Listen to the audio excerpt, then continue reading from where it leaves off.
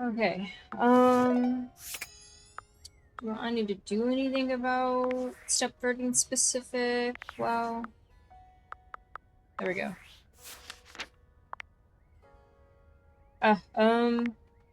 Sure, status. He's not in love with us yet. So then arrows down where we gotta go.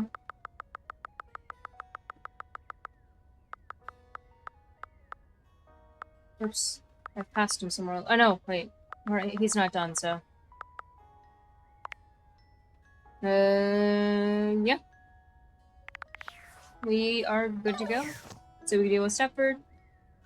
And then go realize a few, and once Stepford is done, we're gonna go focus down those last 5.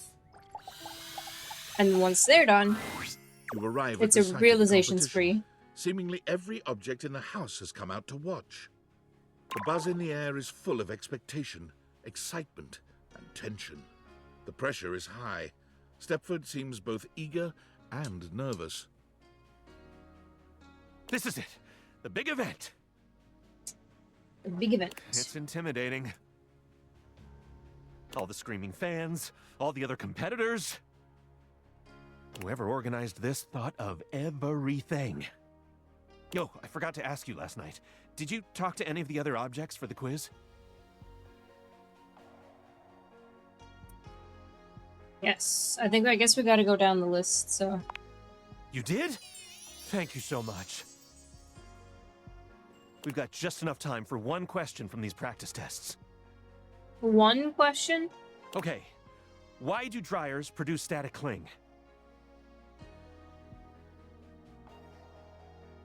It's triboelectric. Right? I hope you're right. I hope so too. Okay, time's up. Thank you so much for all your help. I wouldn't be here without you. Wish me luck. Stepford performs admirably and is awarded a gold medal. When it's all over, he Croissant comes cat? running up to you, absolutely elated. Can you believe this? A gold medal! And you even discovered Doug! That's incredible! I've been here all along, but yeah. Wow, thank you, Doug. Wow. I guess for once I get to be my own trophy. It's everything I could ever have dreamed it would be. Can you believe that the question we practiced showed up as the last one in trivia? This isn't some sort of make-believe fantasy video game reality, is it? No. Well, no. even if it is, I have you to thank for making my dreams come true. Oh, so how you doing, Soul? How could I ever express my gratitude?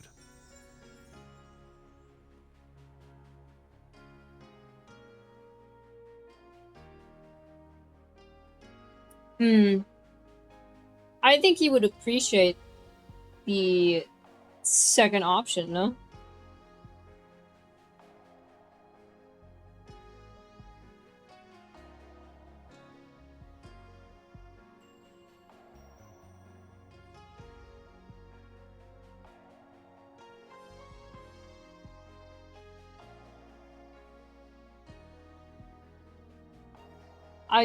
It's not too forward, right? I'm gonna do it. We just started, so it's fine. Hello, square. There we go. I think maybe it's time we made one of your dreams come true. Wow, thanks. I'm retired. Best. And also, I love you. Wait, oh geez, 1 a.m.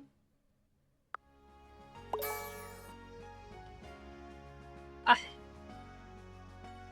love the look of this complete star. Okay, well, time for a little mini realization spree. I'm going to do the same thing I did last time, which is, make this go away. Sort by status.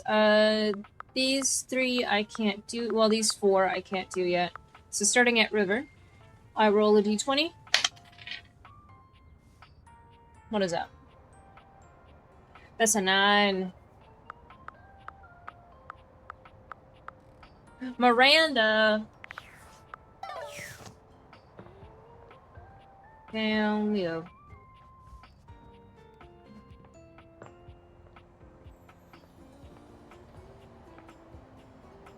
Toaster.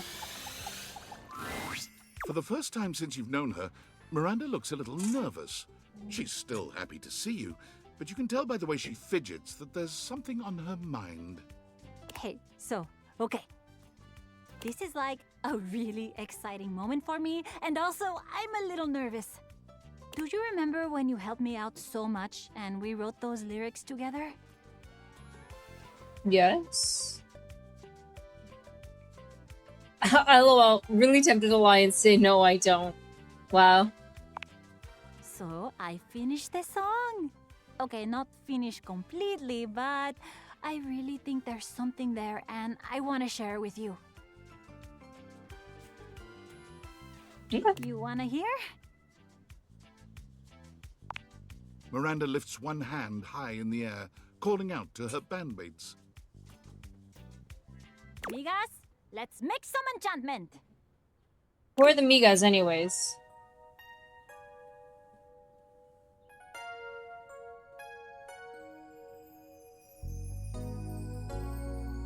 This is feeling like a Selena Quintanilla song. I never thought it could be Oh shit. true that I would find someone like you, but here you are in front Wow. of me. I don't think I ever fixed that one thing. Every time I see your face, I wanna run to your embrace. Your love is where I wanna be. The horizon sings to me our love, sun shining in the skies above, promising a brand new day. Look towards the sun and I don't have a thing to wave my hands in the air. warming Or hold a lighter. my love for you, bursting through the clouds of crystal. Oh wait, we can probably hit the button, right? Oh, yeah. Okay, I'm gonna let it go all the way and then I'll hit that button.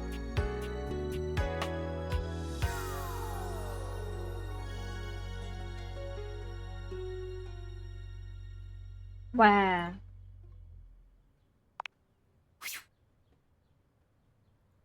What? Miranda is lost in the Okay. emotion of the song for a few moments after she finishes. When she finally looks at you, there's a clear vulnerability in her eyes, no matter how hard she tries not to show it. Oh, that pops up as noise again. There we go. There we go. So, opinions? Feedback? Are you struck wordless by the majesty that has just unfolded in front of your eyes? Because if you are, I would totally get that. I have some notes. That's so fucking rude. I'm so happy you liked it. That makes me feel all warm and, well... I am not gonna say it. Totally thought I was gonna get you with that one. Catch you later, okay? Well, we didn't get to realize her, so... we're gonna have to come back to her after our focus of the last 5. Who else we talking to today? Sayabon. I think this is a neat system. This is a fun one. Status, okay, Ah, it's Cabrizio time. Well, it's a good thing I'm already right here. There you are. I have nearly perished so dearly I have counted each moment of your absence. Can we proceed? Is it time? I forgot I talked to you about this at least once. Yeah. It's time. Let's go. Allora, become umano. Oh, mano. The spectral energy flows through your Dateviators, and what was once merely a cabinet becomes...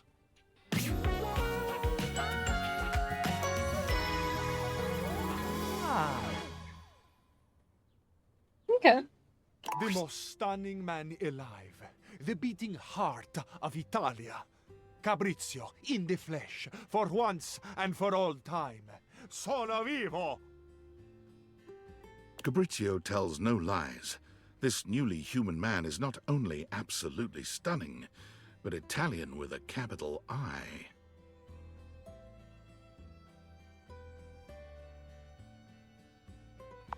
Olivia left, my Cabrizio took his friend. massive shoulders and his chiseled jawline directly to the airport and boarded the first flight for La Bella Italia. He flew standby and ended up with a middle seat between a very grumpy middle manager and a slightly crotchety, mostly sleepy Canadian. That's so specific. By the time they landed in Rome, the tax adjuster was teaching the whole section a drinking song from her days working at the Renaissance Fair, while the Canadian scribbled furious notes on Cabrizio's recipe for the perfect pomodoro sauce. Needless to say, Cabrizio fell in love the moment he stepped out of the airport. Everything he saw brought a tear to his eye, a song to his lips. He declared loudly and repeatedly that Roma, that Italia, was the most perfect place in all the world. He danced and swayed through the streets, and it wasn't long before he became almost as much of a tourist attraction on the streets of Rome as the streets of Rome themselves. Good for him. My joy cannot be contained.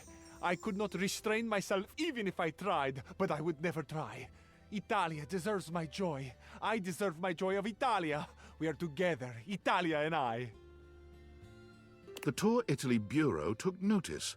When their representative could weave her way between Cabrizio's waving arms and flashing legs, she offered him a permanent position as a tour guide and representative of the best of Italian culture. That's extremely lucky for him, I think. Can you believe it, Amore? They want me. I want Italia, and Italia wants me right back.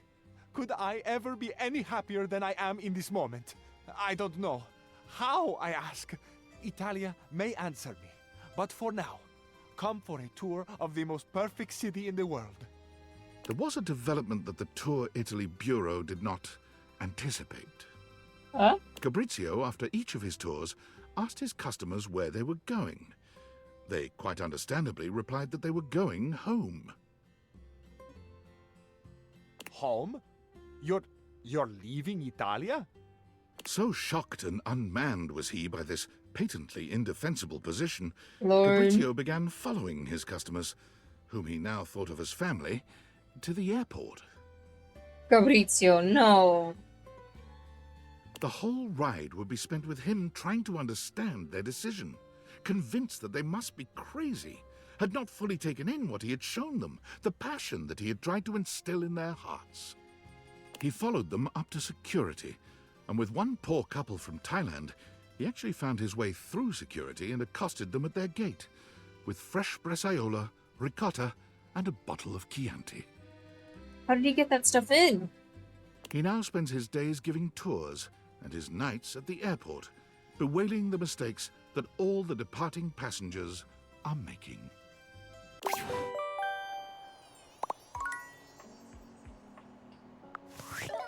Workspace. Lame. I'll deal with you after this. Okay, make that go away. Status. 3. Ah, Jacques. Oh my god, Bodhi's over here. Her body. I can't never figure it out for some reason.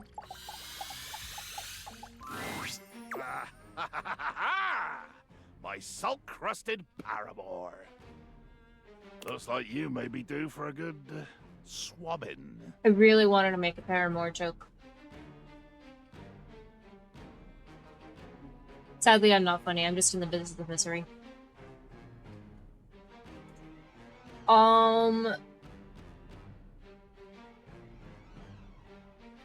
Yes. Sweet Poseidon's parasols, what do you want? What the fuck we mean? Huh?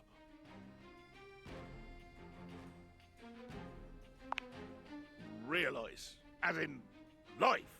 You want to bring me to life? I mean, I'm questioning it now. By all that's blue and watery, yes! I mean, can we do it now? I mean, right now? That's still so satisfying.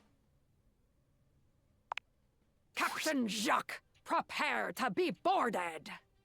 The spectral energy flows through your Dateviators, and what was once merely a ship in a bottle becomes...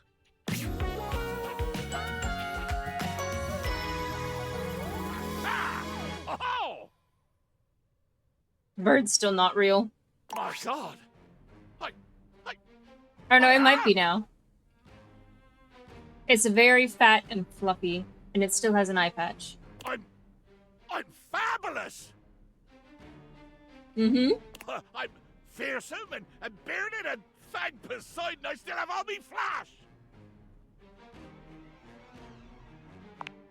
Jacques wasted no time making his imprint on the world at large. Being utterly unwilling to give up his life on the sea, he made his way immediately to the port and declared in a bloody-minded tone, Oh no.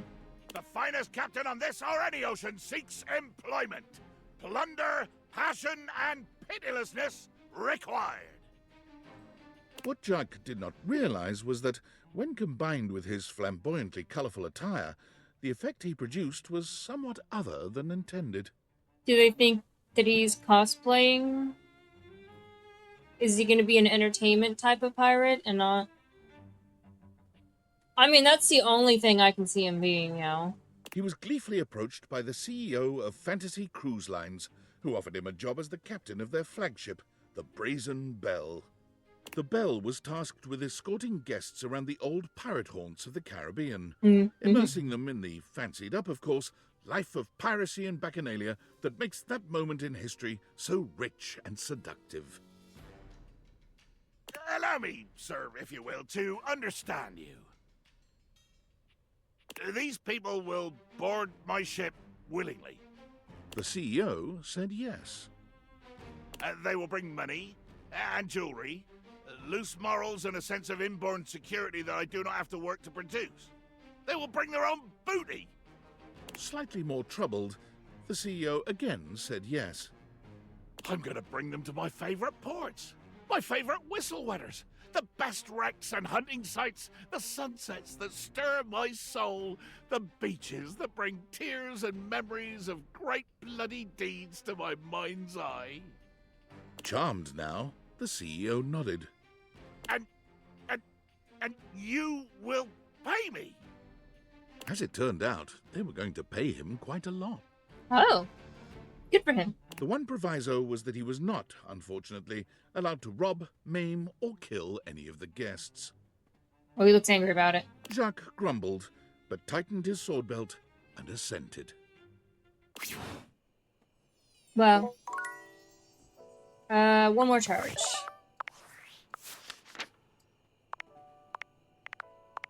And... Ooh, a 20. Shit.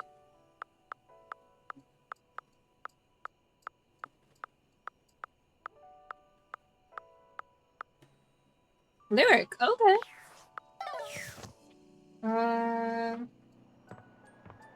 These are blue sparkly. I'm gonna use this version of Lyric. Well, hello there. I'm just doing some legwork on my next book. My goodness, what a fun thing to finally be able to say! Oh my god, I just realized. Okay, so it's already been established, yeah, that, like, it's not a figment of my imagination, right? That, like, he's very into smut as well. So, like, if we realize him, we made him write a noir book, sure. But what's to stop him from writing smut? And if you write smut, what are the chances that he's gonna be like one of those smut writers that write about inanimate objects? I know too much about this, thank you TikTok, but there is a book, and I believe it has a sequel, about someone fucking their sentient pillow. He's gonna be that writer. So I'm just tickled to see you, but I may not be the best conversation partner right now. Write about fucking inanimate objects? Yes. I believe there's one with a door. but I could be mistaken. It could be something else. But I remember the pillow very well for some fucking reason. And I think they have a sequel. There's one with a door. Less horrific is one about Shrek. And these are like actual published books that I'm talking about, like not just fan fiction. The pillows and I think the door, those are actual published ones. The Shrek one is also published. But yes. So hi. Hope you're having a good day. Realize. Truly? Yeah. That's... Well, I don't really know what that is. I never thought I'd ever get to contemplate being real. I want you to keep writing noir. But I do want the occasional Being real? That's always been little more than fiction. He's also reading... I don't know if it's smut or just regular romance. But that feels like a smut type of title. Not title, smut type of, cover. What is the title? Wave? Wave. Unless that's all it is? Fiction? My mama's calling. One moment. Okay, we're back. Are you spinning a tale for me? No. Let's go. Lyric, let's open you to your new page 1. Wow. The spectral energy flows through your Dateviators, and what was once merely all of literature becomes...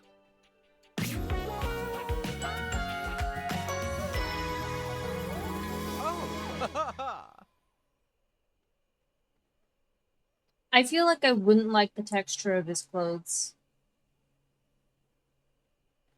They bother me. Lyric inspects himself, delighting in his transformation. No longer floating before you, he stands on 2 flesh-and-blood legs, with a gorgeous head of blonde hair that cascades down his face. I love the sneak. Well, would you take a good, long, appraising look at this specimen before you?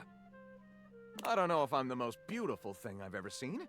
That honor still goes to the full and verdant potential of my library, but I am not half bad. My goodness. What will I get up to, I wonder? I love that the book he was reading also got realized. Lyric, in a move that surprised him as much as anyone else, elected not to become a writer. Oh, okay. Never mind. He's not writing them smut books with the, sentient objects. He found the concept of sitting on his own while the wide world passed by outside his window to be totally unbearable. I mean, valid. He discovered that what he wanted more than anything was a deep and rewarding communication with the world around him. Librarian? He wanted a place where he could hear all the languages of the world, all of which, from his extensive reading, he knew fluently. He wanted to hear them spoken and assist people in understanding each other. Ooh, big library? He became the world's first celebrity translator. He Oh. volunteered his services with governments all over the world. He traveled extensively with corporations, humanitarian organizations, even historians and narrative researchers. I guess it makes sense. He assisted in documenting, in some cases for the first time in their history, indigenous or remote languages that were threatened with extinction. He works to this day, happy as a clam, surrounded by language. He usually doesn't live in one place for more than a few months at a time, and several people have commented that he must miss having a home of his own. But what they don't understand is that with my languages, I'm home wherever I go. I can always understand the people, and they can understand me. And where there is good communication, there will be sympathy of spirit. What is home, if not that? As you could imagine, more than one book has been written about him. Good for him. Okay. And now it's bedtime, and we're gonna leave the realizations on pause. We have a workspace thing. Right. What do you want? Skylar Specs here with a very special announcement. Just kidding. It's your CEO, David Most. Sorry for joshing you all with that little fib. I just thought a little Skylar levity would be a Specs. welcome respite from all the unwelcome tension around here. What with the constant firings and the increasing threats from the federal government, it feels like we've all been a little on edge lately. In fact, I think we could all use a much-needed break. To that end, I'm inviting you all to this quarter's Valdivian team building retreat in beautiful Augusta, Missouri, America's first wine region. Come sip on blackberry wine. The first 15 ounces are on us. Ride the 15 wine ounces. trolley. It's free. And luxuriate in the limited complimentary facilities. TBD. All you have to do is show up. Oh, and bring one top-secret prototype to share with the group. This will serve as your proof of admittance. It can be something you built yourself, or something you maybe found lying around in a convention hall. It's totally up to you.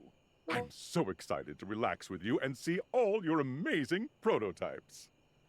Damn, he is desperate. Oh, Discord. Oh, Sam. Hey, you there? Feeling kind of weird about work shit.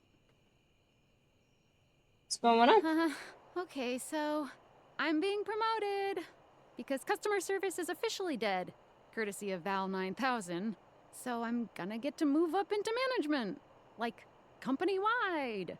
And to be honest, I don't really know what to feel about this.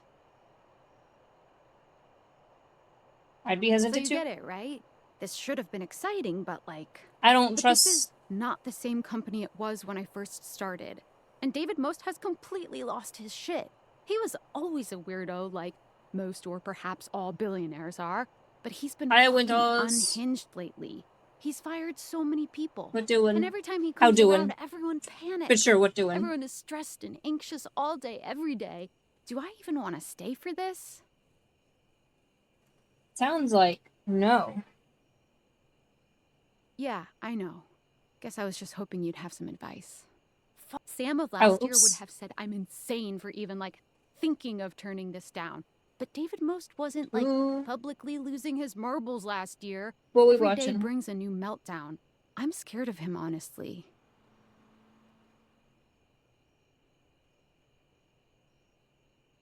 Don't be he's a loser. You should be he's unhinged. I think he's unhinged enough. He really is. I mean, shit. I could be one Most meltdown away from being fired. God, I think I'm just gonna have a think about this. I don't know what I want to do, but I know I shouldn't rush this. Thanks for listening. I gotta go.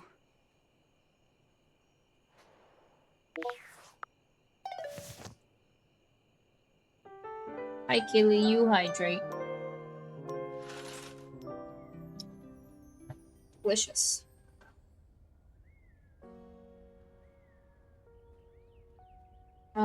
Do a little save, and we are out of all of the discovered ones, so joke's on you, Winters. I am sitting back.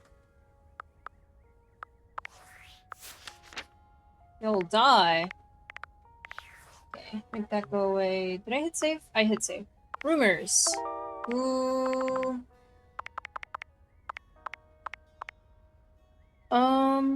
I have a D6 somewhere around here.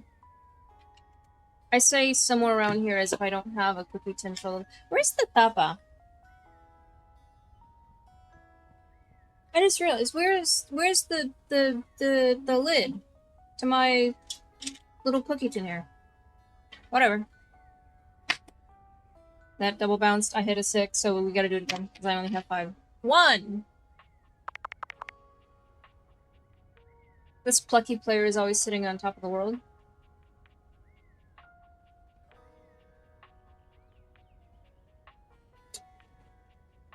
But which one? Is it the office chair? It looked like it would be the office chair. I have to turn off the fucking things to do this now. Oh my god, and look at this board. Well, that's it. I'm dead, I guess. Damn. But look at this board. She's filling up slowly. Fuck you, Lucinda. My god. Mother. Okay. I guess... Yeah, right? This is the... Oh, coming! Hello. Sorry for any confusion. I'm currently working my day job at all 5 restaurants and bars in the house. It's hard being an actor. Oh, I see you are an ensemble of all 3 different chairs. We got the office chair, we got the armchair look, and then on the legs, on the thighs, and the arms, we have the dining room chairs. Nice. Coming! Stop by for another night of some theater. Night.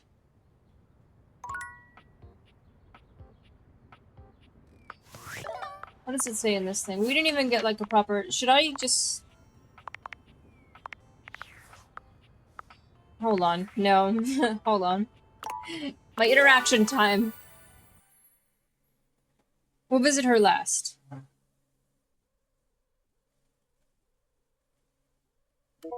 You're a joke. No, I'm kidding.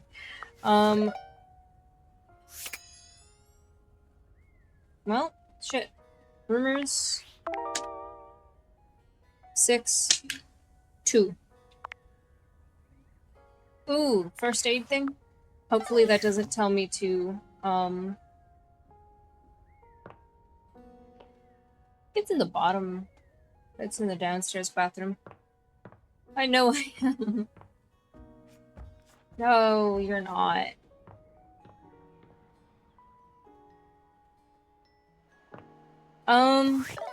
We're in the downstairs bathroom if you need medical help. I am at the downstairs bathroom.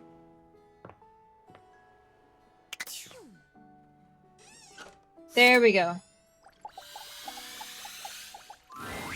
You see a medic with bright eyes, a kind smile, and a sort of maternal air about her. She doesn't even wait for your introduction, greeting you cheerfully. Oh, my. Hello there. A fresh face. Here to see the doctor, are ya? Well, we have Jeremy, is I believe what that other one was named. And then this one's Freya. And then we have 3 more, and I know one of them's supposed to be... I don't remember the name. But he's supposed to be like an Elvis Presley imitation. And he's my shower. As for the other 2, unsure. I don't know. Sure. Well, look no further. I might look like any old Jane, but I'll have you know that you are looking at a truly top-notch medical professional, and the only one around for miles. Yay! Her tablet is a Band-Aid. The toilet is one. His name is Jean-Loup. He raps. But he does cool raps. And cool raps are called crapping. So, his name is Jean-Loup. His... No, that should be Elvis. Oh. Nah. I have one at school. Little crapper. Whether you've got a tummy ache or a life-threatening ulcer, I'm your gal. I can't read. I thought it said Freya. She pauses, looking you up and down, hopefully. Do you have a life-threatening ulcer? Nope. You've never seen anyone more disappointed to hear of your good health. Damn, sorry. Oh, heck. I do get my hopes up, you know. One of these days, someone is gonna bust through that door bleeding from orifices natural and contrived, and boy, oh boy, what a red-letter afternoon that'll be. She's like, I need something to do. Cool. Really hope it's not me. As do I. I understand they're quite painful.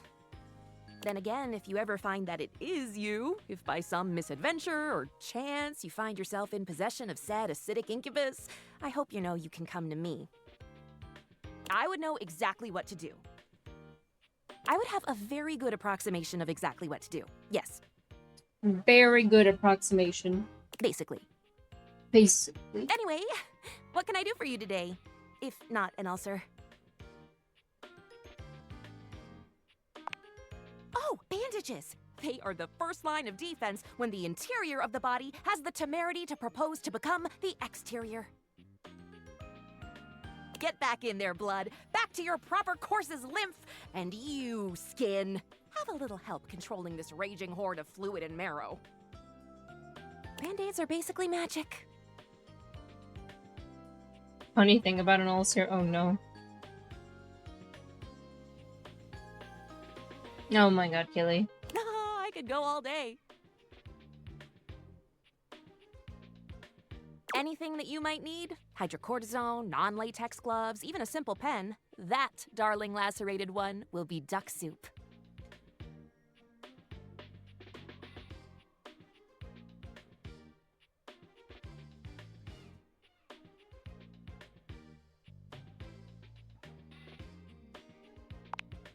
Zounds. Something is drawing my eye. My metasenses are tingling.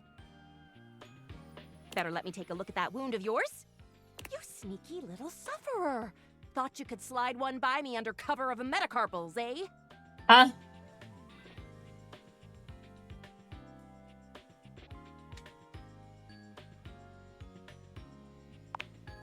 Just to double check, you don't need an injection or two.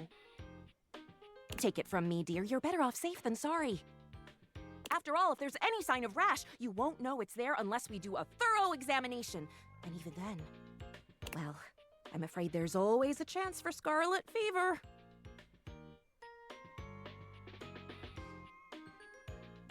Alright, check me now. Once more, onto the exams. Faria looks you up and down, tapping her chin as she considers you from every angle.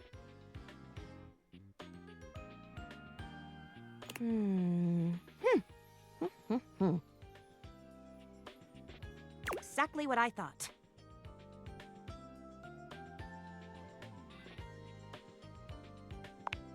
No need to be anxious. We caught it just in time. Is it a splinter? You do indeed possess a splinter. But it's not just any old splinter, dear. No?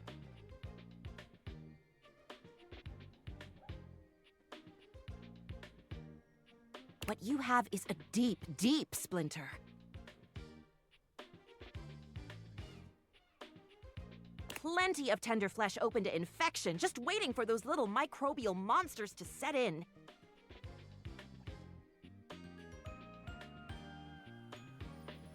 Yes, and splinter in my heart. Deep, deep splinter in my heart. Do you know what that means?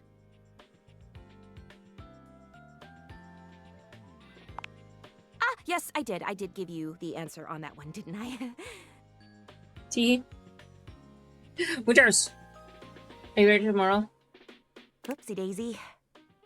But can you think of a circumstance under which an infection would be a good thing? Means you're not dead yet? I hadn't thought of that. What an excellent point! But aside from the not being dead yet thing, infections, we can agree, are generally not indicators of good health, correct?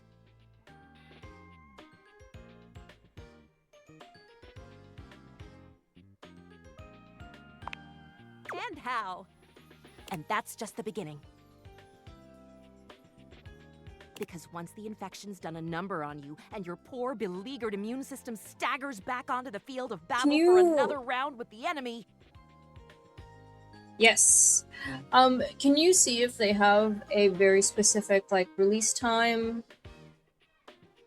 I just realized, like, some shit doesn't update until a specific time. Like, Overwatch doesn't update until 1 PM, my time. Which makes, you know, doing anything that's Overwatch new a little iffy. Sometimes those updates are forever. The people stuff, yeah. Phasma's letting us customize the people. And I'm so excited, and I can only hope I can have something that's very me. You watch helplessly as your body swells and burns and turns all different shades of red, pink, and yellow, and the true engine of the enemy rolls up to the line. Gangrene. I don't like this conversation.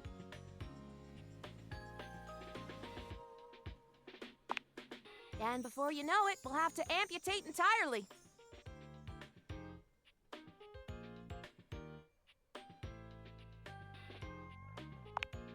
I know. This stuff is not for the faint of heart. Once it's bad enough, my poor new friend, I'm afraid the whole appendage will have to come off. Preventing spread and all. I'm sad to say we lose many a good limb to splinters every year. What's the statistic on this? What's the real statistic?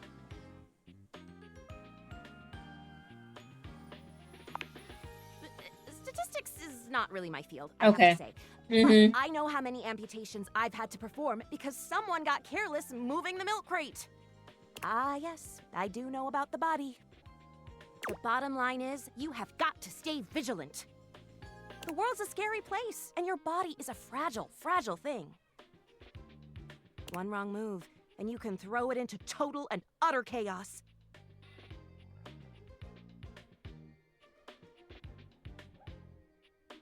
I think she's a little too excited about amputating limbs. About, like, medical shit. A veritable breeding ground for every Bomb, Dick, and Harry slate of diseases ready to eat you whole.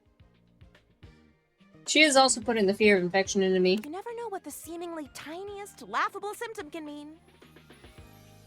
For example, got a case of bad breath? Maybe you just ate a sandwich with too many onions. Or your breath stinks like a dead fish on a hot Sunday because you've managed to develop halitosis as a result of the toxic substances in your body not being filtered out properly because your liver is failing.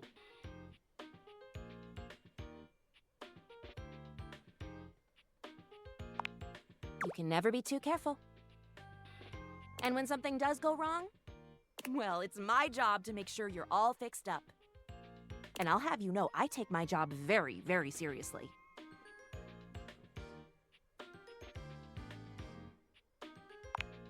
A doctor's duty is to keep their patients alive and kicking. That's a big responsibility. So you can bet your behind I make sure to cross all my T's and dot all my I's. Sometimes even twice.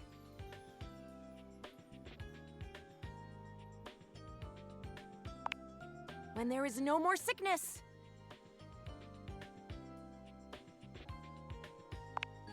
Horse feathers. Oh boy. Girl, female, not boy. Oh, you were expressing consternation, frustration. Got it. Anywho, it doesn't look like you've got any type of rash after all. Just that splinter looking awful uncomfortable there. Yeah, can you help me finally? You spent so long putting the fear of infections into me that we probably gained an infection in this Let's get that taken care of. conversation. And then presto, you're all patched up. There you go. Good as new. And if you do develop any plague-like symptoms, well, that's what I'm here for.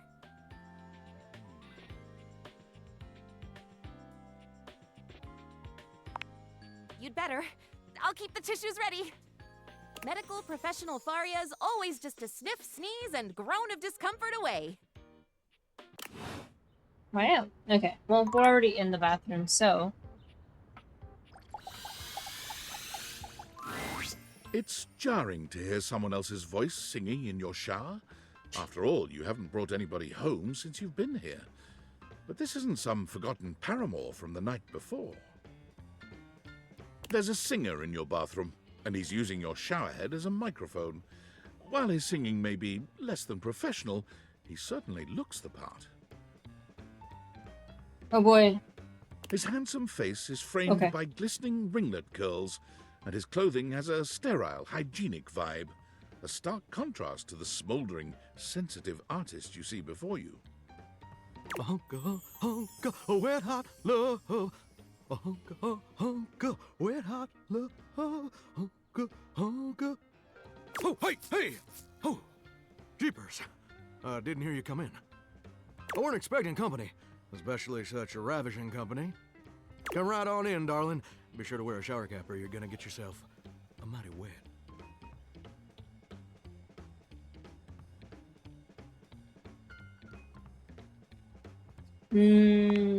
You bet your biscuits. Ain't nothing getting past you, I reckon. Biscuits. Ah, oh, me a good biscuit. Well, I'm just as happy as a pig in mud that you decided to stop on in. It's mighty nice to see a new face around these parts. Variety is the spice of life, as they say, and I can tell you're a healthy dose of paprika. Paprika. Or maybe you're more of a cayenne.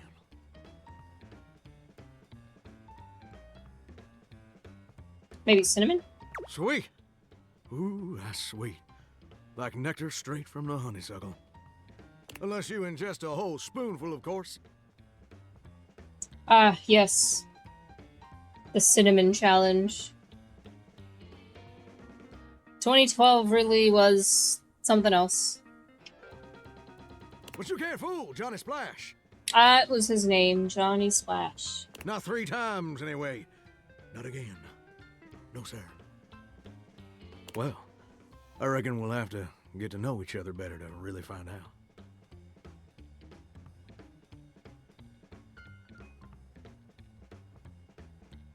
Oh, you're so Well, sweet. you're mighty welcome. Name's Johnny Splash. Whoa!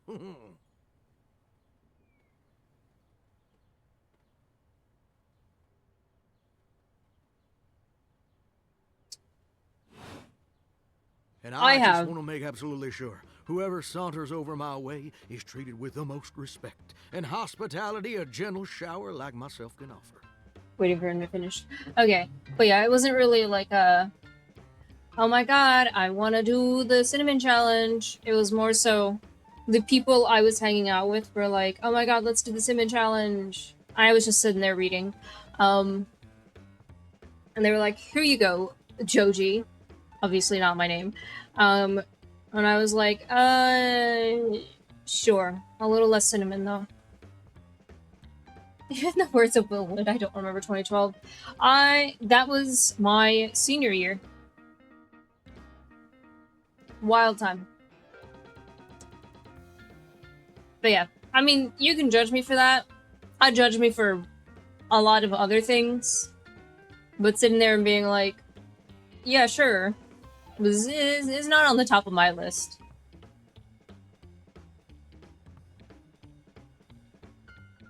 Wouldn't really call 95% of them friends.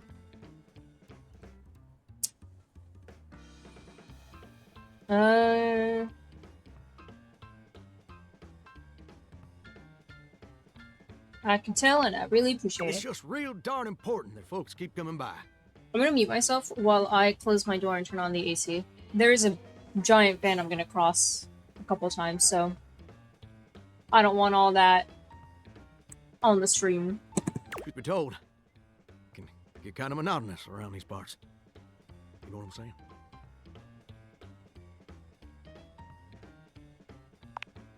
Yes, sir. The bathroom can be a All I did frighteningly was- monotonous kind of place. Just duller than dishwater. Duller than dishwater. Hold on, I only closed the door. But I selected the tell me more option. And all I can think of this now is Grease. Tell me more, like does he have a car? Or toilet water, as the case may be. I mean, just think on it for a second here.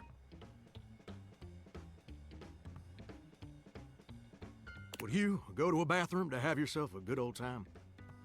To experience something new and exciting? To meet someone famous or important? No.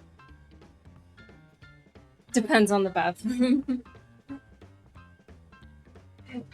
I go to the bathroom to do my business, or to escape things for a second and breathe when the anxiety is hit. That's it. We're gonna say it depends on the See, bathroom. that's exactly my point. That's just not what your average bathroom is for. Your common bathroom is a utilitarian kind of joint. Sure, it's useful and consistent, but it ain't a particularly lively spot. Ain't no nightclubs in no bathrooms, you know what I'm saying? And you've appeared in a nightclub, but that was the breaker box.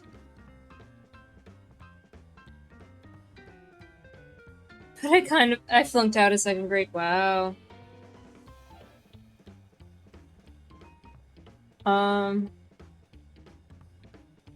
Absolutely. Do you know what I usually spend all my time doing around here?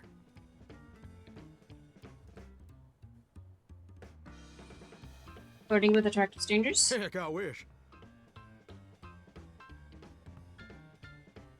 Truth is, darling, I spend 99% of my day sitting around doing absolutely nothing at all. Do you know how long it takes the average person to shower? 12 minutes. Oh, that's positively accurate. It takes the average person 12 minutes.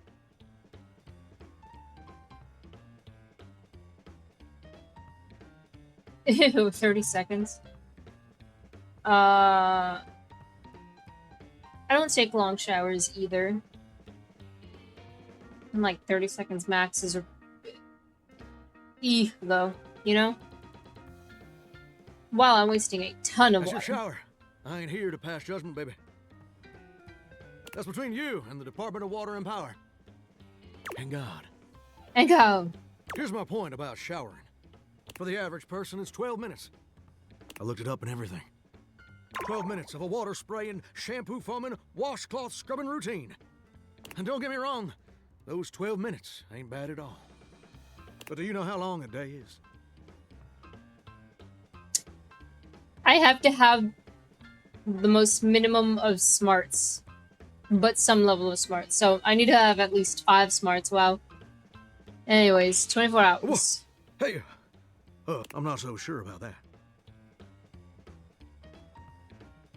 24 hours are in a day. According to my studies, it's 1,440 minutes.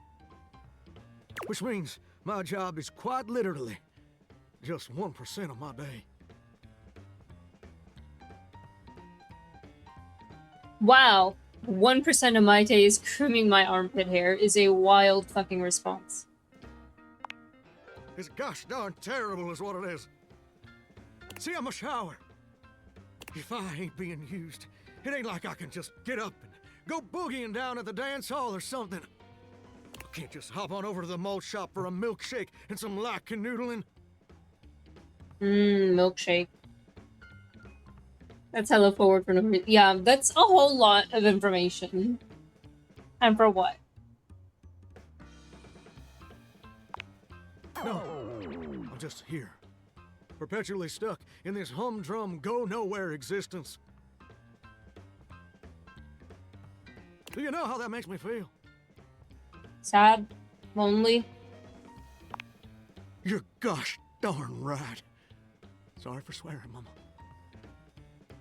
It makes me feel Mama. unfulfilled, listless. Milkshake brings all the boys to the yard. Winter knows what's up. Bored stiff, like a scarecrow in a cornfield.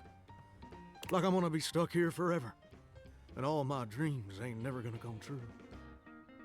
I wonder what a humanized scarecrow would be like.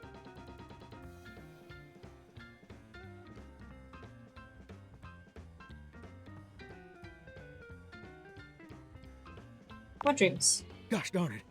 Did I go and say that out loud? Tell me your dreams, Listen, Johnny. I don't prefer to talk about that. There just ain't much reason to have your head up in the clouds when your pipes are firmly bolted to the drywall. Some people get to have dreams, but Johnny Splash gets to waste away listening to leaky faucet strip. And that's all there is to it. That's too bad. Well, it was good chatting with you. Jesus, some of these fucking responses are rude. Oh, Tell me your what the fucking hell? dream. You done twisted my temperature knob. My temperature knob. Now, I reckon I usually don't do this, but you got a trustworthy face. Shay. Hi. What? Oh my goodness. I pet the big baby. Plus, I'd be lying if I said I wasn't just a little bit sweet on you. So, I'll tell you my super secret dreams on one condition. Whoa. I can sense him. Oh, conditioner. Oh, lordy, lordy now. That's a humdinger of a shower pond. Come back and visit me again tomorrow. Show me this ain't some meaningless fling for you. Come back around, and I'll share with you the secret I ain't never shared with anyone else before. I will. Oh, well, see you then. Now you better mosey on out of here quick. Plumbers are coming soon to fix my water pressure issues. Uh-huh. Uh-huh. Okay, what are we down to? 4 now? 3. Ow! Wah. Ooh, I can use this one. We're waiting on this one. So we got 2 more. Credit where it's due. The people who made this game are skulking in the seams somewhere, and then there's in plain sight. In this moment, you were looking right at her craft. Take a break to see where she resides. Easter eggs, and this. I might have to Google these. I wouldn't know where to fucking start. I don't know why I rolled the d4. And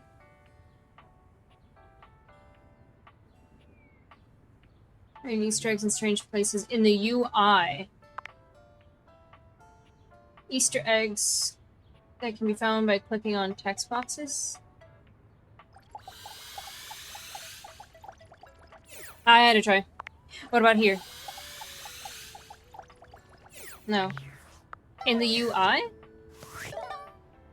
Okay, if I do it here... No.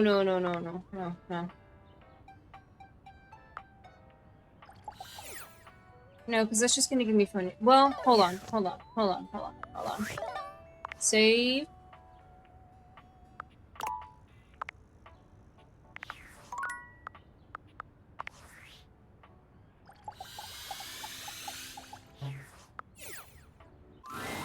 There's something so cheerful and jaunty about the figure you see before you, you almost feel like you've stumbled onto the set of a game show. This is truly one sassy chap. Welcome, welcome. I am the Sassy Chap. So this has to be the mascot and Easter egg one, right? owner Of Sassy Chap Games LLC. LLC? Sassy Chap Games. Here's where we'll put my greeting and introduction, explaining all the deep lore behind the Sassy Chap.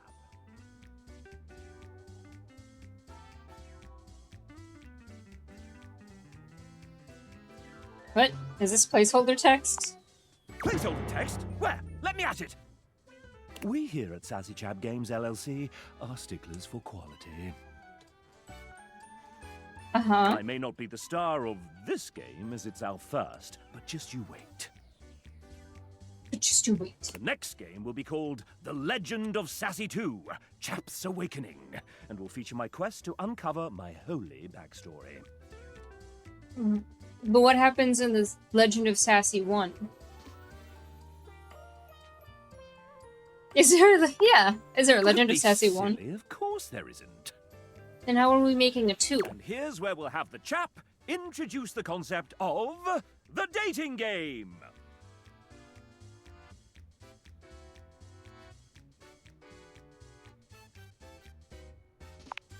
Not at all. Sometimes the chap refers to himself in the third person and describes what he's doing before he does it. You have found one of the secret datables in the game. The developers. Oh, this is the developers one. Okay, so what about the UI one?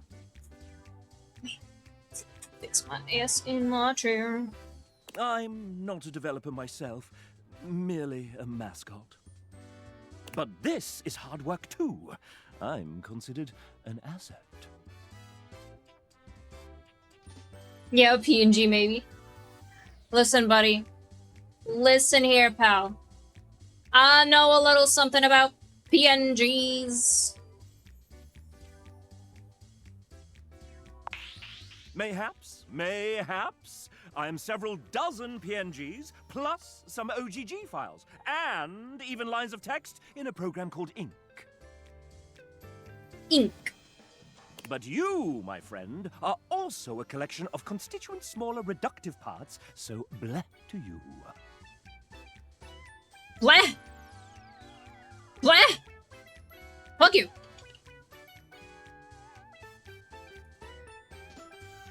When making this game, we wanted to give players the option to date the devs. But we wanted to sidestep the problematic condition that there are many players and only a small amount of us. Yeah. Yes, a problem. And of course, many of us are in happy relationships. Good for them. Wow. So, we figured a fun way to do this would be for players to date each of us by answering a question about ourselves. Would you like to play?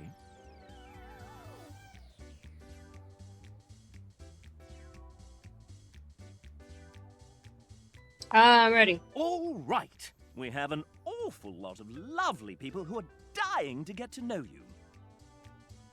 You've been all up in their business this whole time, but now you get to really find out about them. Do you want to know the general rules? Sure. Splendid!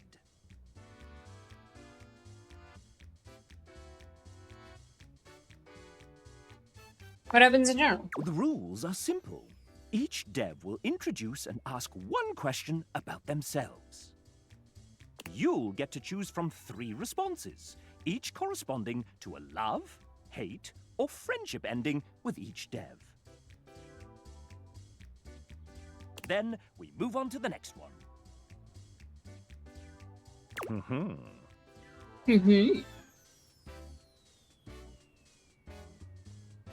How many points? If by winning you mean find true love and happiness, 30. 30 points for finding true love and happiness. Am I just guessing? Essentially, yes. This is a guessing game. That's not very fair. There are methods in which you can work some of these out. And you can also reset your score if needed. Can I have a hint? If I were to offer one piece of advice if you're looking for love... These are game developers we're talking about. Think nerd. They aren't going to want to do anything cool.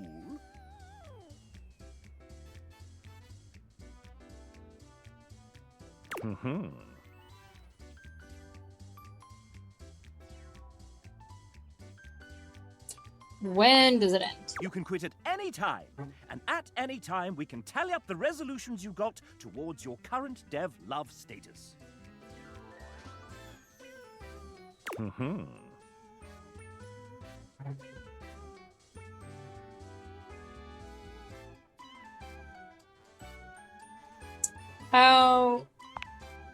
How many devs? A lucky 33. number. So we need to get at least 30 out of 33 right. Okay, cool. Or at least that's as many as there were when we recorded this voiceover. Oh wait, how many points per ending with each dev? 2 points for a love ending, 1 point for a friend ending, and -1 points for a hate ending. Ooh. Okay. Okay. Then let's get on with the show! Disclaimer.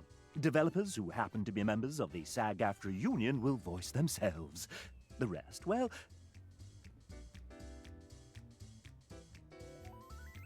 will be voiced by the very sensual RPG Beep. Ah, the RPG beep. Not too bad a fate, I suppose. First up, we have...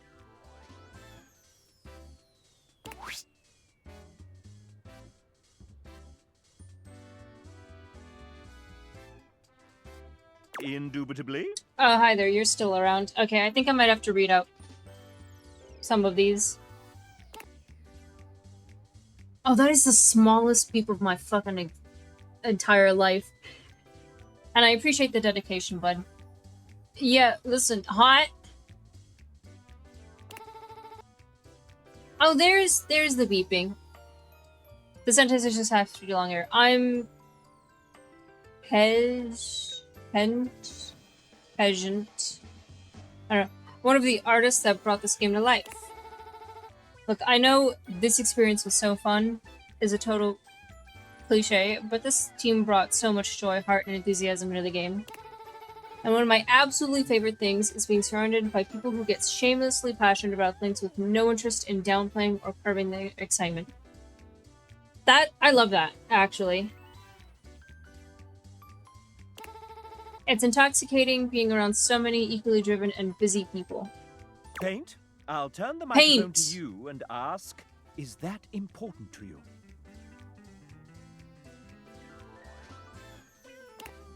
Totally. My friends tell me that if I'm not working on a project or doing something creative with my life, I'm not myself. That's so valid. And what are some of the things you're excited about? Oh man, so many. Drawing is a clear cop-out, but my recent ambitions have been modding Zines? Zines? Teaching myself 3D modeling and even how to animate. On top of that, I've been spending a stupid amount of time in tattoo shops, both getting inked and learning how to tattoo others.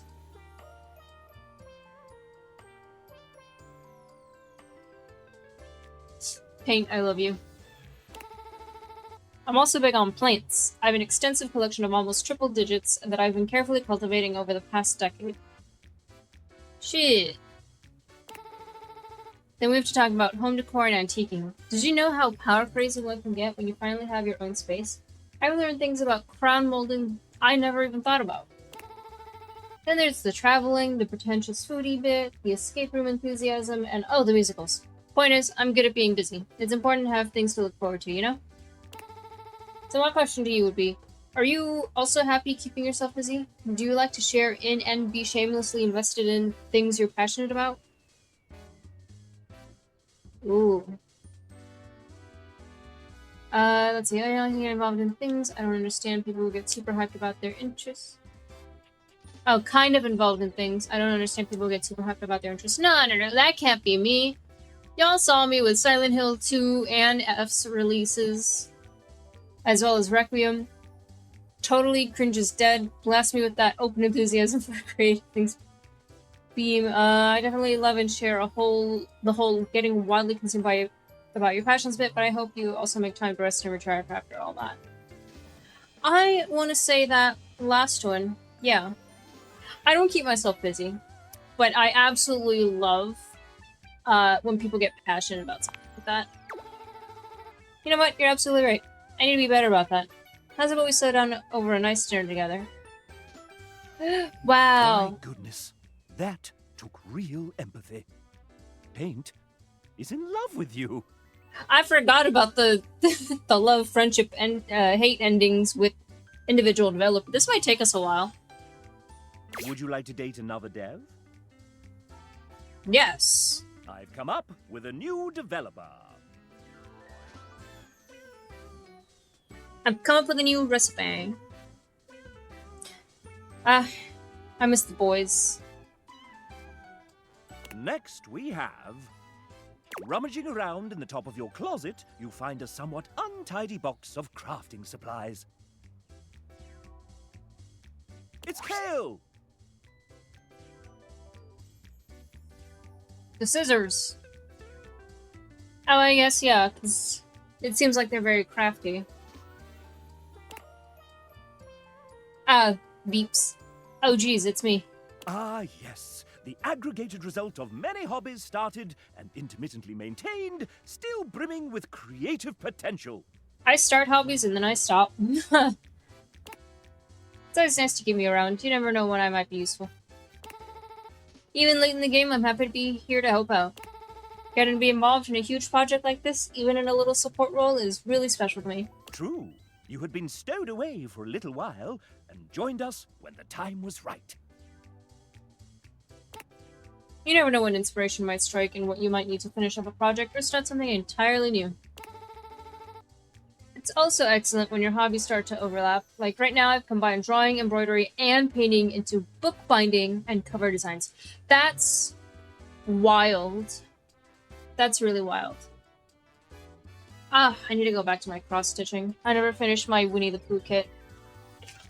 He is somewhere, covered in dust. And then from the kit, I had, like, ideas.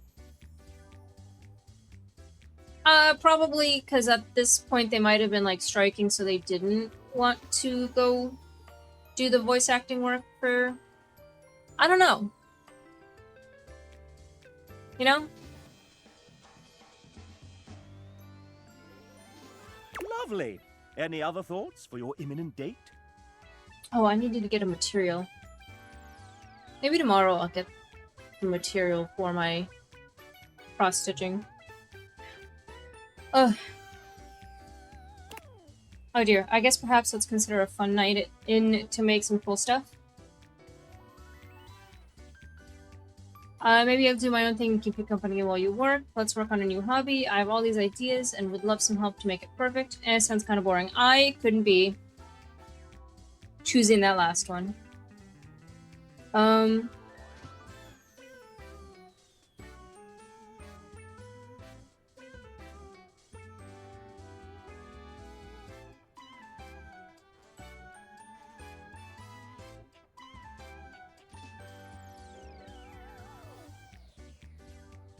Let's work on a new hobby together. Yes, that sounds great. I might have just a thing for you. What did you have in mind? Tell me about it. This is the way to Kale's heart. It's love. Ooh. Wait, did we get love or friendship with paint? Would you like to date another dev? If I got friendship, I'm gonna be sad. Because I think that might be my favorite dev. Yes. I've come up with a new developer. Iggy, are you here? Are you still coming up with new recipes? Next we have... Look at all those furry babies. Hi, I'm Adriel. As one of the original programmers on this game, I helped create the first vertical slice and set up the groundwork for what this game would become.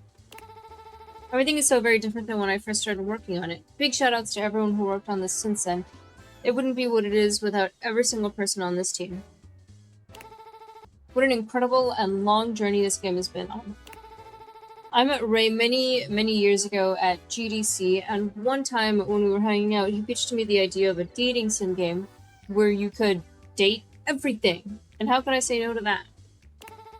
I'll never forget the first time I laid eyes on our first two dateables, Hoove and Harper.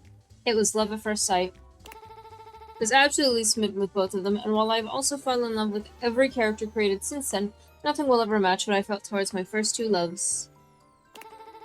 But enough about me. I'm excited to learn more about you, my potential date. Would you like to take a walk with me? Sure. There's a few new places that have opened up nearby that I'd be interested in checking out. Looks like there's a new electronics shop, a petting zoo, and hardware store.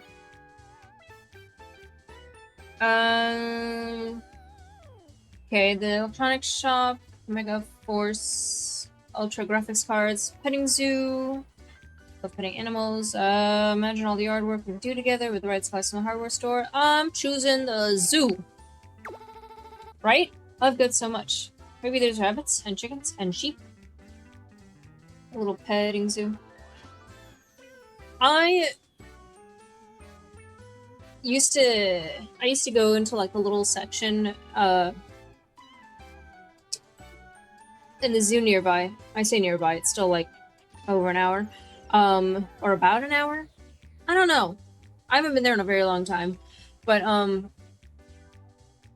they had a little section, and it was always goats. And I don't recall anything else but goats for petting. Maybe we can feed some llamas. Can't wait to see what animals are there and give every single one of them a pat on their sweet little heads. Also, how could you not pick the zoo one when you have this character design here with a small dog on like one of those kid backpack looking things and 2 cats hanging on them. You know?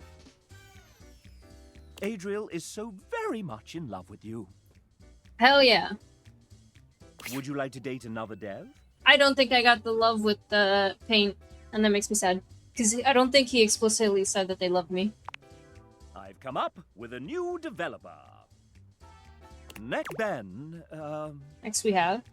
submitted his date after the deadline, and it, well... You'll have to judge for yourself. Ben. Here he is. Ben worked on a UI and animation for Date Everything. Ben loves making and plating games at work and with his 2 kids. Ben climbs, bouldering, and skateboards on his weekends. He also runs a podcast on AI and ethics called the Machine Ethics Podcast. Ben may or may not be a robot. So, do you like Ben? I think this is ridiculous. He should have submitted his bio on time. This is a great idea. I love Ben. Can't really make a decision about him. Sure, we love Ben. He loves you back. Would you like to date another dev? God damn it, Ben. Playing games at work. Yeah. I've come up with a new developer. Next we have... It's Sophie J, our 3D artist. She built your house single-handedly. Wow. Hey there, I'm a 3D artist, so I'm inspired by a lot of different things, but there's something in particular that I love most of all. What do I believe is the greatest media of all time?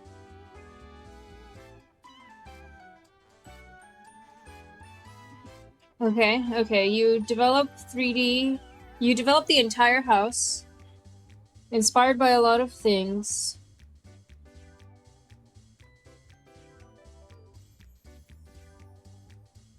I really want to say Shrek 2, because out of all 3 options, I mean, Shrek 2 is... And any Shrek fans can come for me, but I don't think they will. Shrek 2 is without a doubt the better of the Shrek movies. It is the best Shrek movie. And I recently watched the... Not their, like, newest one, obviously. I think that bitch is still being produced. They're still being worked on. But the one where he, like, makes a deal with Rumpelstiltskin, I hadn't seen it before. I watched it, like, last month or so. And I don't think it was anywhere near as funny. It had some funniness. But Shrek 2 is great. It's iconic. Fairy Godmother doing that one thing. That's I Need a Hero scene. Fantastic. Iconic. Love it. It's been in my little brain ever since. I think we used to have Shrek 2 on DVD specifically. I'm thinking about Shrek 1 we had on VHS, I think, and Shrek 2 we had on DVD. And I do remember the bonus features of the Far, Far Away Idol competition. And that's back when DVDs were fun. I'm gonna say Shrek 2. And this is purely biased, I think, after going on a little tangent. Absolutely, yes, it is a masterpiece in every single way, and that's just a fact. See? Sophie J gets it. I love you too, Sophie J. The pure magnificence of it will continue to make me emotional every time I watch it, and I watch it regularly. LOL. It's true. It has come up quite regularly in meetings. Jay loves the ogre, and she loves you too. Hell yeah. Would you like to date another dev? Hit me. I've come up with a new developer. Next we have... Rebecca. Hello, I'm Rebecca. How many of these are voiced? Because I'm starting to think most of them chose not to, which is like all well and dandy. I'm just curious. Before working here at Sassy Chap Games, LLC, Rebecca spent 10 years working in corporate jobs, with a background in project management. Project management? Yeah, I used to work for let's say, one of David Most's colleagues. Vague enough? My brother Ray desperately needed someone to help make sense of some really big spreadsheets. Spreadsheets are actually 99% of game development, and she came on just in the nick of time. Spreadsheets? 99% is not what I would have thought. I was only in the game for a few months. After leaving corporate for good, I decided to start a career in nursing. Her story has influenced one of the characters in the game. Oh. Okay, enough biography stuff. Date time. I like baking cakes for my friends and walking around bookstores and buying books. Damn it! I love this one too. On a good day, you might even catch me reading one. What is Rebecca's idea of a perfect date? She is me. Me is she. Going to a concert or musical and then drinking tea and having dessert while discussing horror movies. Building a Lego set while watching the movie marathon. Spreadsheet survey. I want to say building a Lego set while watching a movie marathon. That is something I would probably do. But the horror movies entice me because, yeah. I mean, I haven't been to a concert or musical yet. I like a little tea, but I only really know sweet tea. And I do love a good dessert, and she bakes. And I love a horror movie, so yes. Yay! That's the sound Rebecca makes when she loves you. I just realized those are supposed to be the migas. For, Oh, we just talked to her. Whatever her band's name. Would you like to date another dev? Yeah, I'm on a great roll. Let's go. I've come up with a What happens new if I say no? developer. Next we have... It's Garrett! Lead audio designer and composer of far too many songs. Good for Garrett. Yo, what up? I'm admittedly not a very emotional person with most things, but I express my emotions through my music. Speaking of which, can you guess the one film soundtrack that is guaranteed to make me cry without question every single time? Ooh. E.T. the Extraterrestrial, Pirates of the Caribbean, The Blair Witch Project is... What is the audio... the soundtrack for... Blair Witch? When was the last time I watched Blair Witch? I'm back. What I missed. I'm dating developers. I'm playing a minigame where I have to guess their shit. If I get a quick love ending with them, it's 2 points. If I get a friendship ending with them, it's 1 point. And if I get a hate ending, it's -1 point. And I need a total of 30 points to win, I guess. There's 33 developers, and I don't know how many we're at, but we're not at 10 yet, I don't think. And I'm in love with 3 developers already, and they're all 3 are female presenting. I'm gonna go with E.T. Yeah, that's it. Everyone loves John Williams, and for good reason, but my favorite work of his is E.T. hands down. The word genius hardly even begins to describe it. Music to my ears. It's love. Would you like to date another dev? Yes. I think we're gonna be here a good moment, too. Developer. Oh yeah, also he says this between every developer, and I just keep having little flashes of Iggy in my head. I've come up with a new recipe. Next we have... Hi, I'm J. Michael Tatum. Oh, also, not all of them voice their dateable version, because when this was happening, the SAG-AFTRA was happening. So some of them voiced, some of them do not. This is the first one we get that's voiced. Please call me Michael. The J is just to throw off my enemies. Oh, okay. Removing. I'm a prolific voice actor, writer, and sometime composer who thrives on complicating my friends' creative projects. I enjoy curling up with a good book before scintillating midnight vistas, stimulating conversation with fictional characters, and long walks in my head. Yeah, fair. I play piano to avoid social obligations. Ha! First, let's talk literature. My favorite books? No. Regale me with your tastes. What book series do you most enjoy pretending to have read? Oh, okay. I'll,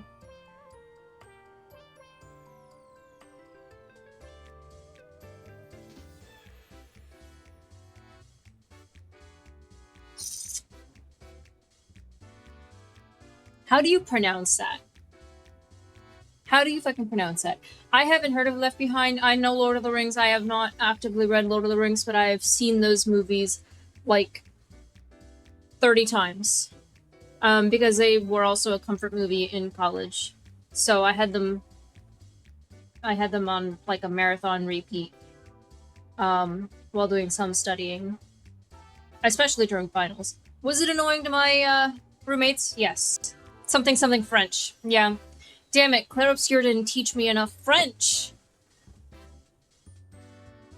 À la recherche du temps perdu.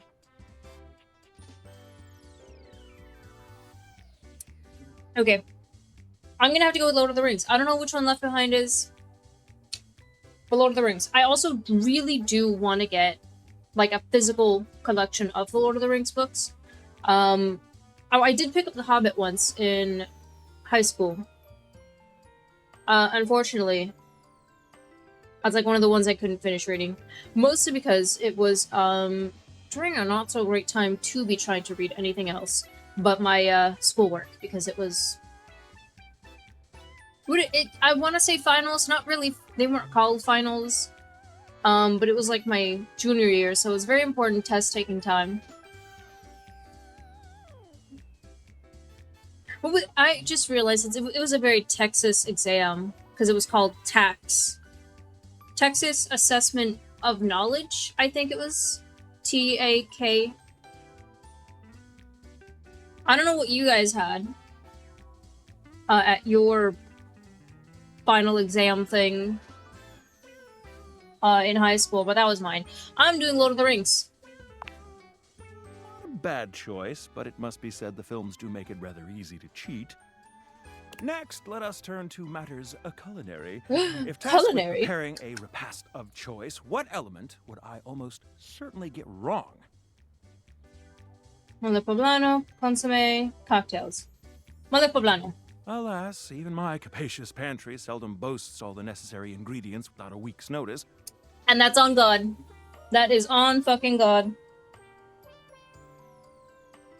Now, a subject near and dear to my heart. Music. What vestigial organ does a minor sixth chord remind you of? What the fuck is it? What the fuck is a minor sixth chord?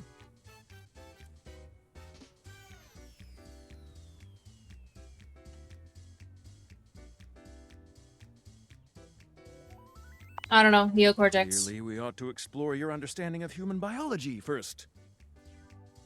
I don't know a whole lot of human biology. Leave me alone. I fear that this lad might just be classier than I. I've studied music theory and I have no clue what the answer could possibly be. I'm so sorry. Let's see how you fared with Michael. I don't think he hates me. Mon ami, let us sip tea together and pick apart the tastes of the hoi polloi. I feel Michael and I would get along quite well. I think we got the friendship ending with him. It was the book, wasn't it? Or the neocortex answer. I feel like the neocortex answer fucked me up. Oh well. That was a point at least. Would you like to date another dev? Yes. I've come up with a new developer. Oh, Nijuku! I didn't mean to skip, but it's just like, what do we have next? Or whatever.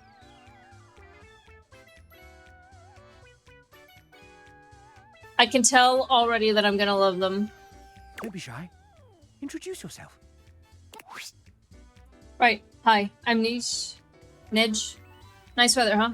I wouldn't know. I spend most of my day at my desk drawing, and my blinds are usually closed because if I open them, all I see is glare on my screen. That is so valid. Neige is the lead artist on this game, which means she designed all 107 characters, including myself, and almost all the UI that you see. 107. I guess the non-datables also count. So, as characters, so... There's 5 non-datables? Did she sign up for all of this? I think partly she didn't realize what she was getting herself into. It was certainly interesting finding out I was lead artist on my very first call with the team. Like, welcome to the team, surprise! And we are so glad that you said yes.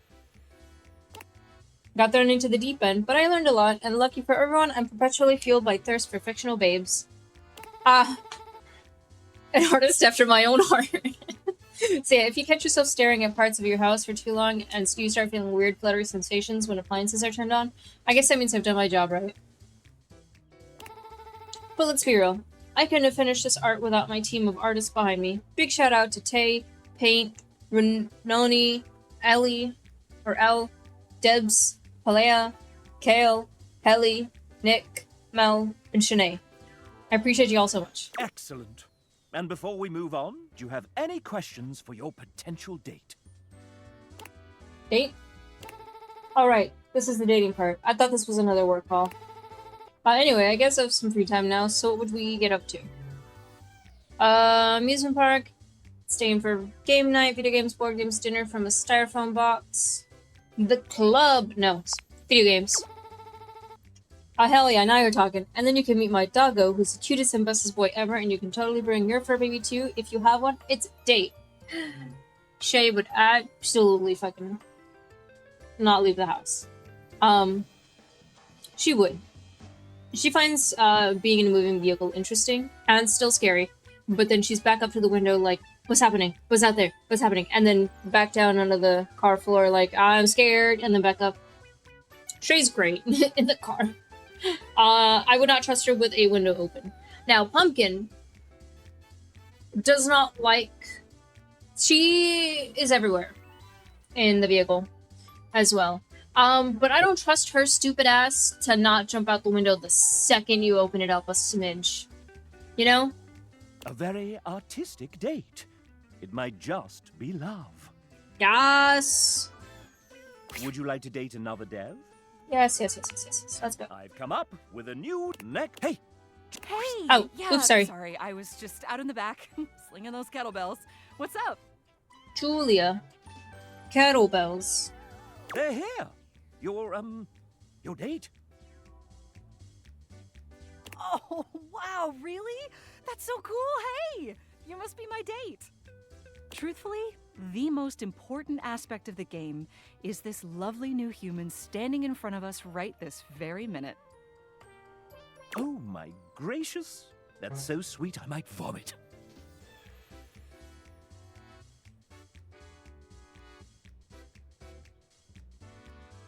Whoa, me, seriously? Oh, yeah, you.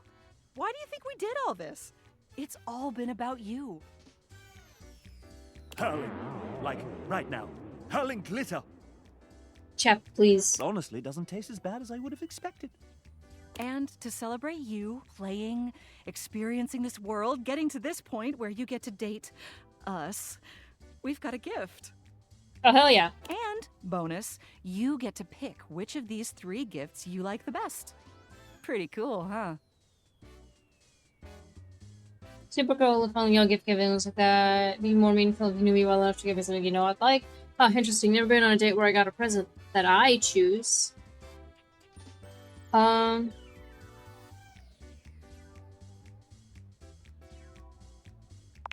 This one? So, you can have whichever of these you like. Give me a vacation to a private island with unlimited rum. An actual vintage railroad spike covered in rust and dirt, and the dried blood of the last person it was used to murder. Oh! A pretty decent oat milk latte. Lukewarm.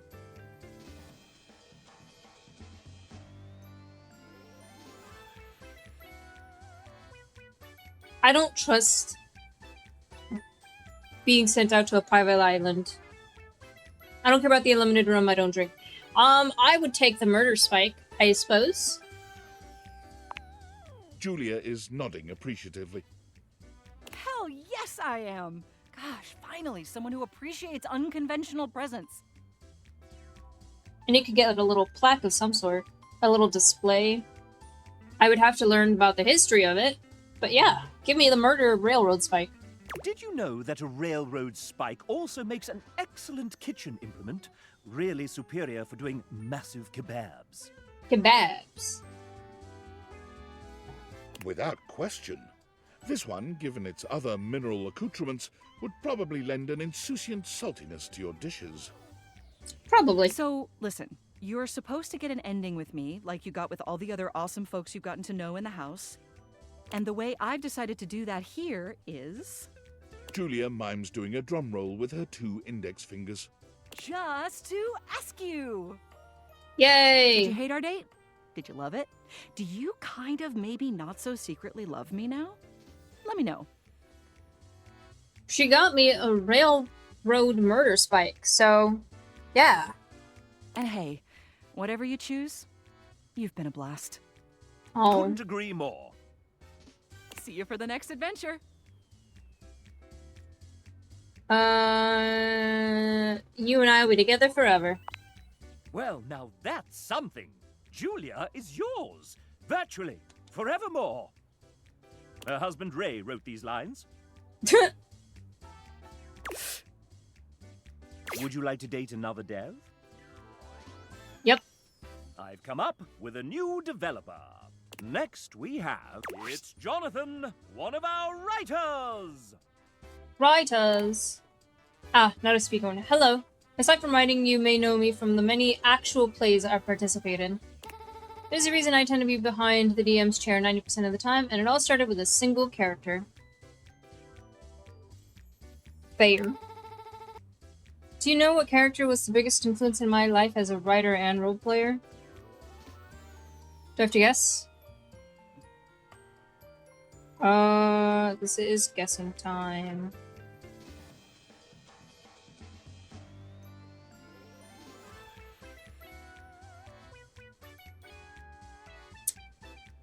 They said role player. So Drizzt? Bingo! Drizzt sparked my joy of reading and world building. I began to DM as a means to give players the same excitement I felt reading the Drizzt's novels. Role-playing? Jonathan loves it. Would you like to date another dev? Yes. I've come up with a new developer. Next, it's Sam. No relation to the Sam in this game. Pure coincidence, I swear. Mm-hmm. Hey, I'm Sam, and I'm part of the writing team. I love cozy movies, beautiful autumn weather, and horror games / movies, but I will close my eyes for the scary bits. Oh. You may know me from Neon White or Read-Only Memories, Neurodiver. I've also worked on amazing projects like the Cartomancy Anthology and others I hope to share one day when they release.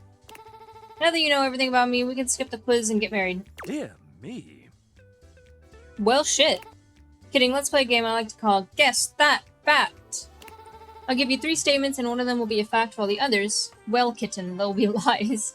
Kitten? I'll give you a small hint since you've been so nice to me. The answer can probably be found on my website if you dare to visit that wretched place. Okay, let's begin. Here are your options. And remember, guess the truth. I was featured on NPR. I am trilingual. I started making games in 2000. See,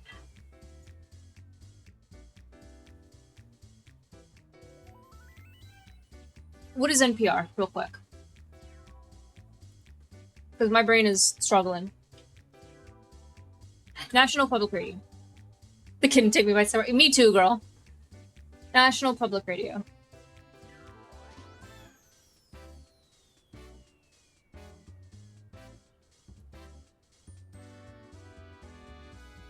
Okay. And see, you know what? All 3 of these are believable, but I feel like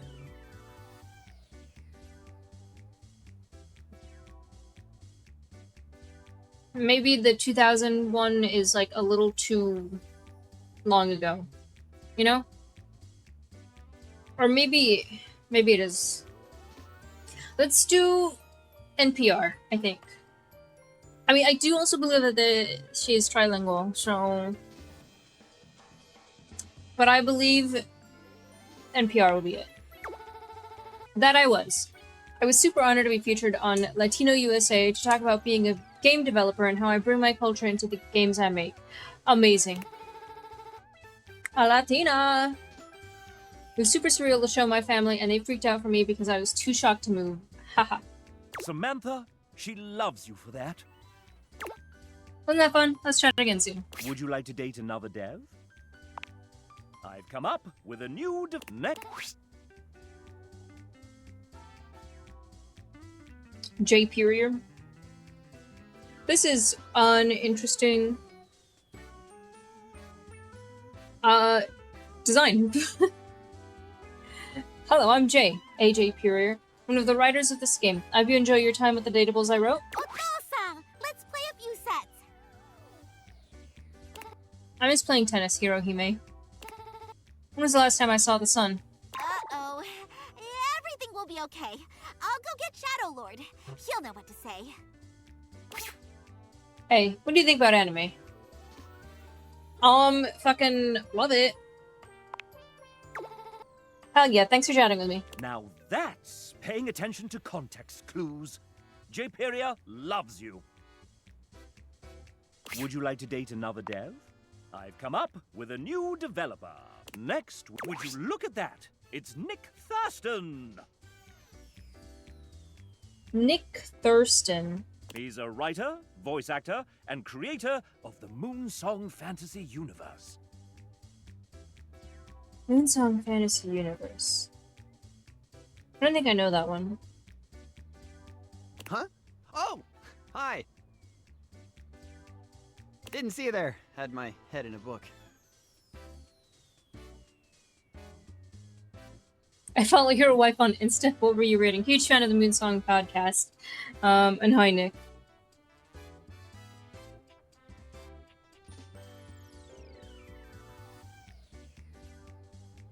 What were you reading? I'm halfway through Tad Williams' masterpiece, The Dragonbone Chair. Oh, interesting. Did you know it inspired Game of Thrones? I absolutely love fantasy. Fantasy is such a good genre. Great to meet you. Nick has been a part of Date Everything since the very beginning. Whoa.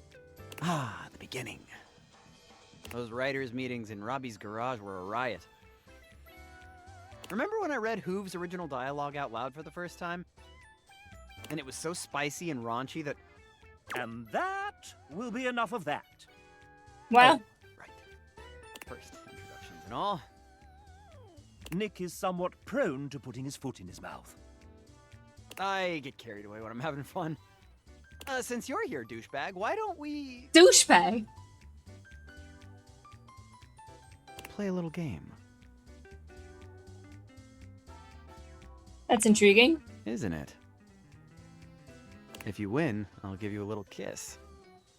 He leans close and whispers, close enough that you feel the warmth of his breath and catch the masculine aroma of his scent. Who wrote that? Don't worry. Wow. My wife Alex says it's cool as long as we're in Fantasyland.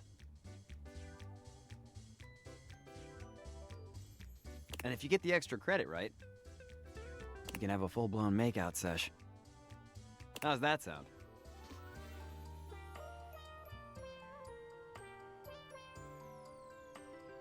I mean, we are trying to get the, Alright, yeah, yes, Daddy. I like the sound of that. Okay, here we go. I know this is gonna be tough, but one of these 4 characters is one that I didn't actually write. Press X now. Yeah, I did. Don't worry. Who is it? Lux, they're way too bitchy for a nice guy like you. Arma, I don't see you writing so much anxiety. Bodhi, way too many 80s reference for you. Sinclair, you seem too normal to have come up with that. Bodhi. You got it. Bodhi was Robbie's creation. Nice work. Now, since you've been obedient and paid close attention, Time to see if you can get the extra credit question. You bastard. Which of the other devs did I live with briefly in a London flat?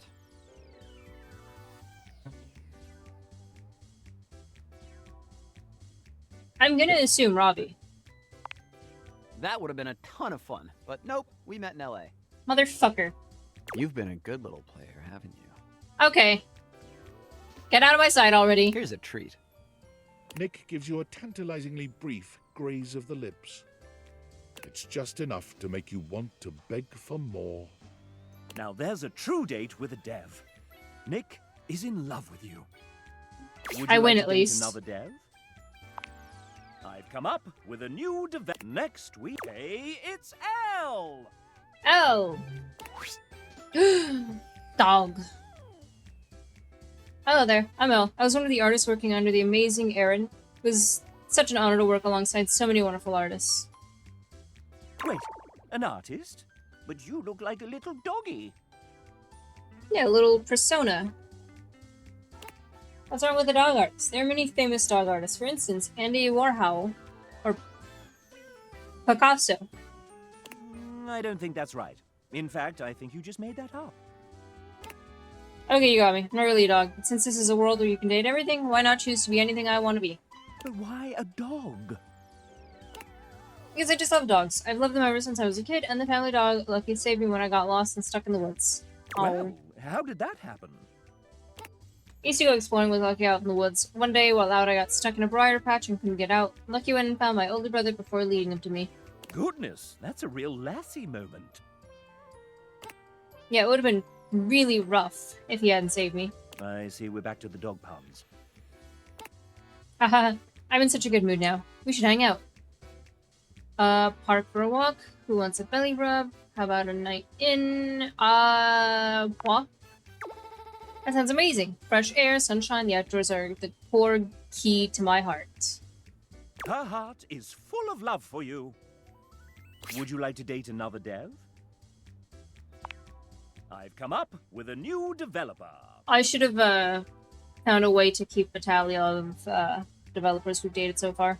Next we have Andrew Feliciano, the owner, operator, mic adjuster, and button pusher at Voice Tracks West. Hey there, you might say I was one of the subcontractors while this house was being built. Everyone moved mountains to make it all happen, and I sure hope you're enjoying it. Andrew is a very humble man. We couldn't make this game without his generosity of studio time and talent.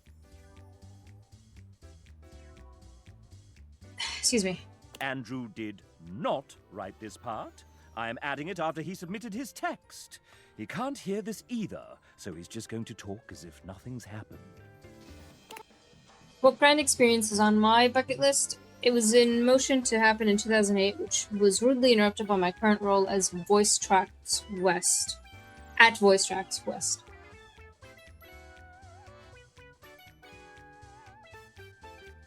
I don't know, hiking. I was just going the first thing I saw. Yes. Luckily, mountains don't go away, so we'll still be there as soon as I can make it. Andrew is in love with you. Hurrah! Hurrah! Would you like to date another dev? I've come up with a new developer. Next we have Ray Chase! Hello. I'm the final boss. He would say something like that. And you're not ready to face me just yet. I have a query so puzzling, so difficult, that it requires that you meet everyone else here. So prepare yourself for the date battle of a lifetime.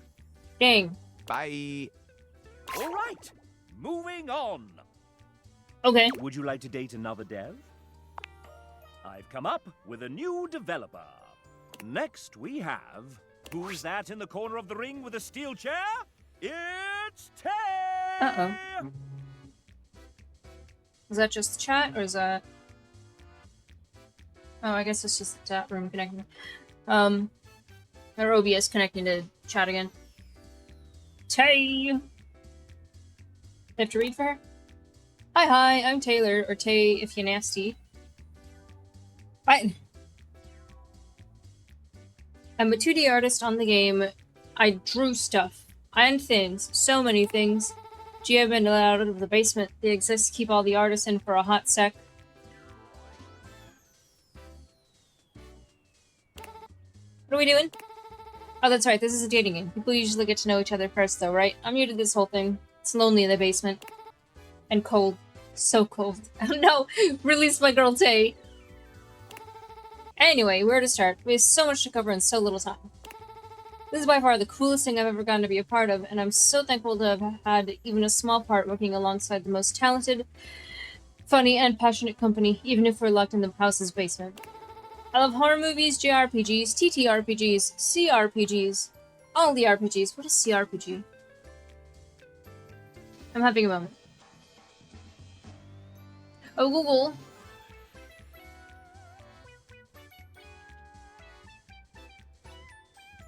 Computer role-playing game. Okay. Yes, I guess that, yeah, that makes sense. I don't know why I thought it would be like D for digital RPG. That feels dumb now. Evenings with my cat, a good iced latte, and a long romantic walks down the manga aisle. What else?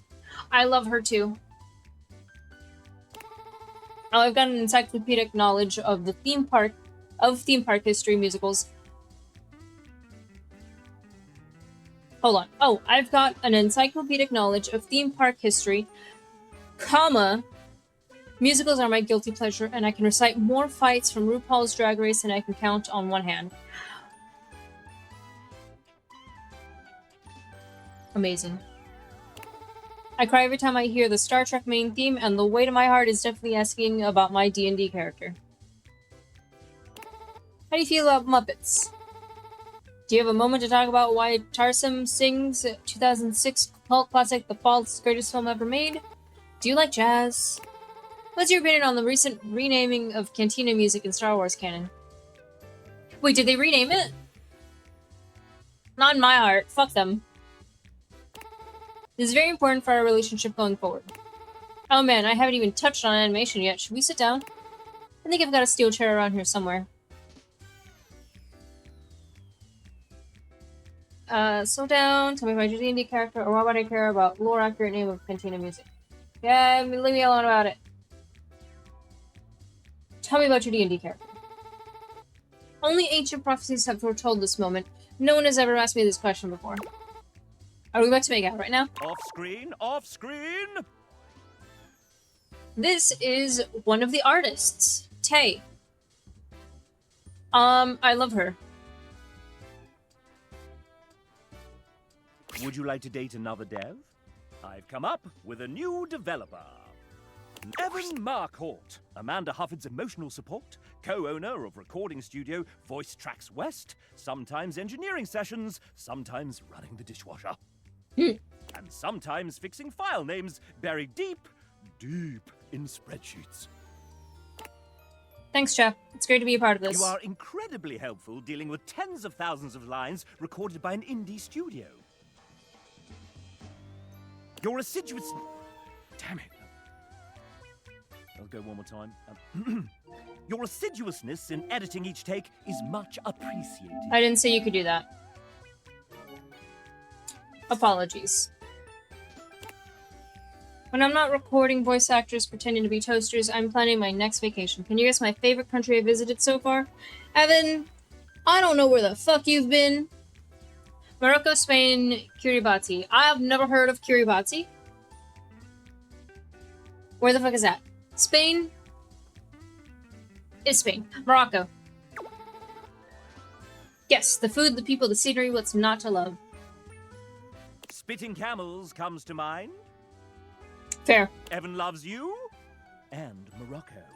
And Morocco. Would you like to date another dev? Yes. I've come up with a new developer. Next we have... Why, it's Devin! A writer and one of the main people who set us on the path to getting this game funded. Oh, yeah. Thank you so much, Devin.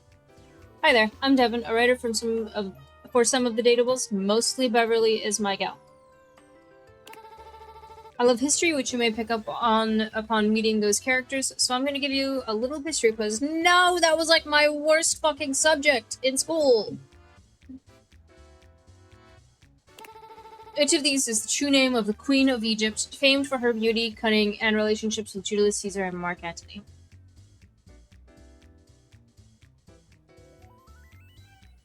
Fuck.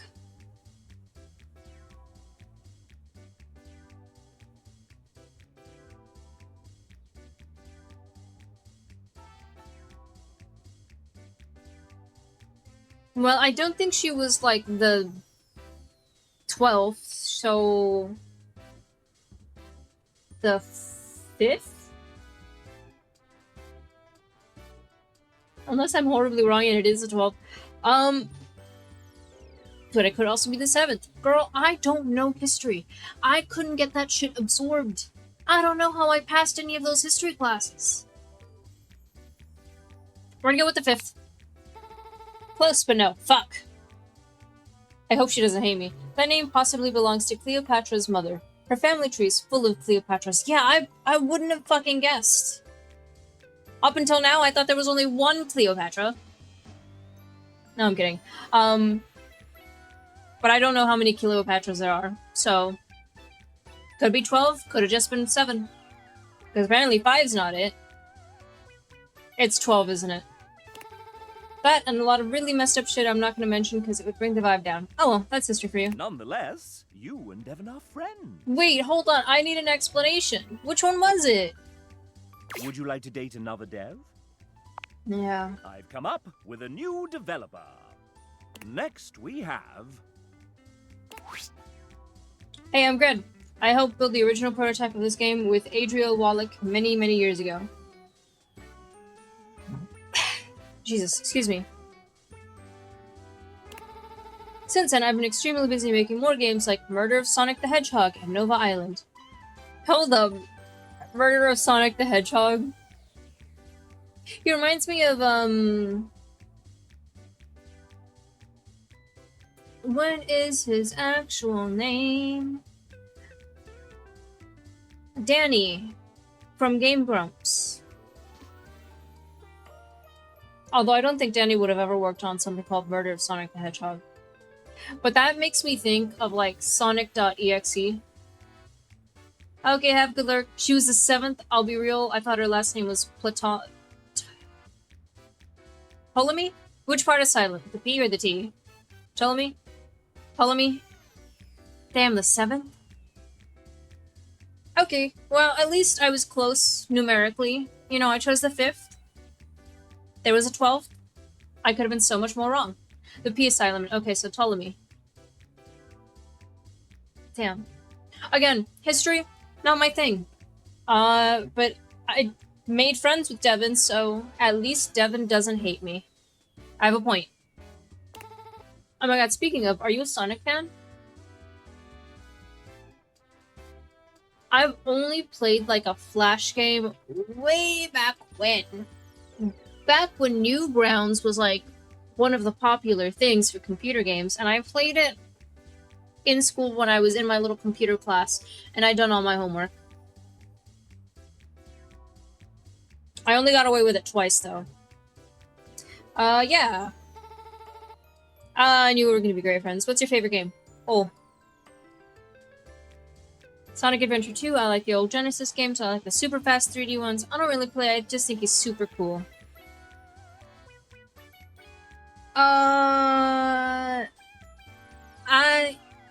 What are the old Genesis? Sonic Adventure 2. Chef's Kiss, absolute classic. We truly are one with good taste. I'm about to go tell my friend that actually does enjoy Sonic games that I had to lie to a video game. Because I want the in-game version of a game developer to like me. Good taste is the way to true love with Greg. I really want to know about this Murder of Sonic the Hedgehog game.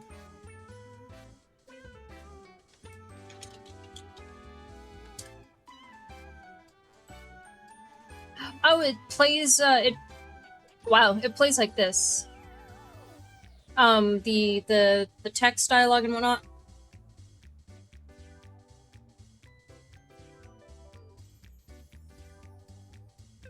Oh my god, it's free.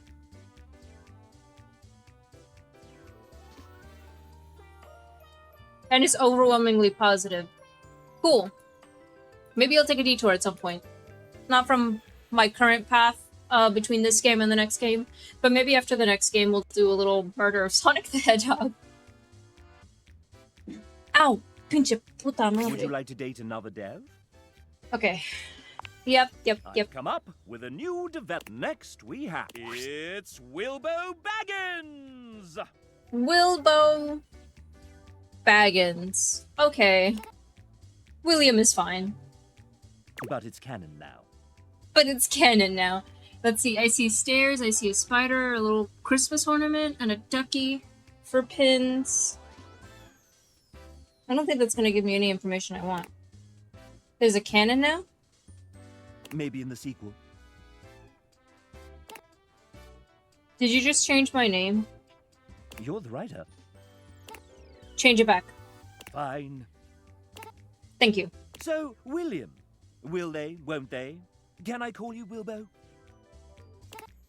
Will no. Point taken. Tell us a little bit about yourself, William. While I write. They write! Then I rewrite. They rewrite! Is that all?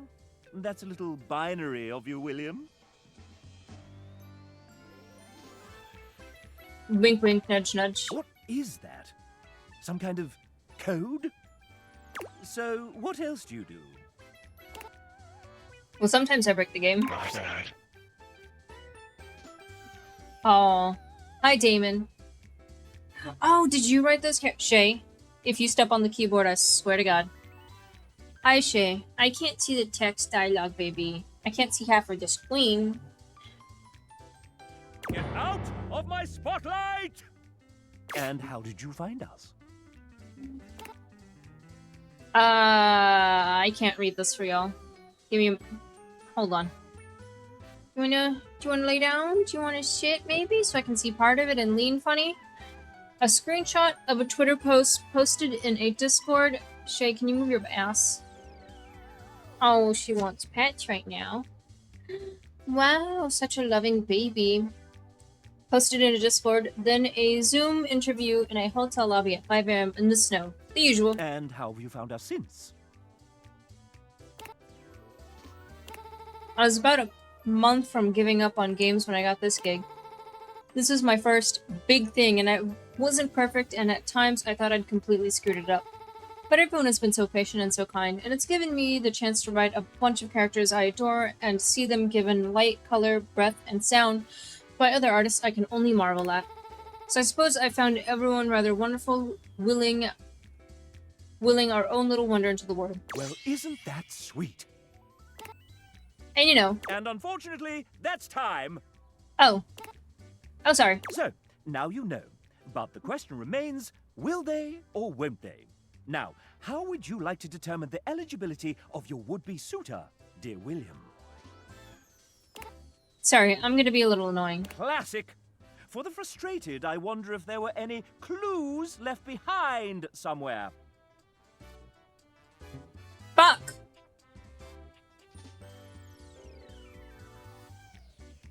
Kitty, yeah, Kitty. She's still sitting here.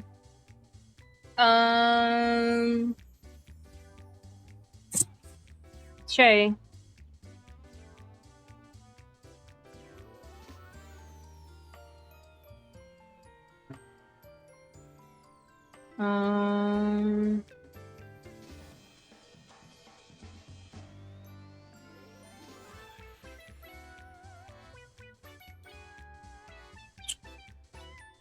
Square. Friends forever. Would you Fuck. like to date another dev? Shay, why didn't you help me?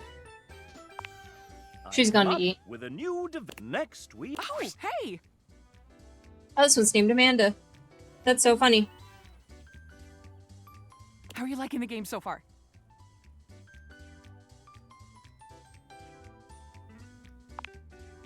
Oh, actually, sorry. Hold that thought. Getting a ping. just need to copy this over and done. Sorry about that. What were you saying? This game is absolutely... Right. Mm-hmm. Yeah, one sec. Several seconds, actually. Oh, I gotta fix that. Wait, they did what? Not again. Okay. Looks like they need me in the back, but I can put my phone on silent. Okay, that should buy us a solid 10 minutes. What were we doing?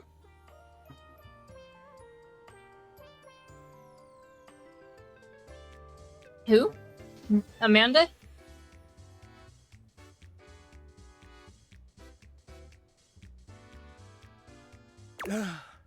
Have you done introductions yet?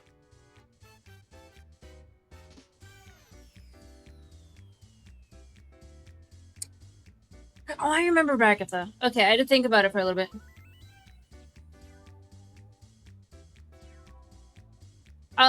She is romanced, yes. She's not realized yet, though. This is a apparent character in the game. Like, this isn't the ending. This is just one character interaction. That is actually a minigame of 33 developer interactions.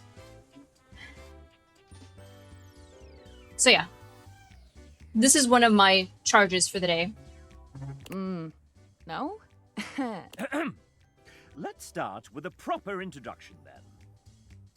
This is, you know how I said we only had 5 more datables to like go and officially meet? This is one of them. Like this collection of 33 developers is one of them. This is the venerable Amanda Hufford, our dedicated, sleep-deprived producer extraordinaire, voice director, writer, script supervisor, scheduler, therapist, hostage negotiator, and maker of spreadsheets. Maker of spreadsheets. No, this isn't the credits. I met Chap, and he was like, alright, minigame. And I agreed to it, and, we've been here for a good fucking moment. So many spreadsheets.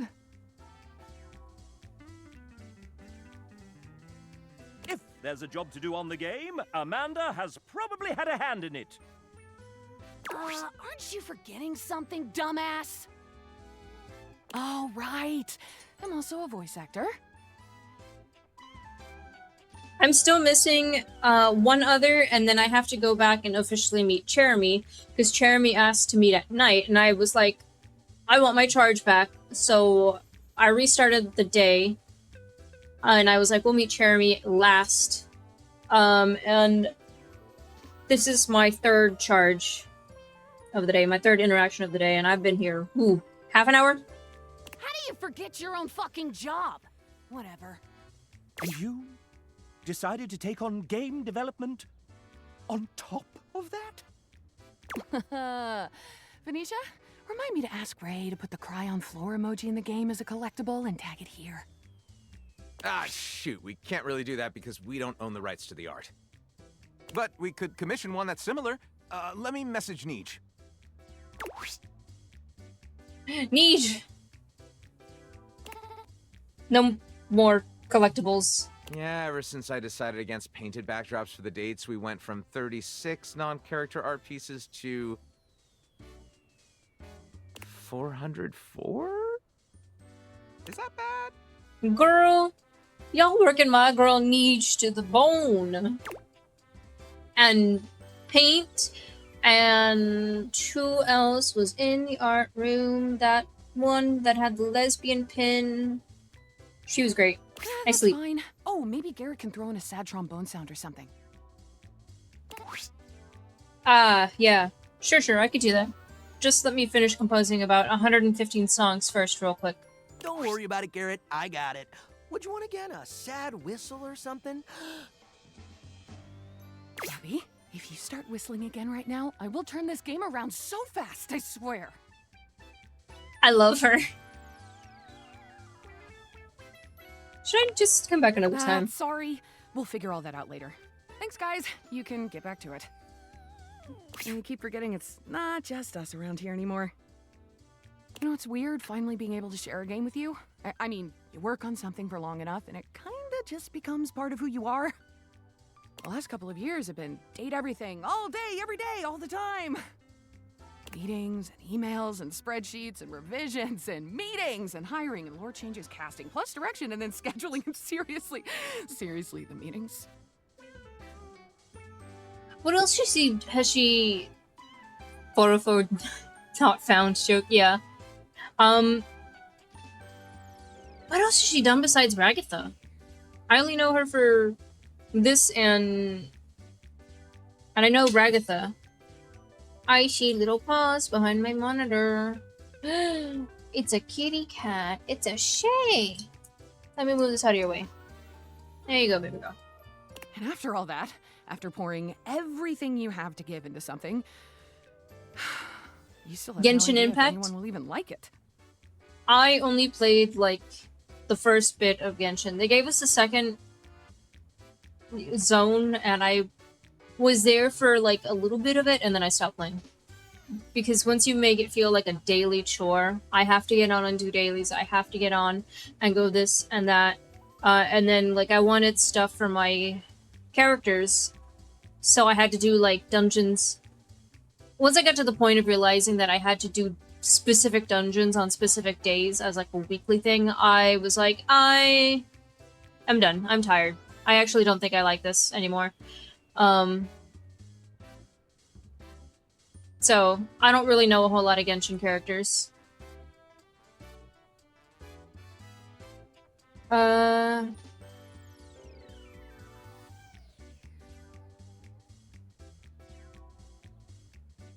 that's why you wouldn't let me finish what I thought. Yeah.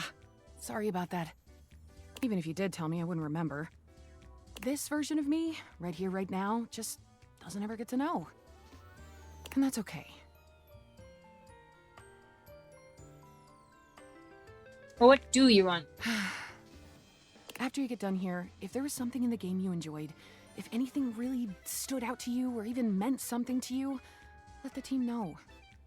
Take a little scroll through those credits for the names of all the amazing people who worked on this monstrosity, and if you like their work, go support them.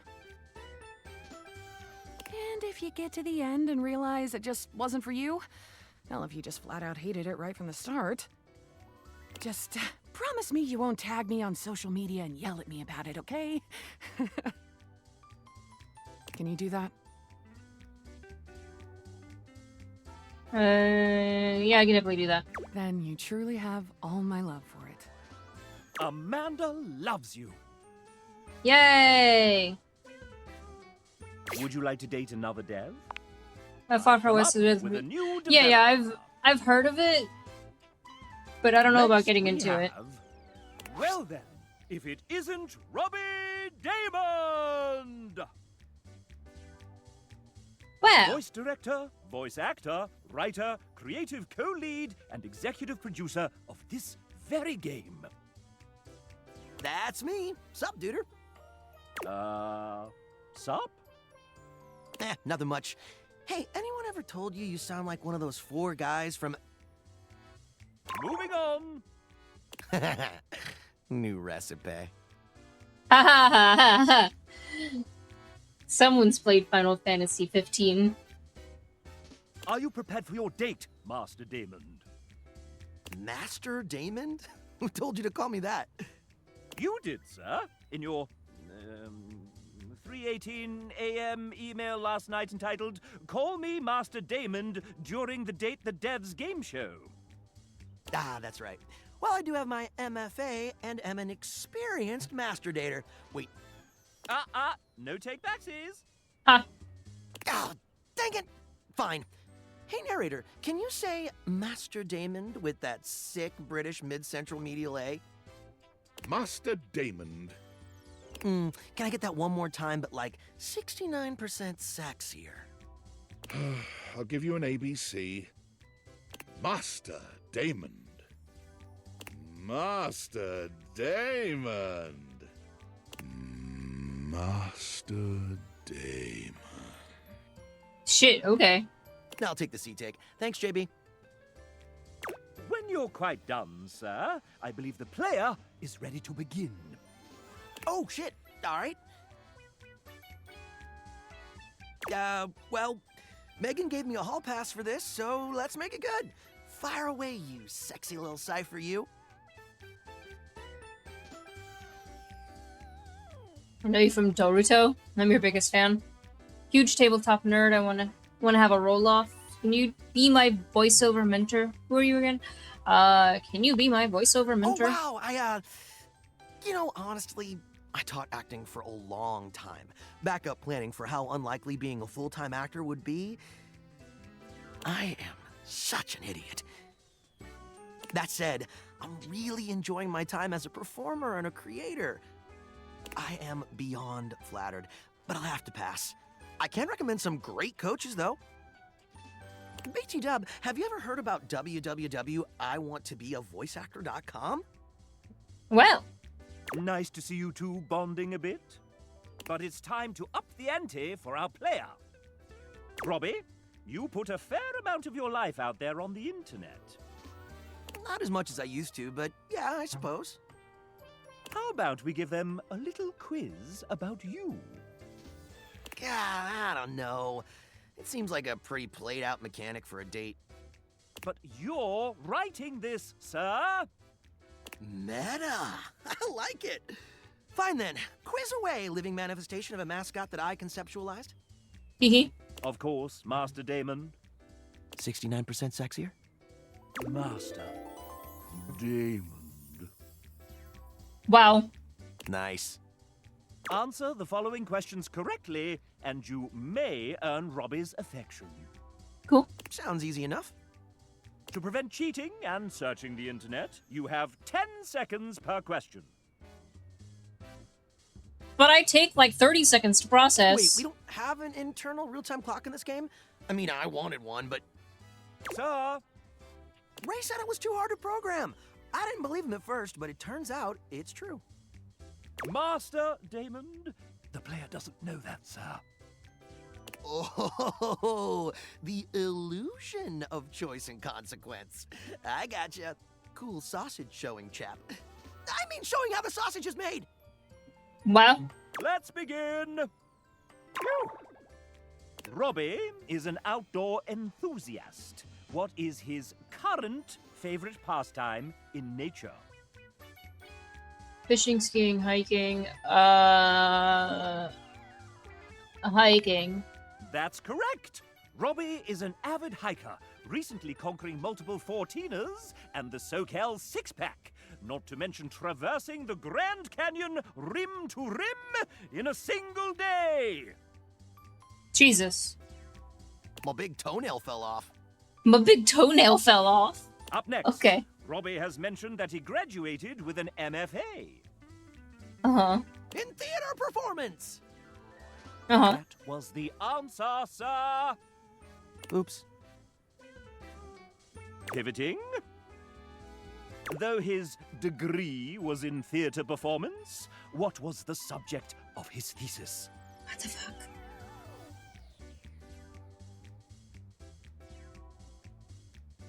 A clue lies within a certain sudsy character he wrote for this game. Hey, since when do they get hints?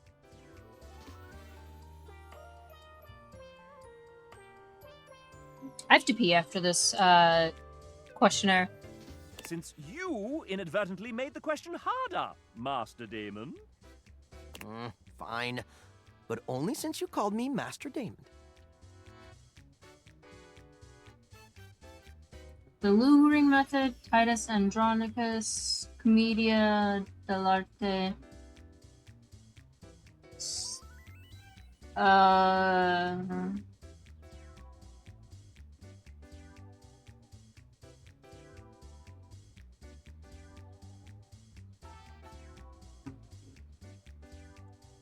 A thesis. I don't fucking know. Well played. While the Bard's first tragedy is mainly considered one of his lesser... Careful now, it's my fave. one of his less respected endeavors. Titus Andronicus was what Robbie chose to write his thesis on. Jesus. It's pretty great for scansion buffs and revenge fans. And really, is there any such thing as bad Shakespeare? I don't remember the last time I thought about Shakespeare. I have 2 tiny books, Midnight Summer's Dream and The Twelfth Night, I believe. Given to me by my 11th grade English teacher. Given why? I don't rightfully know, actually. She liked me enough. William Shakespeare! Oh, I'm saving that one for the Date Everything time travel DLC. Time travel DLC? Time for the final round. Ah, fuck, there's another. You mean grand finale? Yeah, whatever. Here we go. I'm so excited!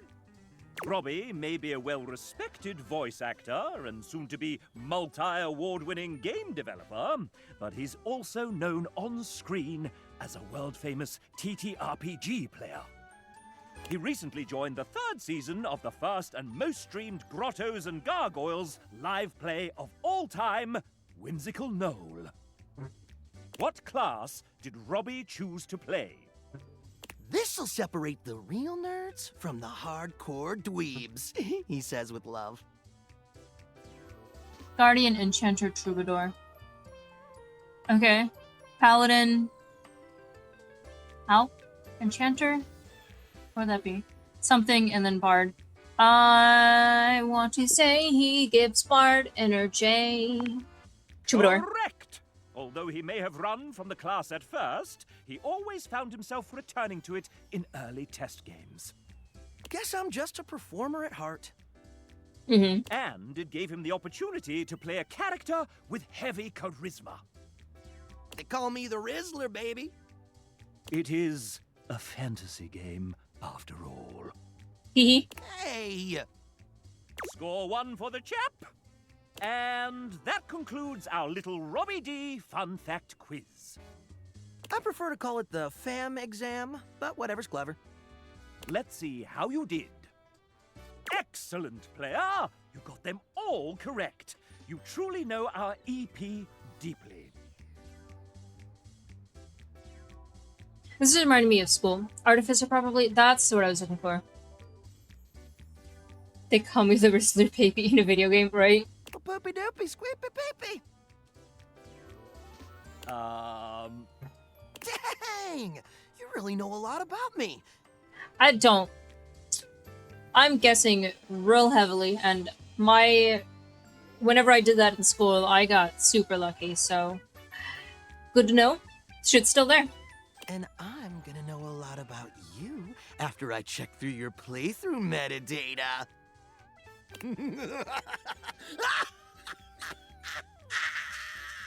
He's so fun, though. JK, TLDR. But you can share it with your friends for funsies. Yay! That's my favorite part.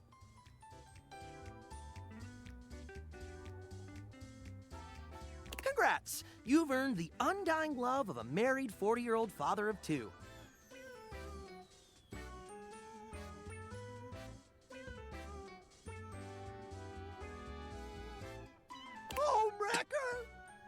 Would Damn. you like to date another dev? We will in just a moment. Now leave him alone. I'm going to go to the bathroom. We will be right back to continue dating the devs, and then eventually come back to date everything else. Okay, back to it. I've come up with a new developer. Next we have Hey Itsuha. She's a writer, Suha. VO director, and game developer across a few different studios, including her own, Truant Pixel. Pretty sure I told you to introduce me as Suha, Queen of the Universe, but okay. Thank you for that extremely adequate introduction, Chatman. Suha has written for a lot of characters on this project, including much of the narrator. Let's hear from a few of her characters now. Yay! Dasha flexes, her muscles bulging spectacularly. You get the impression she could crush you with her pinky, if she so chose.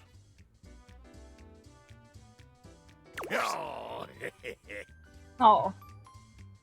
Abel removes his hat from his head, bringing it to his chest in a classy gesture that also manages to show off the muscles in his arms.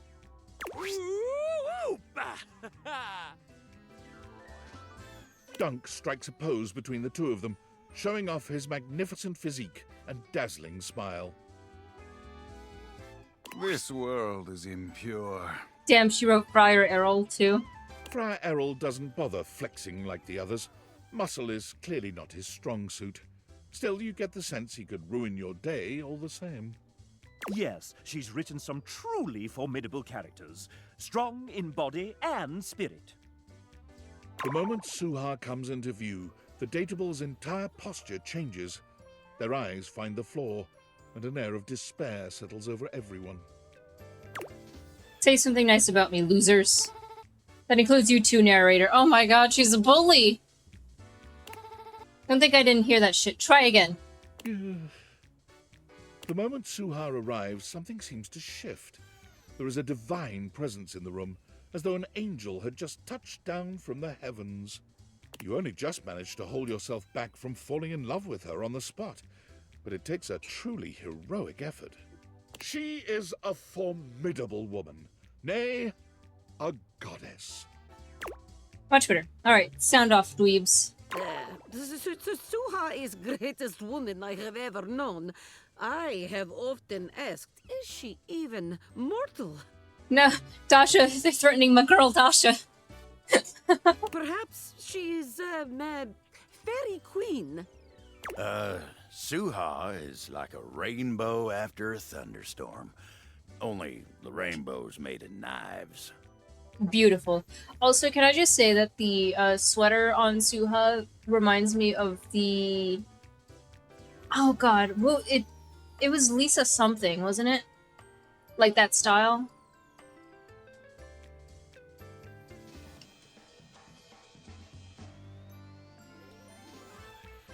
Not bullying them into complimenting her, right?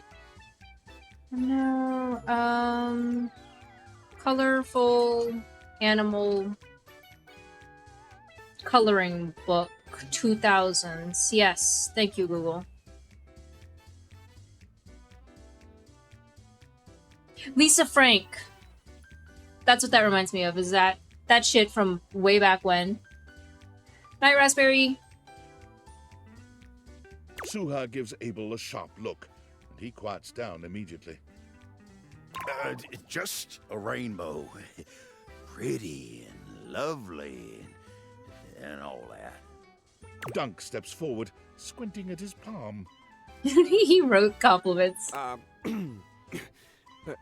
Sohan, very spank. Are you reading off your fucking hand? Duncan immediately hides his hand behind his back. You're the hottest babe alive, ma'am! A real touchdown of a woman! That's what the hell I thought. Friar? Our Father of Convection's blessings come in many forms. Suha is one of his greatest blessings. I guess that's good from you. I had further appearances scheduled from Daisuke, Tony, Tina, River, Penelope, Betty. No, don't bully Betty. Timothy, bully that one. Bobby, Willie, and others, about 23 or so Dateables in all, give or take. But time is getting short and those windbags really can go on. So let's just skip to the good part. How hard do I rule exactly? So hard. You rule so hard. Oh, I like you. You're just so sharp. Very good, very good. She loves you. You're safe now. Oh, thank fuck. Well, I've got to run. Game Dev Empire to run, thousands of episodes of Real Housewives to watch. Have you used the head that wears the crown, etc., etc. Bye! Suha came onto the project later on in its development cycle, but it's like she's always been here. Every day has felt like a decade. May God have mercy on our souls. Hehe. Would you like to date another dev? Yes. How many more do we have? Come up with a new. Next we have. It's Jane, a student who found some extra time to help us out with programming. Do I have to read you two? Hello there, I'm Jane, a programmer on the project, someone who has gremlin energy, and a general menace who haunts the metaphorical studios of Sassy Chap Games. Nice, I like her already. You may know me from absolutely nothing, as this is my first foray into development on games with actual funding, and manpower, and interest. But anyways, on to the question. Can you guess which of these two statements is a lie? You created the world's first Date Everything OC by complete accident. You hid an image of Goku in a bug report screenshot. Trick question, false.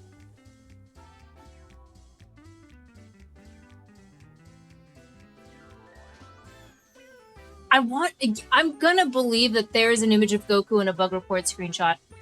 So I'm gonna say the first Date Everything OC by complete accident. Wrong. Her name is Tresta Test, and she's a tangible manifestation of the concept of development hell. At this point, I'm not sure if she's canon or not, but it's funny, so who cares?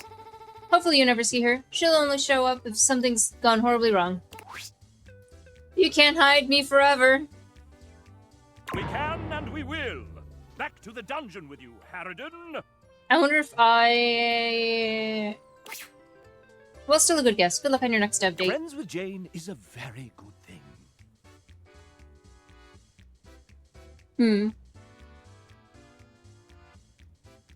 Would you like to date another dev?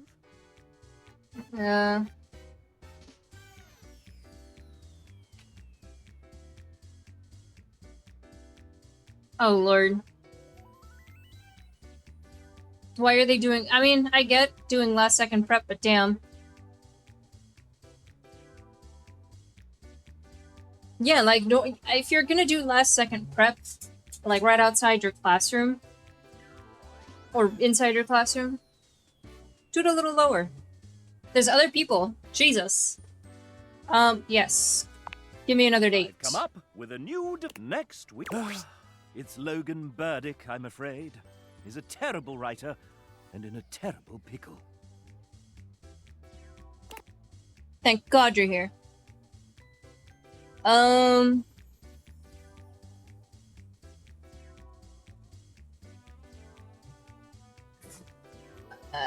here. It's a celebration. Hooray. Now listen to me very carefully. Both of our lives depend on it. Oh, okay. There's a bomb affixed around my neck. The only way to disarm the device is to answer the following questions correctly. Oh, fucking wonderful. If you fail, the bomb will instantly explode, probably killing us both. Definitely killing me. Or at the very least maiming me a little. Okay. And honestly, my healthcare is kind of sketch right now, so I really don't need the hassle. I feel that. Let's just talking about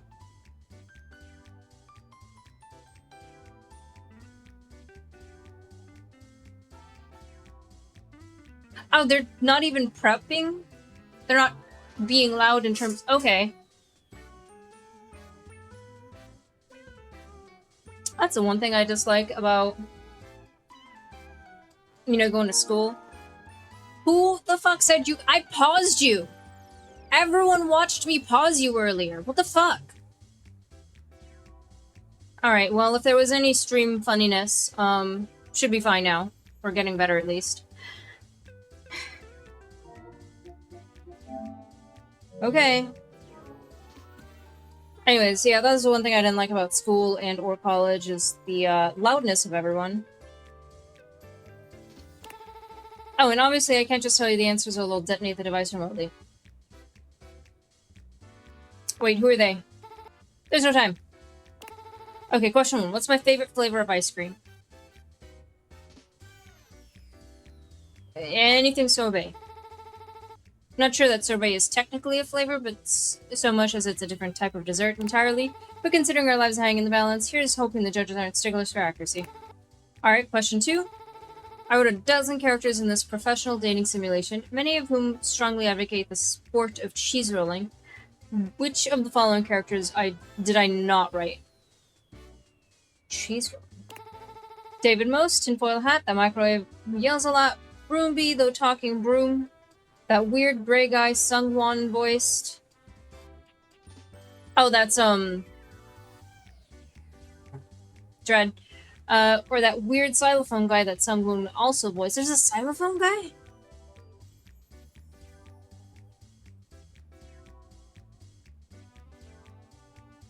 Broomby. Wait, did I write Broomby? Well, I hope I did. He was just the absolute best, right? Legit best character in the entire game, by far. I have never met a Broomby. Still can't believe they actually got Mark Hamill to voice him. So sick. You're such a fucking liar. I know, we're almost out of time. Come on, come on, come on. Question 3. The final round. God, this one is really, really hard. Which is undeniably the best Sheryl Crow song? Hurry. I'm just gonna answer with the first one if it makes you happy. Yeah, 100% it's if it makes you happy. This isn't even worth debating. Anyone who tells you it's Soak Up the Sun or All I Want to Do is just objectively wrong. I'm sorry. Girl, I'm just choosing shit. To choose. Well, that's it. Pencils down. The countdown is almost complete now. And a few seconds to find out if you got everything right. I wouldn't put money on it. I wouldn't either. Bro, I'm pretty sure I got everything absolutely wrong. Except that last one. That's not because I don't believe in you or anything. It's just because gambling is possibly illegal in whichever state we're currently in. You did it! You got all the all? Despite the sorbet one? The answer's correct, and I survived. Hooray! And for that, I think you deserve a reward. These lawsuit papers. What? Consider yourself served by the Baltimore City Circuit Court. Court orders and references to specific American cities are Logan's way of showing he loves you. What? Would you like to date another dev? Yes. I've come up with a new... Next, we have TJ, a writer extraordinaire. TJ. He doesn't have the beeps. Howdy, Yin... How... Brain? Howdy. How Yin's doing? Who am I? Well, I'm just a humble writer and theater professor. I teach the kids real good. TJ is actually quite humble. I've seen it myself. There is one movie musical that has a stage adaptation that I love more than any other. I've seen it 6 times. Do I know a whole lot about theater? No. Do I know some things? Yeah. Am I absolutely biased towards, the ones I do like? Absolutely. I'm not obsessed, you are. Little Shop of Horrors, Lion Kings, Dateables, the musical. I don't know about that last one.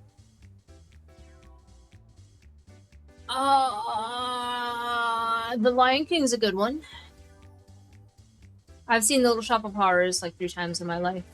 Would have been 4, but I decided it was bedtime when I was watching it that 4th time. And I was out in Atlanta. Lion King. There it is. When I tell you I cry, I mean I cry. Every time. Yeah. Oh, don't cry, TJ. You found true love. Would you like to date another dev? Yes. I've come up with a new developer. I'm like super killing it at Next, this. we I think have- I've gotten 3 friendships. Jamie, our external producer from Team 17. They're not evil at all. Wait, did I just say that out loud? They're not evil at all.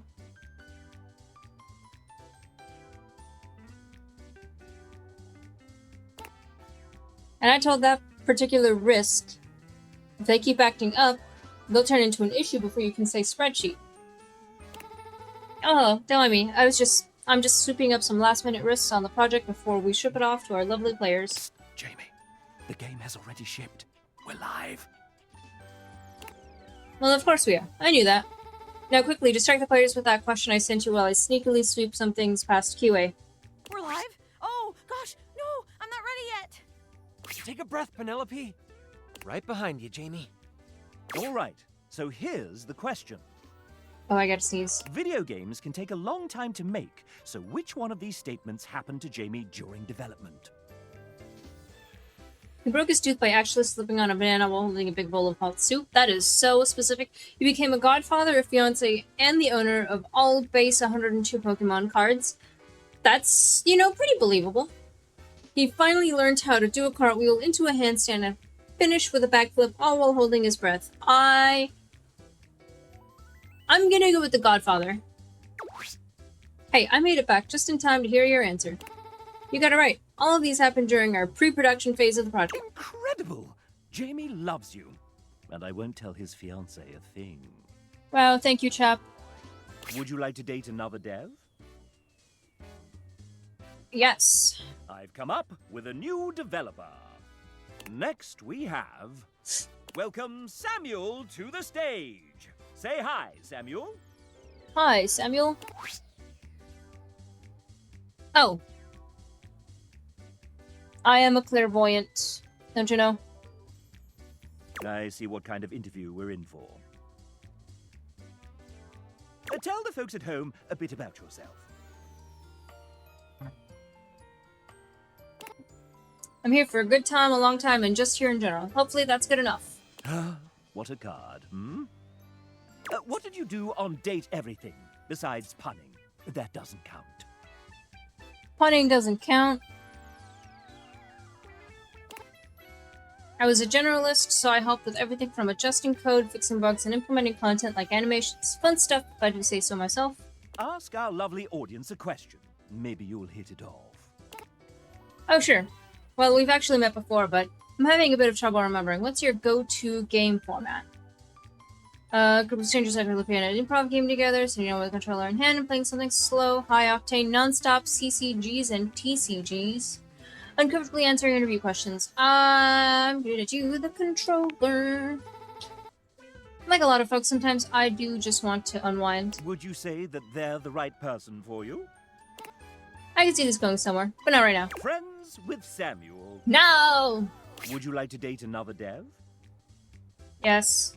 I've come up with a new developer. Next we have... Oh, hey! It's Dom. Hey, chap. What's up? Well, we've got our lovely player that wants to know a little bit about you.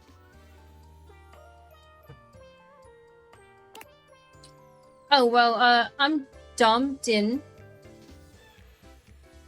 I'm the writer and voice actor for Kopi, and I'm all the way from Australia.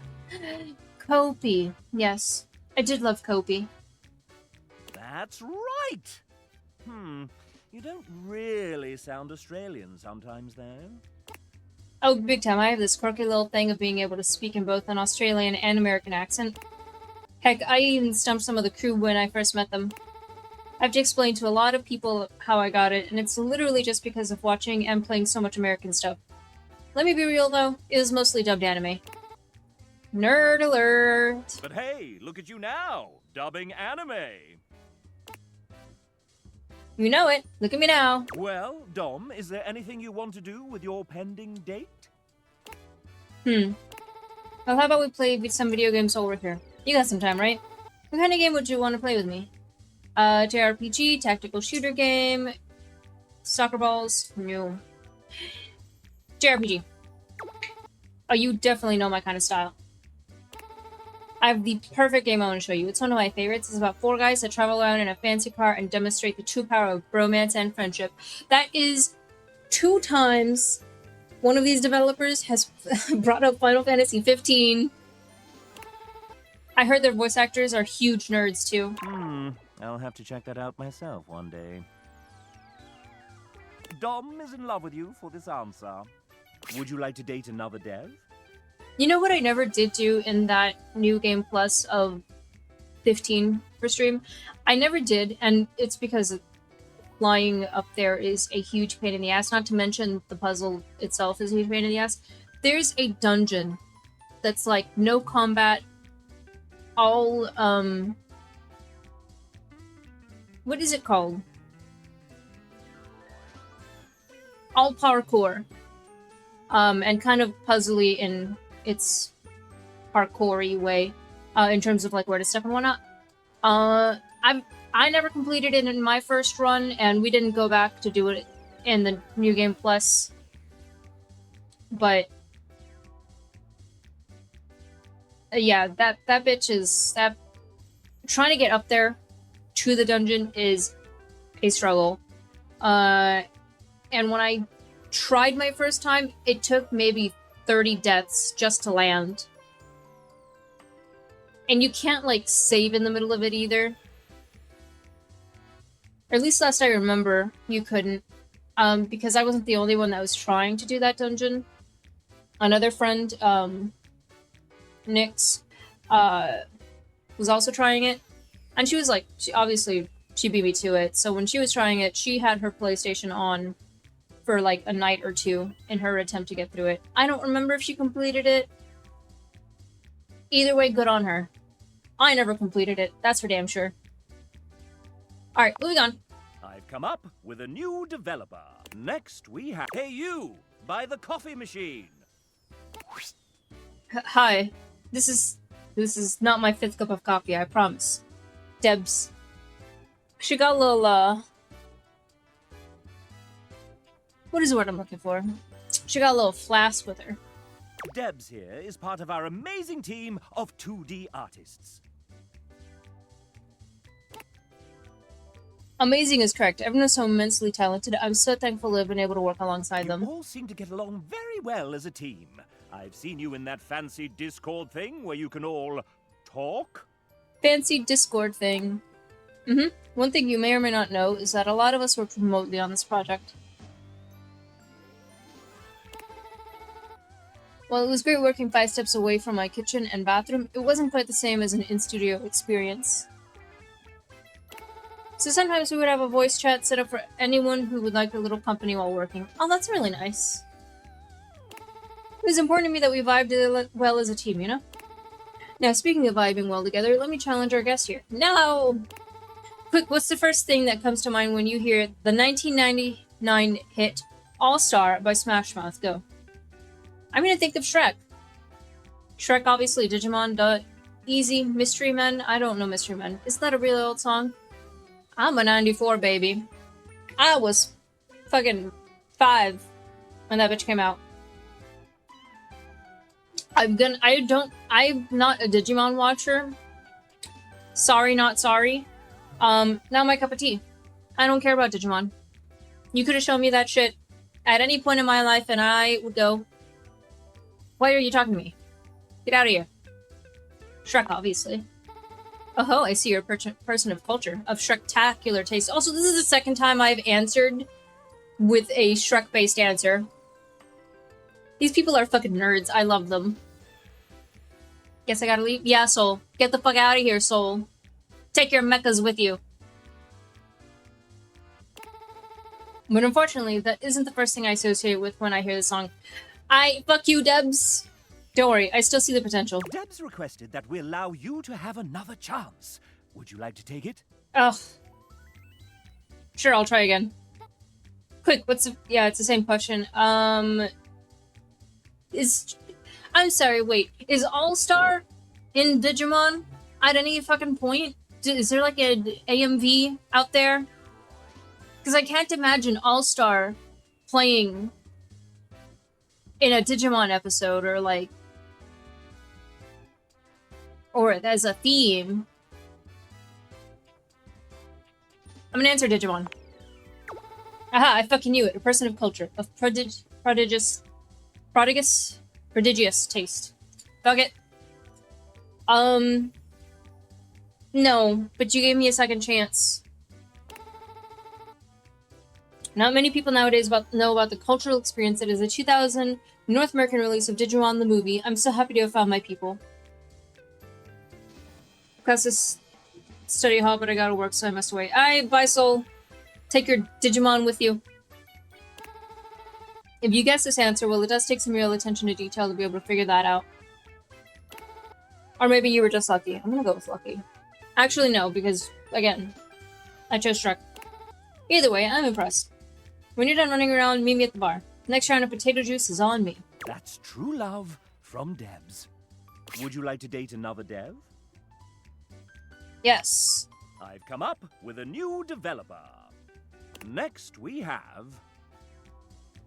Ladies and gentlemen, script kiddies and coding wizards, gather round as we unveil the architect of algorithms, the smasher of bugs, our lead engineer, Tiago.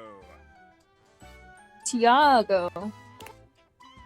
Hey chap, hey everybody. So happy you're all enjoying our game. So, Tiago, I've got some questions for you here. Let me just Ouch! What do you mean, ouch? You okay there, chap? Maybe. No, I need. It. Ah, fuck.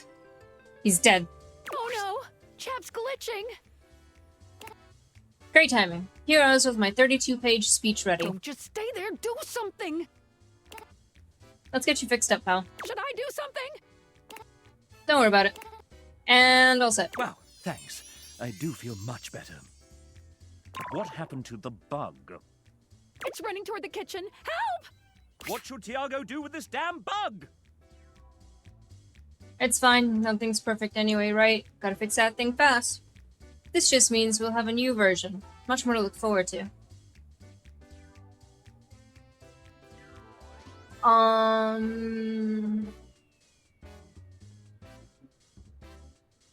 Gotta fix that thing fast? Alright, my friend, I'm on my way. Thanks for the help there. I gotta go now. That's the friendly spirit that Tiago enjoys. Okay, friend. That's fine. Would you like to date another dev? Yes. I've come up with a new developer. Oh, that's your lot. Really? So it is. Oh, welcome back, Ray. Is it time? The final boss of Sassy Chap. Are you prepared? Yeah. I thought you'd say that. So, right now it's 2:36 a.m. after a VO recording day, and I was able to polish Hank's, Telly, Lady M, and Sassy Chap today, but I missed the Milestone 18 deadline by 8 full hours. My gift to myself is not writing the intricate ink thing I had originally planned for my boss battle. Is that okay? Can I go to sleep? Go to sleep. We're recording Gaia, Johnny, and Prissy tomorrow. That should be fun. Good night, I love you. Oh. And that's it. There's nothing left to do but submit your score. Time for us and our studio audience to find out how we devs feel about you.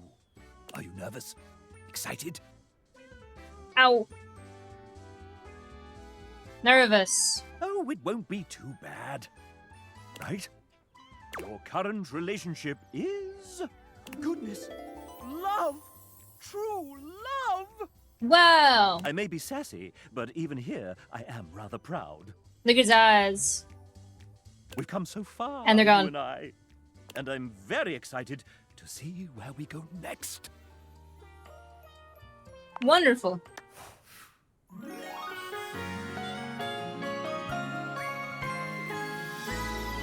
I've developed a love interest in you. Good God. That was so fucking long. I wasn't prepared for all that. Oh my god. I think I still have to actually Google the last one. Johnny Splash. Aria. Cool. So, Faria, Johnny Splash, Cherami, which is our last one for the day. Rumors. So that was the devs one. Even at this moment, you were looking right at her craft. Take a break to see where she resides. What do I do about that? Also, let me fucking save. That was so fucking long.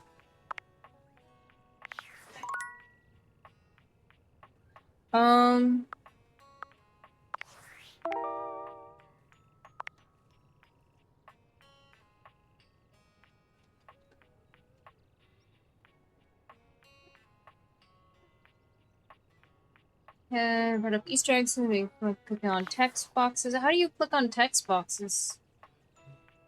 Ooh, what if could I do this and then that's not gonna be an option here. Okay.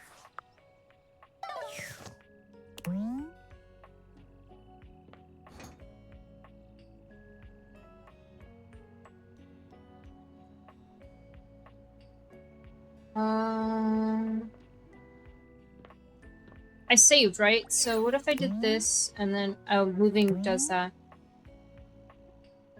Maybe in the sequel.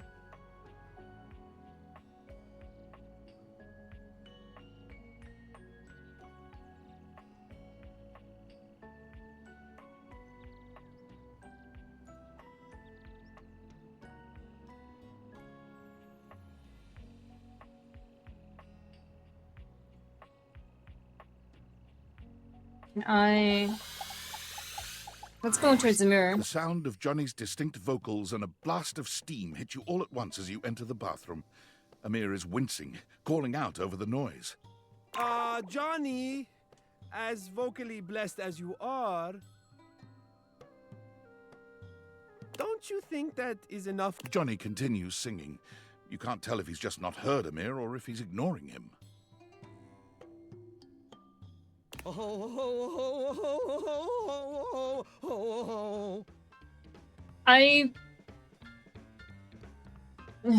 Do I want to keep this?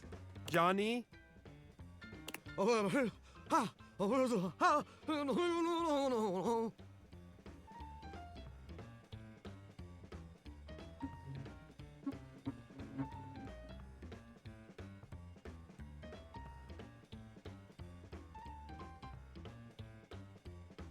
Johnny!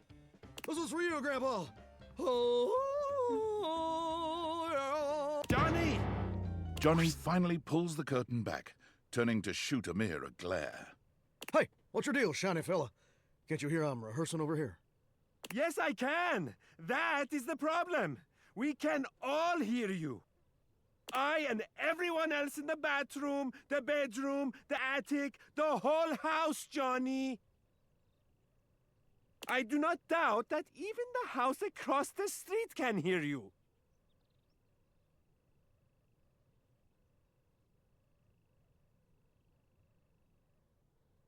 What's with the yelling? Oh, my love, I am so sorry. I did not see you come in. I didn't really expect more story here. We'll keep it. I was going to just kind of skip through this and then reload and try for whatever that rumor is, but we'll keep this. We'll go talk to Jeremy after, and then on the next day we will try to figure out this UI thing. In fact, I cannot see anything as I am completely fogged over. Johnny doesn't bother waiting for any resolution to the conversation. He simply begins singing once more. Topeka, Topeka, Topeka! Bodega, bodega, bodega! Topeka, Topeka, Topeka! Bodega, bodega, bodega! Amir lets out a growl. You didn't know he had it in him. Perhaps because Johnny has spent the last 2 hours choking on that high D at the top of his pipes.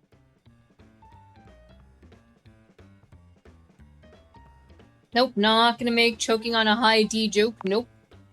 Admirable restraint. Settle down there, pretty baby. You're just jealous that Volt didn't offer you a spot on the show. Ha! Absurd, of course he did. I simply did not want to steal the spotlight from everyone else, which I could clearly do, so I politely declined. Huh. Well, what would your act even be? No, I have an act, a very good one. Better than your lousy caterwauling. Not caterwauling. Well, what is it then, Mr. Shiny? It's...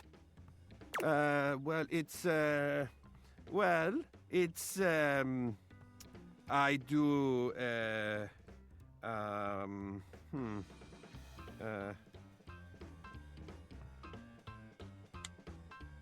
musical number. Yes, exactly. A musical number.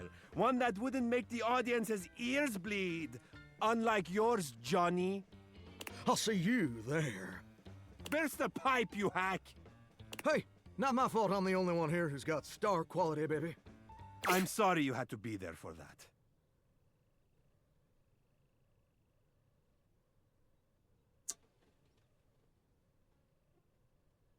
You okay? Do not worry. He would have to learn to actually hit a note before he could shatter anything. Perhaps I will make an appearance at the show with your encouragement. Oh no. Have to figure out how to progress this. And of course, I would be more than happy to give you a demonstration. Sure. Once I've had a chance to dry out. Thank you for coming by, my dearest reflection. Okay. We're gonna go talk to ups. No, wait, it's over here. Chair. Jeremy.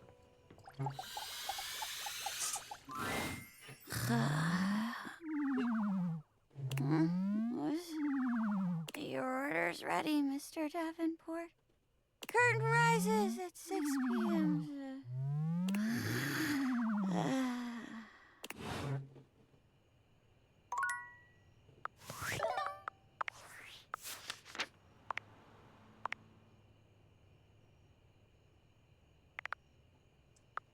Cool, she had me come at night just to do this shit to me.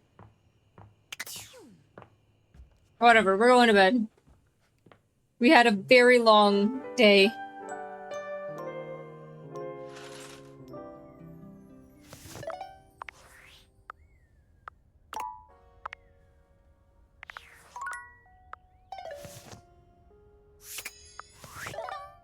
Okay, so I know I have...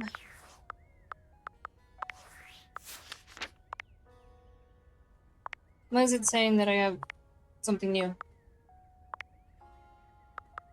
Okay. No, no, no. Also, yeah, what? What is new?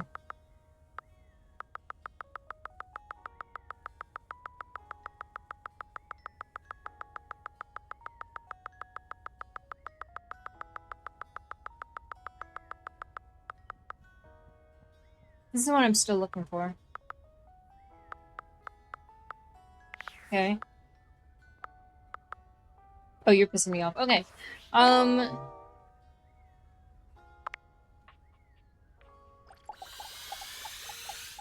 Right here? No. Fuck. I have a stupid thought. I don't think I could do it there, but it would be so fucking funny. Great detail. If I could hold the button outside of the game, but now I've trapped us in some loading, sorry. No. Okay, what other UI things can I do?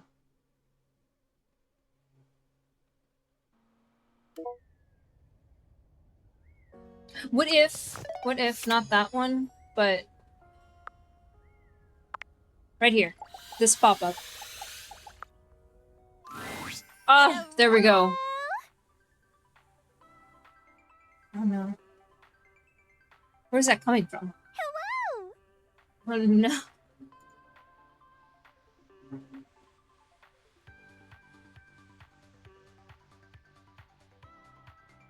Hello out there. Yeah!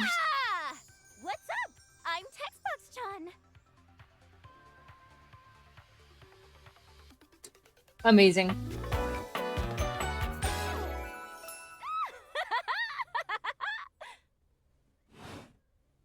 A stranger that appears to be cuteness personified jump kicks into your view, striking a pose so adorable, it makes you just a little dizzy.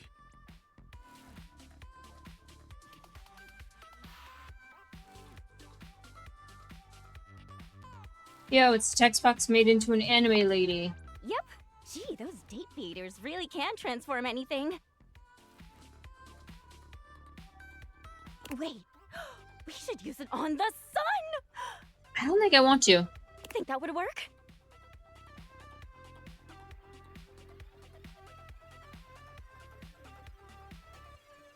I don't want to date the sun if I can date you. Oh, well, if you want to know the way to my heart, you have to do one thing. Well, it's Textbox Chan, so read? Read! I love transforming ideas into words. Even though UI is on the surface, the ideas being conveyed are anything but.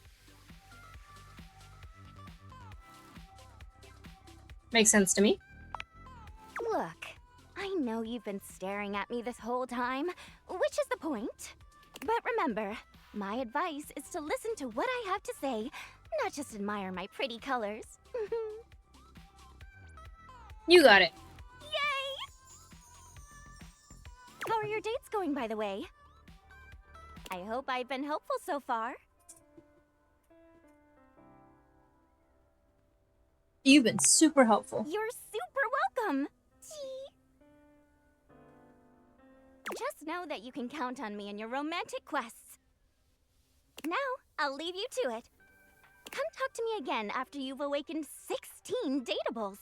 Oh, I've definitely awakened more than 16 datables. Just put on those specs and tap that phantom word box you've never questioned before. I've already done that. Well, then come back later. I can't have you see all my content in one go. Unlike Sassy. A UI still has to leave something to the imagination. TTYL! Boing, boing, boing, boing, boing! Okay. Who else did we had?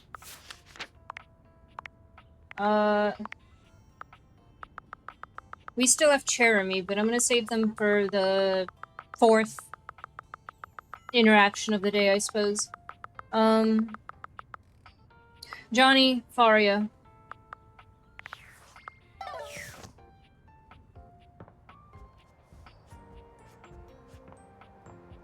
Let's do Faria first. And I suppose now we have a mirror to resolve. Hello, hello. How nice to see you again. I do hope that wound is healing up nicely. You've interrupted me in media res, so to speak. I just got in a brand new shipment of bandages, so I'm taking a study break to organize everything. Wound is doing great, thanks. Thrilled to hear it. Remember to keep it clean and dry and change the dressing once every 24 hours. Or is it 36 hours? Oh, heck, for some reason I always forget that. Let me just check in my textbook and I'll give you the correct information. This beautiful and weighted thing is my textbook.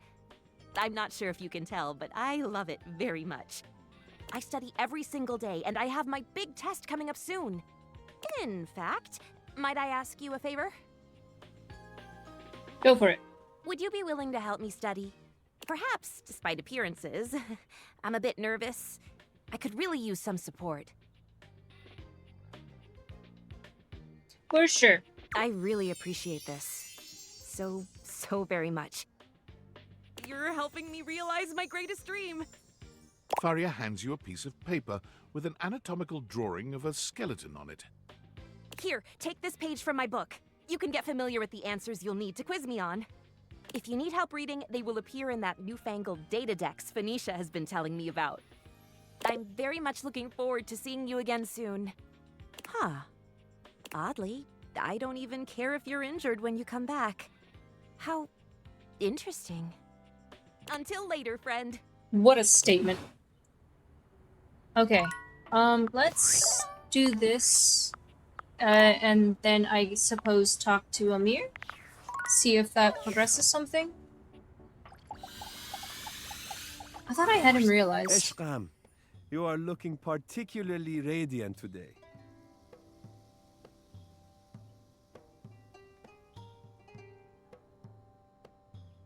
Oh, I don't think... Well, let's see about Excitement! I'm not surprised we have come to this moment at last. I have known for some time what a marvelous human being I would make. I will make. Ah, yes, it is time.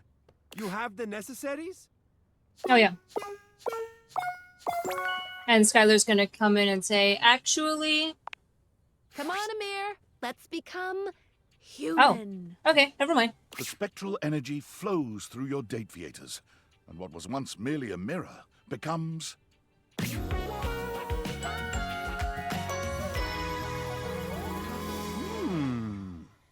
There is no shock, no wonder in the air as Amir takes stock of himself, inspecting his human body in the old mirror he once was.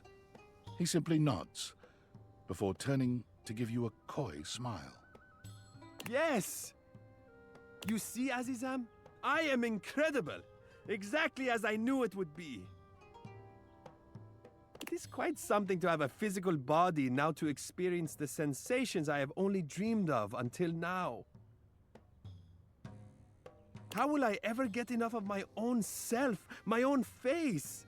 How will I ever get enough of sharing myself, adoring and receiving the adoration of others? Oh, what an exciting question to ask. You, my friend, are looking Amir, good. after searching and searching for the perfect way to honor himself and the love he felt for humanity, finally realized his calling. He moved to Hollywood, and after several months of challenging auditions, was hired as a series regular on The Soft and the Sensual. Well, now I'm trying to think of soap operas, the American soap operas. I can't. Oh, Young and the Restless. He played That's the only one I know. character of Mady, a world-famous race car driver who moonlights as a prominent surgeon and has a bad habit of falling in love with all of his patients. Oh my god. In a case of life imitating art, Amir developed a habit of falling in love with all of his castmates. It was not a problem, as all of his castmates were in love with him too. It speaks to the genuine generosity of Amir's heart that even with all this love running around the set, there was not a single incidence of jealousy. There were no broken hearts. Wow. In fact, The Soft and the Sensual became even more famous with other actors and potential crew members than it was with its massive, adoring public. Everyone wanted to work on a set where love truly did reign. When it became clear that Amir was the source of this power, he was given his own spin-off show. Mady, Racing for Love, has been nominated for awards in every single year of its run. Wow. Alas, it has never won.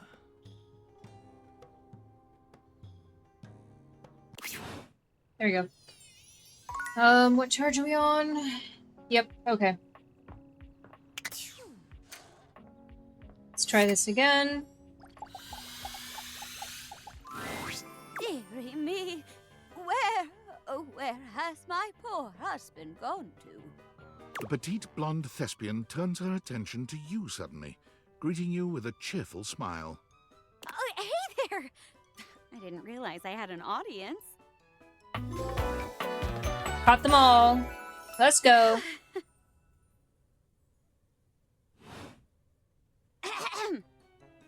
She draws a hand over her face, perhaps to help her concentrate. And then... Oh, Henry! What happened to you?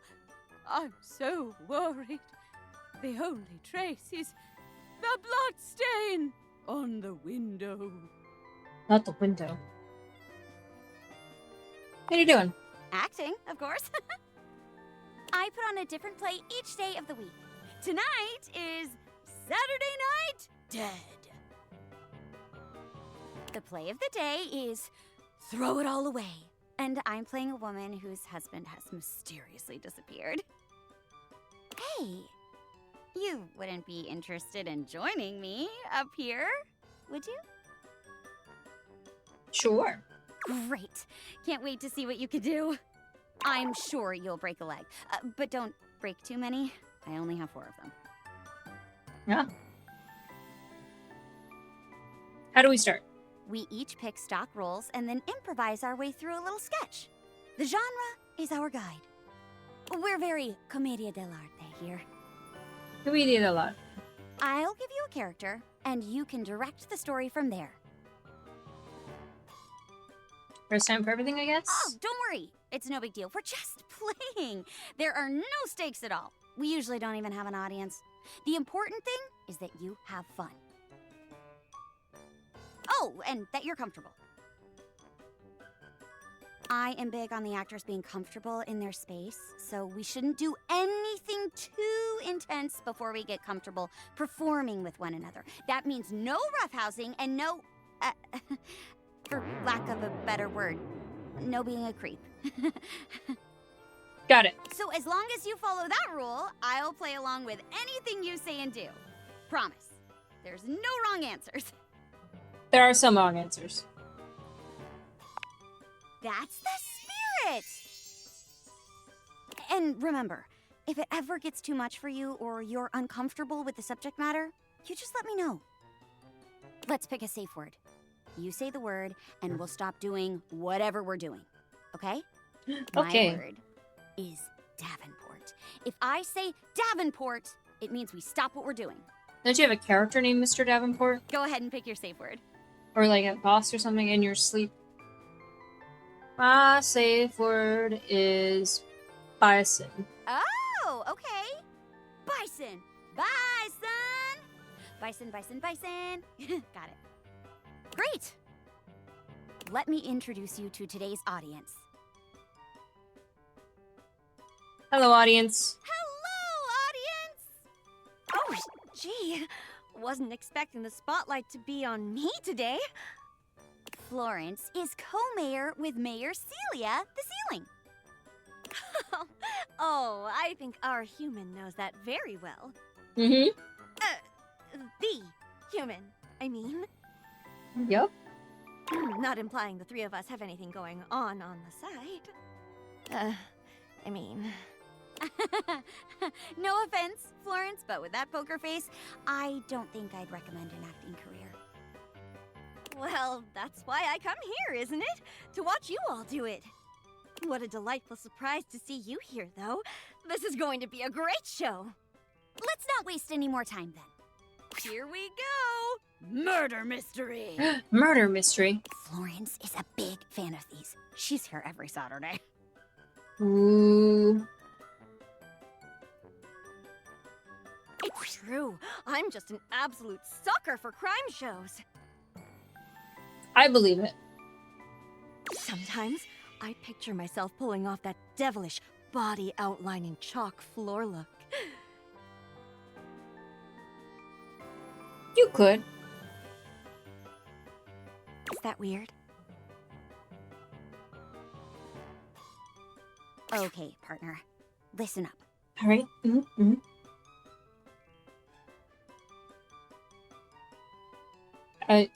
I'll be there we playing the go. part of the poor old rocking chair whose husband has gone missing. You're the detective investigating the disappearance.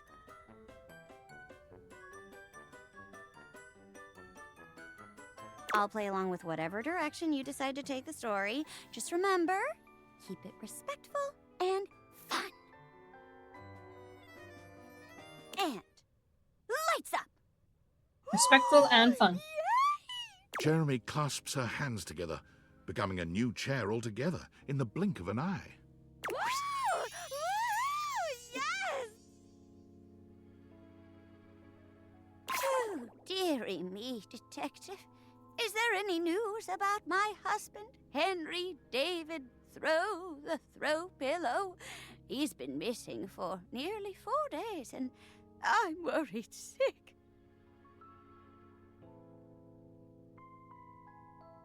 Sorry, ma'am. No news so far. It's so quiet here without him. I haven't been able to sleep a wink. Detective, please let me join the investigation. You have to. You just have to. Oh, I'm going crazy, cooped up here all by my lonesome.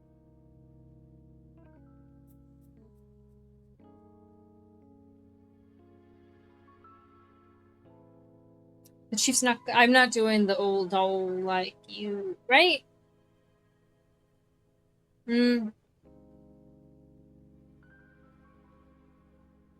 Dangerous, right?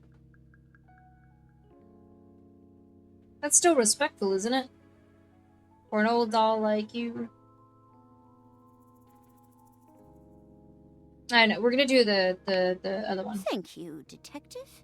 You're a peach. Why'd she say it like that? Now that we're on the same team, it's time to look for some clues. Where should we start? It's time for Murder, She Wrote, is what this is.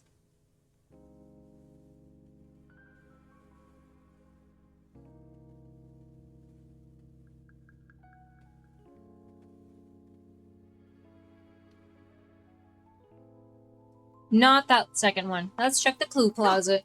Of course. The clue closet. Why didn't I think of that? Dear Henry always loved the clue closet. He was always jotting down little notes in there.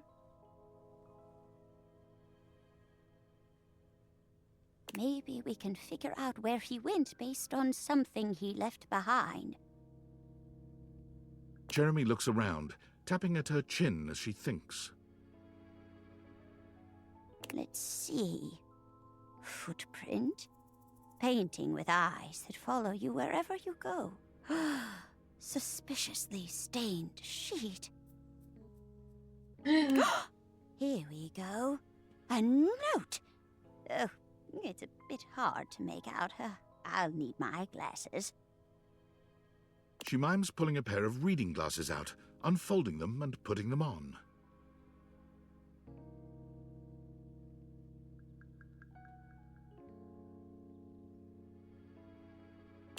It says, walled in. Goodness!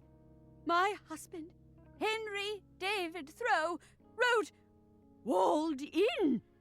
Do you know what that means? He must be trapped in the walls. We'll have to get him out of there. It's too late, ma'am. He's been in there for 4 days. There's no way he could survive that long. Florence, please. You're wrong. You have to be. Henry? Henry! Are you there? Henry! Henry! Sorry, ma'am. He's gone. No. The wail of grief Jeremy lets out nearly startles you. It feels so convincing. No!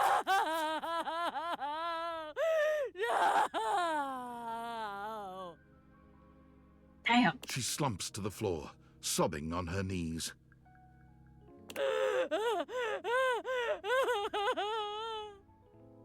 Oh no! And see. Lights down. I can't believe it. It's too tragic for words. Some people don't like bummer endings, but I do. I like a story that leaves you thinking for a while after it's done. Wow. You did great. You're a natural. Be sure to come back on another day if you want to try out another play. Hope to see you again. Jeremy bows gracefully. Okay, and now we have Johnny, I believe. Yeah, because we did Faria today.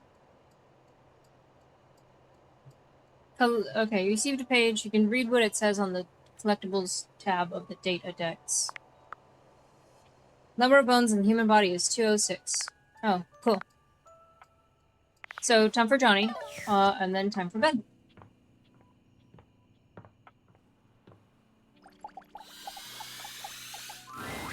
Johnny is in his own world when you come upon him, his handsome face creased with a frown. He's talking to himself rather than his usual singing, counting things up on his fingers and running a hand through his curls. Seriously? The grout needs replacing too? Heck, I ain't got time for that. Hey, Johnny. Gorgeous. You came back. What a surprise. I reckon I didn't think you would. Fair enough. My cheese rolling class got canceled. I promised. Well, that should do. I can see your word is your bond. A much stronger bond than the grout in my tiles, evidently. Anyway, I'm just so glad to see that smiling face again. Makes me happy as a clam in butter sauce.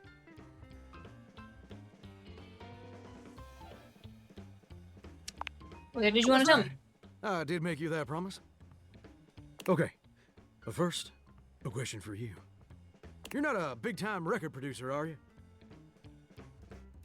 Sass, sorry, all the records I produce are very small-time artisanal batches. Sass is a 60, and there's 40. One time I produced a record for getting my head stuck in the bucket for 73 hours. Sass 20, what's a record? Sass 60, I guess. You got yourself a mighty fine sense of humor there, gorgeous. You tickle my funny bone like my old hound dog Duke was gnawing right on it. I like that. Your sense of humor, I mean. I don't like it much when Duke's gnawing on my bones. Those scars don't heal. I'm just sorry you're not a big-time record producer, too. Then I'd be sweet on you, no question. Wow.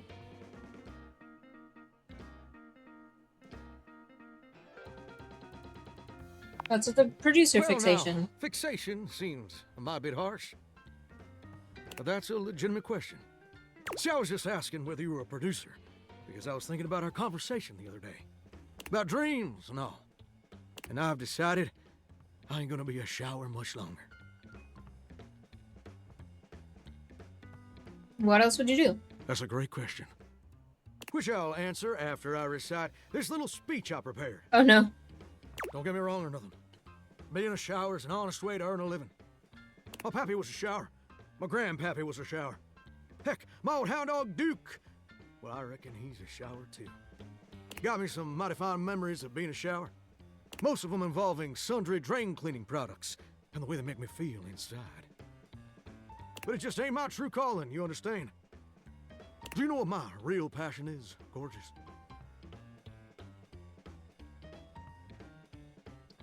Something involving record producers? Very close. Ravishing and perceptive. I like that. My dream, the raison d'etre of my humble existence on this crazy spinning marble, is to be a professional singer. I wouldn't have guessed. Wow. I never told anyone that before.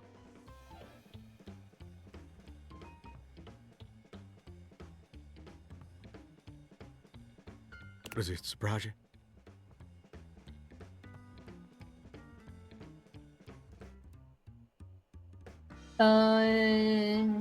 No, really. No way, that's so Well, cool.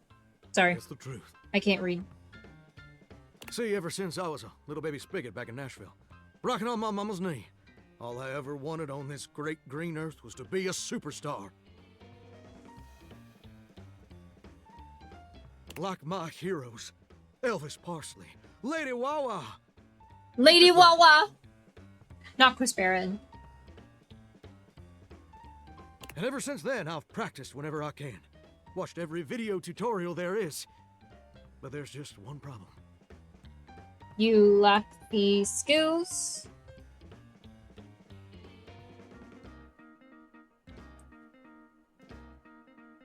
Who's Chris Barron? No. Tell me I want to help. It's mighty embarrassing.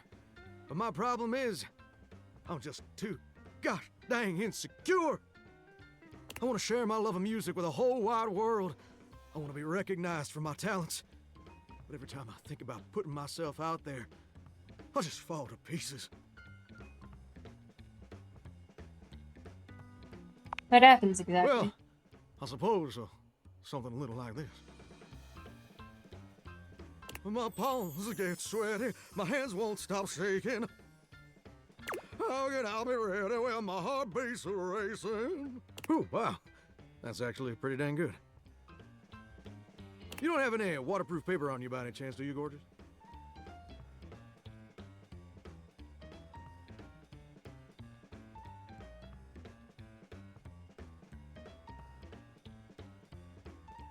Would Chris Barron have let stage fright stop him? Huh. Ah, never thought about it that way. But you're right. My pappy, grandpappy, and old hound dog Duke sacrificed too much for me to throw away my dreams just because I'm a little afraid. Afraid of what? Afraid of failing? Heck, folks gotta deal with much scarier things than that all the time. Like spiders. And PFAs in the water supply.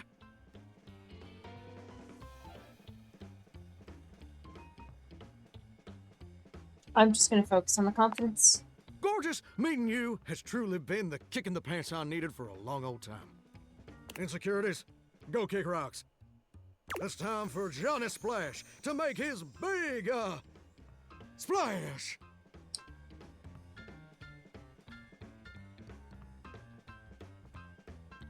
Amazing. Do you have a plan? Oh, absolutely. It's time to finally get out of this humdrum shower life and go full steam ahead. First, let me just send a message to my boss and tell him I quit. You have a boss? And that his hairstyle can suck eggs. Damn. You're 34 now, Daryl. Time for an adult haircut.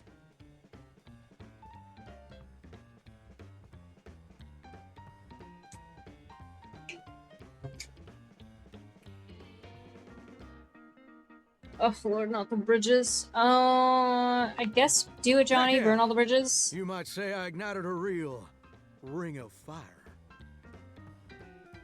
Fell into a burning ring of fire. And set! Woo! Well, I'm so dang nervous. Heck, my hands are all shaking. But I feel swell, you know? Real swell. Though, that may just be the adrenaline talking. Either way, now it's done. It's time for step 2.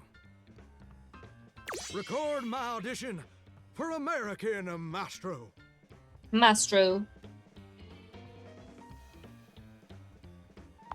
Tell me It's everything. America's #1 reality TV show. Oh, yeah, it would be. I'm surprised you ain't never heard of it. It's been streaming on Valdivian Plus for like 100 seasons at this point.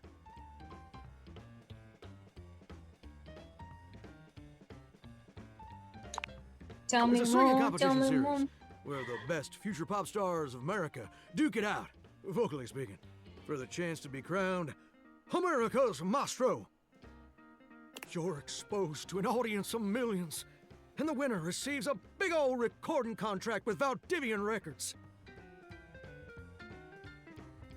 It's always been my dream to compete, and hopefully, to win. Can I count on your help?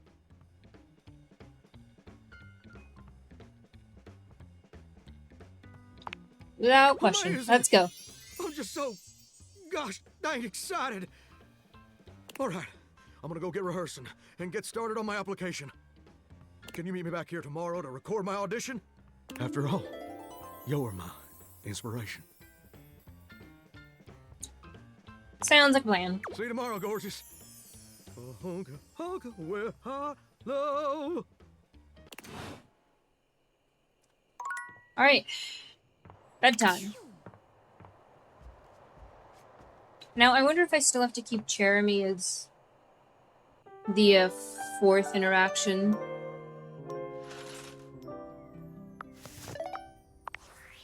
Okay, first we save.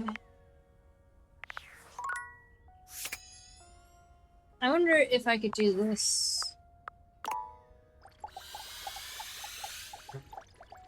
Okay, that one doesn't count. But the one exiting the menu, exiting to the menu does. Hey, hi! Oh, so you've met 14 dateables? Smarts, I thought you wanted me to find 16 dateables. Oh!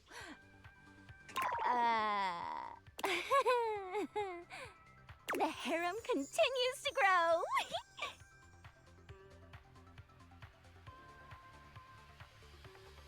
Not destroy their souls one by one. It sure does. Oh, survey time. Survey. How would you rate your text box user interface design?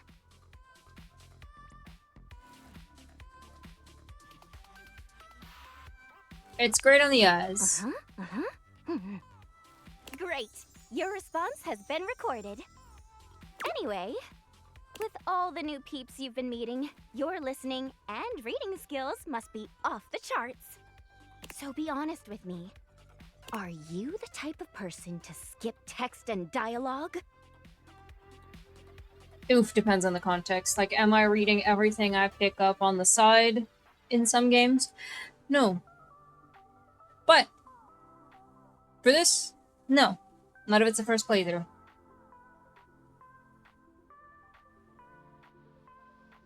I read every single word. I know you do. I get an alert every time you click next, and they're pretty spaced out. I really appreciate a person like you. All right, your turn. Turn to do what? To ask me a question, duh.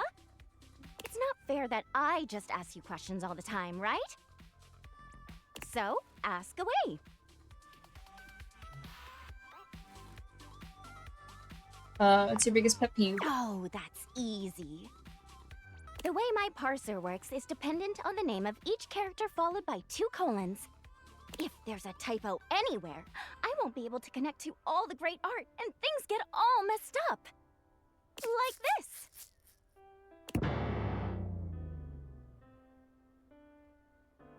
Text box Chan. Oh, it's moved down. Or this. There's only 1 colon here and they forgot to record my voiceover line. Sorry to hear that. It's okay. We even have parsers for the parsers. So hopefully we found every single one. Chatting time is over. Come back after you've awakened 41 datables. Okay, see ya. TTYL! See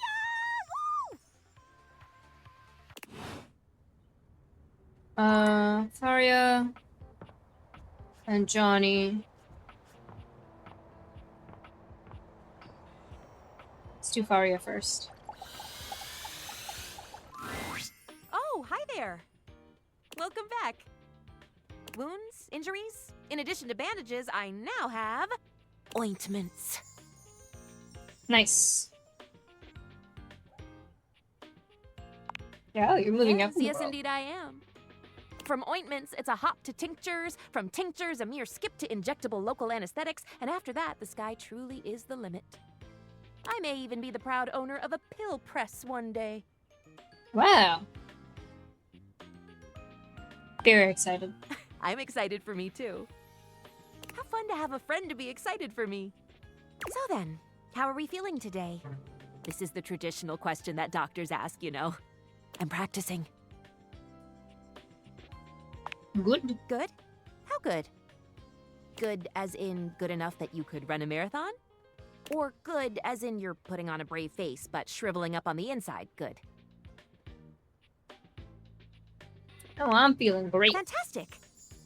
If you're well and healthy, no reason to keep you hanging around here. My studying has been going wonderfully.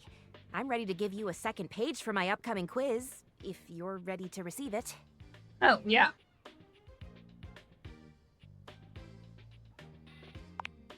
Faria hands you another page from her textbook. Thanks for your help. So the first one was 206 bones. Oh, I'm into collectibles now recipe. Mobilize the joints above and below a fracture. Oh, for splinting a bone.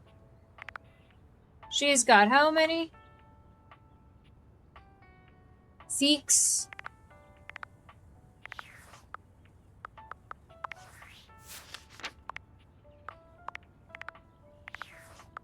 There we go. Johnny. Johnny is smiling even before he sees you. When your eyes meet, his smile only grows broader. You've never seen him this excited. Well, hey there, gorgeous. I'm so glad you're back. I've got some incredible news.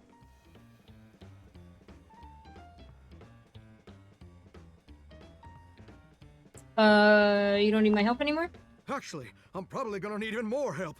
Here's why. So, after you left the other day, I went ahead and submitted an audition tape to the American Maestro casting directors. Huh? I know we were supposed to do that together and whatnot, but I was just too darn excited to wait.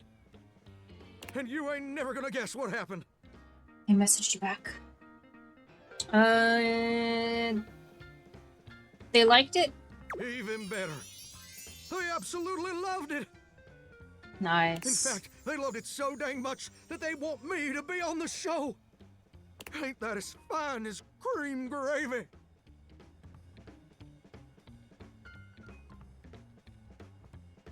I knew they'd love you. Oh no. Your support is my secret weapon. They said I would be, and I quote, absolutely perfect for the show. And Fontana, she's one of the executive producers or something like that, said I'm exactly what they've been looking for. Nice.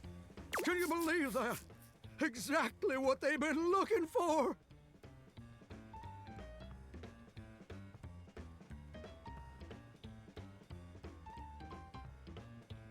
I feel like a catfish in a fresh mud hole.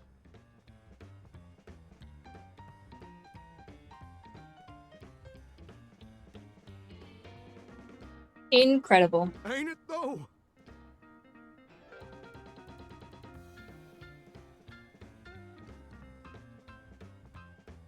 And you know what's crazy? Before you came along, I'd almost given up all hope.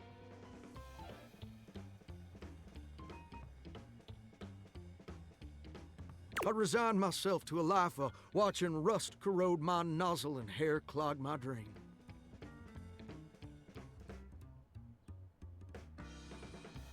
Real depressing, dismal stuff. But after all these years of hoping and praying, my dream is finally gonna come true. Ah, Johnny Splash! I'm gonna be on American Maestro. Hell yeah. But first, I need your help. Anything. Perfect! Now, this first performance is obviously a big old deal. It's the cattle call episode, so I still need to impress the judges enough to ensure I don't get eliminated right off the bat. So, I want to make sure everything about my performance is as clean as a hound's tooth. I was thinking maybe I could sing a few bars for you, and you could give me some pointers on how to improve. Let's do it. Amazing! You're the best! So, I was thinking of leading with this tune.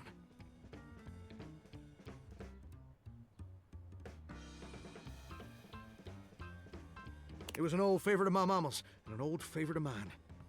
And I hope you'll like it too. It goes a little something like this. So souls are swirling as I scrub away the dirt. Steam rising high as I like to flirt. Huh, huh.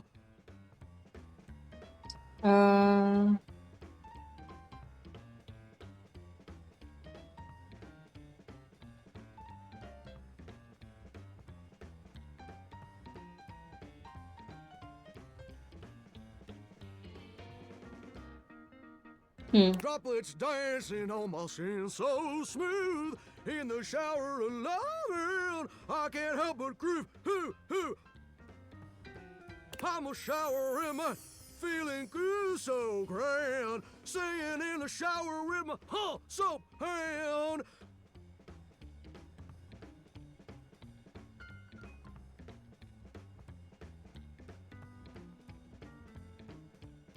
Oh, baby, you're gonna let me shine. I'm a shower man, you're gonna make me mine.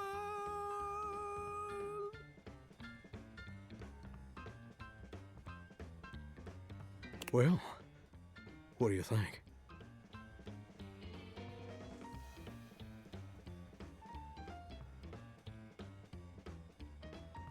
Oh my god, Voice 95. That had all the necessary components of human music, Johnny.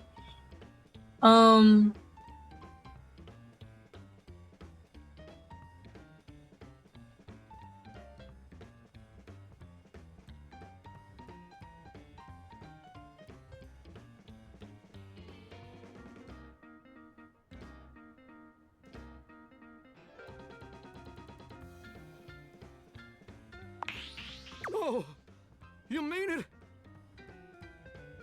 Your larynx is a transcendent gift from the heavens. Butter my biscuit and call me soda. I do indeed. Well, yeah. Oh, hot dog! I knew it was good. Here, I made a demo tape. It's one of the most important factors of hitting it big. And I want you to have my extra copy. That way you can listen anytime you like.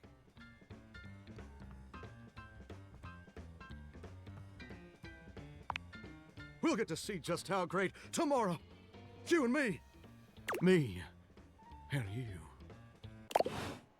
you. I don't have a good feeling about this. Jeremy.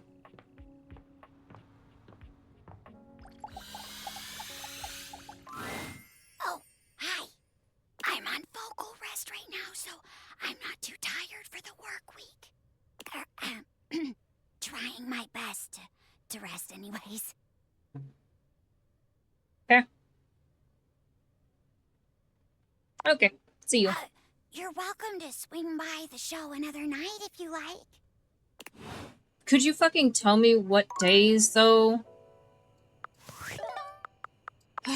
Will it tell me here? Nope. So we're just gonna have to keep coming by. Oh well. And you know what time it is? It's time to do at least one realization since we have the slot. 2. Gaia. Oh my god, catching Aaron is gonna be a pain in the ass. Actually, not here. If I don't see Aaron, we...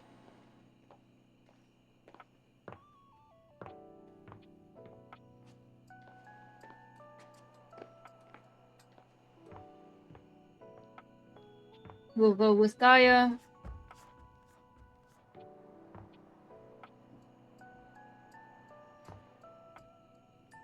I don't remember what rooms she's in.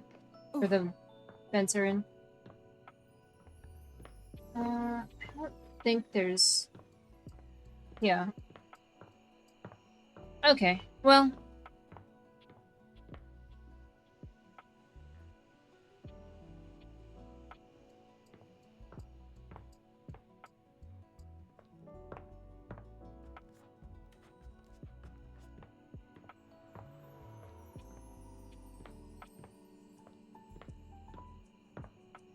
There's one there. Where was the other one?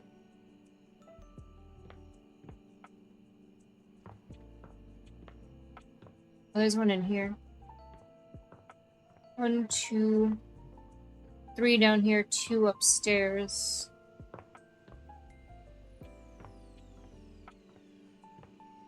Okay. Hear it going off.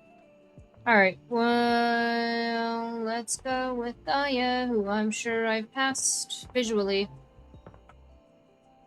Ooh, Shadow Lord will be a fun one to, Welcome do. back, my angel! My trout! Realization! What? Go away, sure. Seriously? I can run around and travel on planes and boats and what have you? Yeah! To have legs?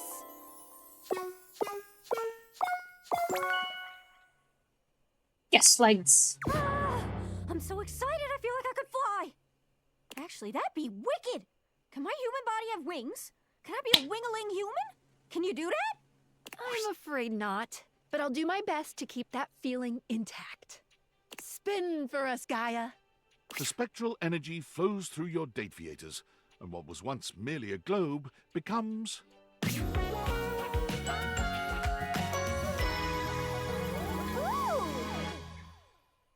She's so cute. Whoa. Whoa!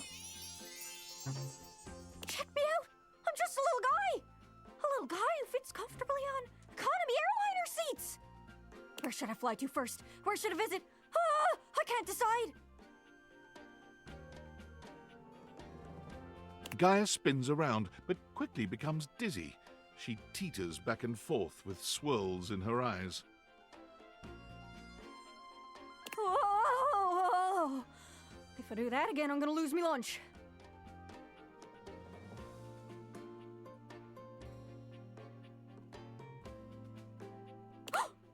I'll have lunch to lose.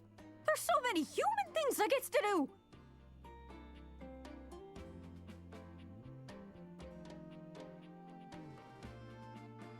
do. Kiss. Like travel?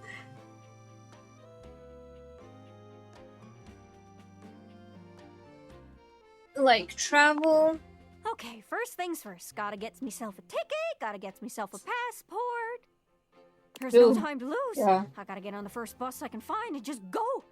Where I end up, nobody knows. Girl, it's late. Please write down my number in case you need it. Gaia salutes you. She scampers upstairs and frantically begins packing. What are you packing? This is all my shit. That's my clothes. Her first few months as a human are fraught with problems. Airport security doesn't take "I used to be a piece of furniture" as an excuse. She ends up detained more than once. Unsurprising. However, within the year, Gaia begins her globe-trotting journey. She always travels light, but never forgets to bring her scrapbook, which contains hundreds of pages of photos, postcards, restaurant menus, tickets, and anything else she can catalogue.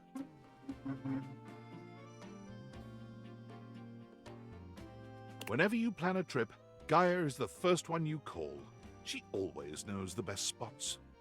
Yay. And whenever you disembark at the airport, she's always waiting for you at the baggage claim.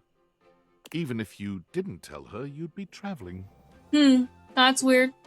That's suspicious. Alright. End the day. I'm hoping to... I don't think we're gonna get to. I've got an hour. I'm hoping to have the other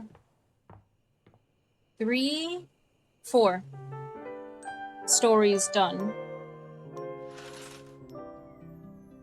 But I don't know, Chief.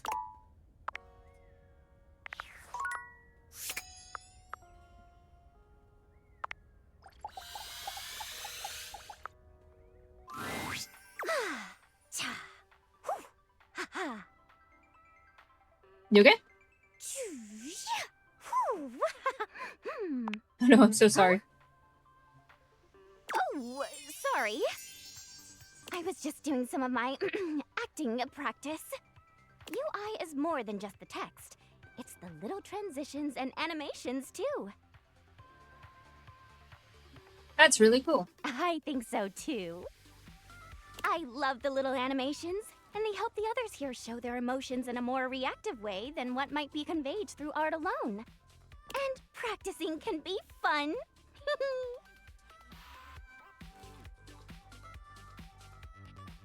Yeah, I can imagine that. So, you've been meeting more dateables, huh? How's that going? Anyone catch your eye? Yes, they're so hot. Oh, is that so? Well, hey, since you've been doing a great job of being curious, I'd love to let you know that you're doing a great job! Being inquisitive, asking questions, listening. These are my favorite things. Keep up the good work! Thanks. Of course. Not the skip Remember, option. I'm always on your side. Find me again after you've awakened 60 dateables. 60. You got it. TTYL!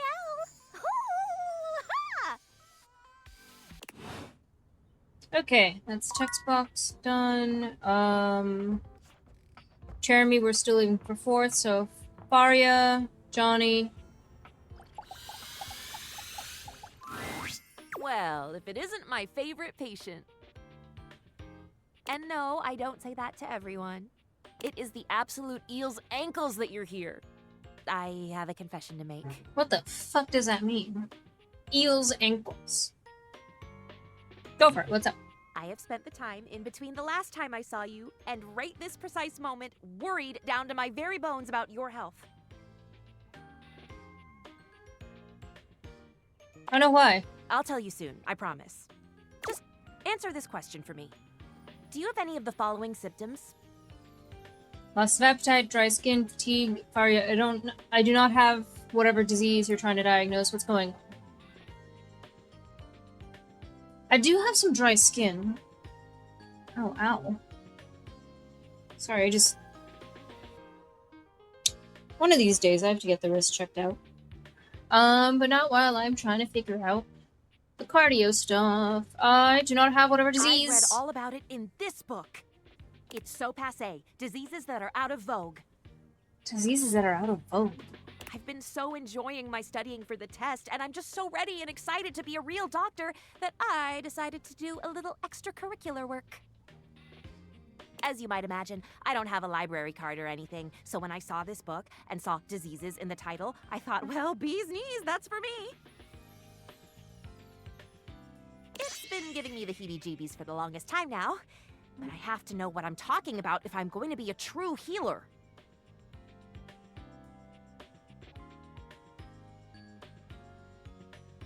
Enthusiasm. Oh my. I'm quite tired, actually. Go fucking rest. I do have another page for you, but I think I'll maybe give it to you and then I'll just go and rest. Good, yes. It is exhausting carrying this much. Faria hands you another page. ABC. One hand held delicately to her brow as she wanders away.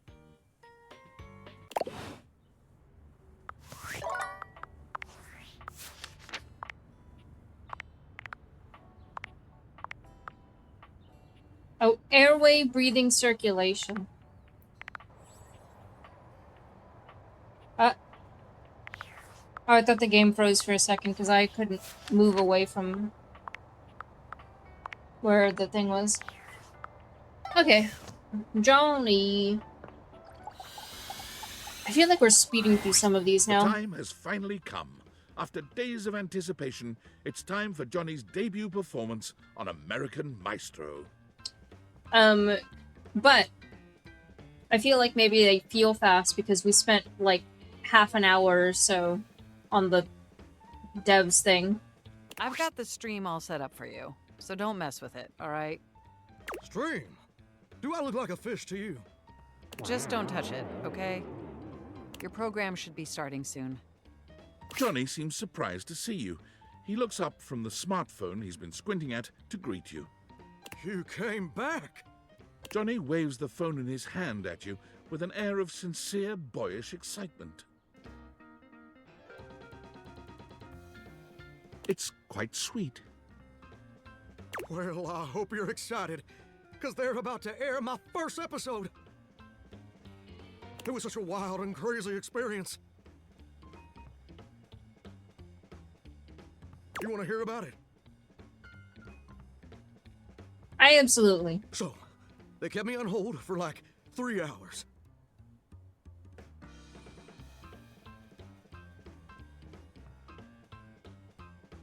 Not 3 hours. Which was kind of lame, but I was too excited to care. And then I finally got to meet the judges. Brittany H., Lil Slushy, and the big bad Gorp. Interesting. It was so dang cool to see them all in person, you know?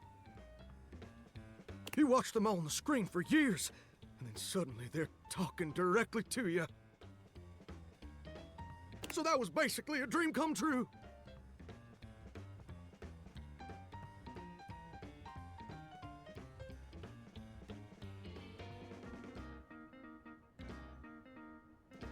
I bet. Now, performing was obviously the hardest part. I was as nervous as a long-tailed cat in a room full of rocking chairs, let me tell you what. What?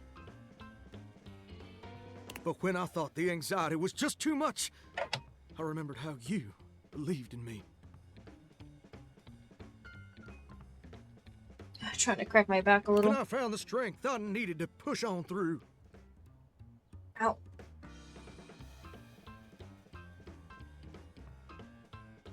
That's so incredibly I mean, sweet. a single word. Oh, hold on.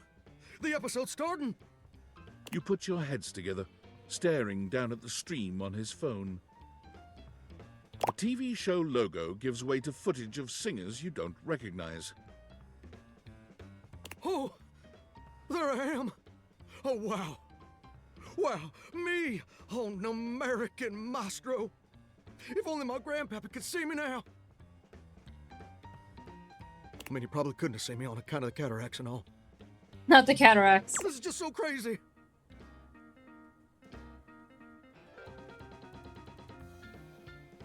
Look at me up there. Struggling. So dang hard hitting them high notes. Oop. And now the judges are evaluating my performance. Oh, I'm gonna feel so fucking bad for him. Look at little Slushy doing his signature move. Good thing you're watching it with me, because couldn't even describe it if I tried. Oh. Well, that's mighty peculiar. Johnny's smile fades, slowly replaced by a more somber expression. Well, looks like they put my performance in a montage of, I guess, joke performances. Oh. That's actually really cruel. Like all the singers they think are so bad it's funny. Like they're making fun of me. But that can't be right.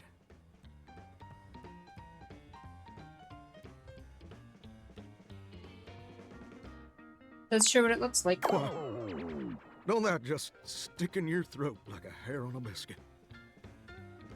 Like a hair on a I biscuit. guess you were right. Well, I guess I wasn't ready for the big leagues.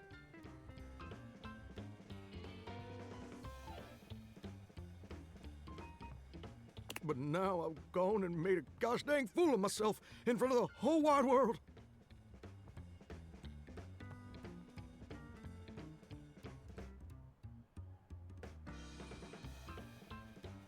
Or at least the North American audience.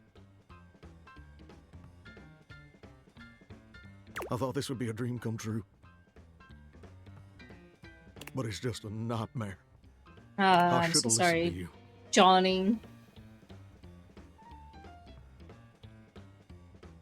Don't be so hard on yourself. It's tough. I feel like my whole darn world's been turned inside out. I still really love to sing, though. I mean, you can be a joke now, improve, and come back, and people will be like, wow, he's different. You know what? You're right. Maybe being a world-famous singer ain't in the cards for old Johnny Splash. Maybe that's a dream I gotta show some grace in letting go. But that don't mean I ever gotta stop singing. And it certainly don't mean I ever gotta stop loving it. Maybe in the end, it don't matter much if anybody else likes what you make. Long as it makes you happy doing it. You've shown a lot of growth. Well, thank you, gorgeous. Truly. Without your encouragement, I'd have spent all my life wondering. Wondering and being afraid of ever actually taking a leap. But you showed me it's necessary to take the leap sometimes, especially when you're scared. And more importantly, you showed me that even if it don't work out, everything's still gonna be okay.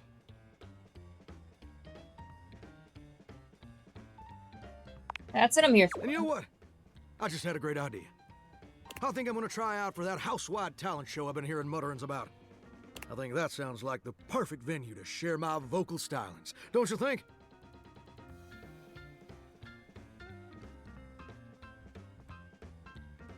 Perfect. Ain't it though? Why flounder against the pros when you can smoke the amateurs? Oh. And you know what else? I'd like you to do the honor of accompanying me.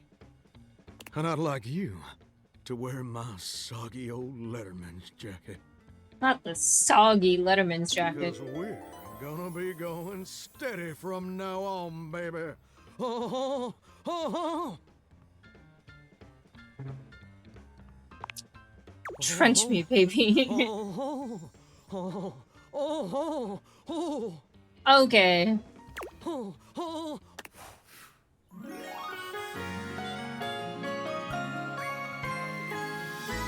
Darling, you're as sweet as honeysuckle and fine as cream gravy. Oh.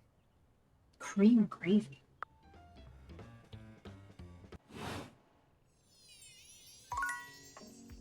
Okay. Jeremy. Is it play day? Oh, hi. Still on vocal rest? Vocal rest right now. Trying my best. You're welcome to swing by. Alright. Who are we talking to today? 19.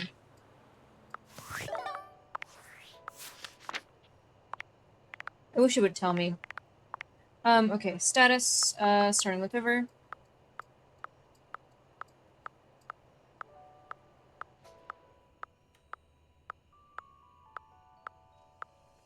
Chance! And we're in the room for it. Alright, you nerd.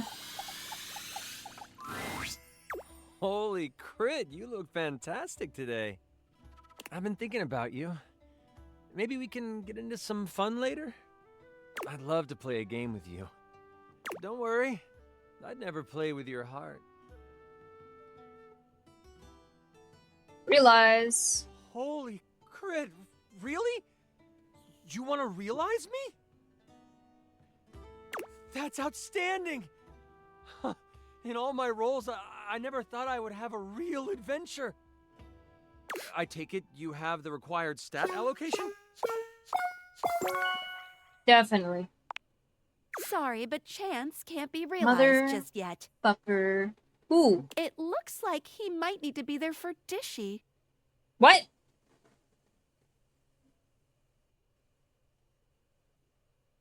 How? Actually, Dishy hates me. I don't know if Chance will even show up. And you don't want to maybe make things better?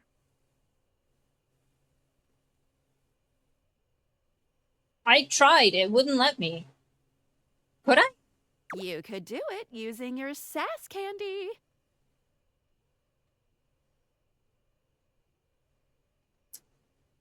Okay.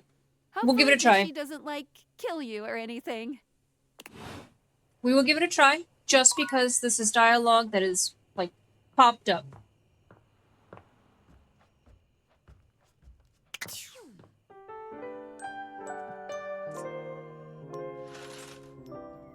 Okay. Say 422, we've got maybe 2 days.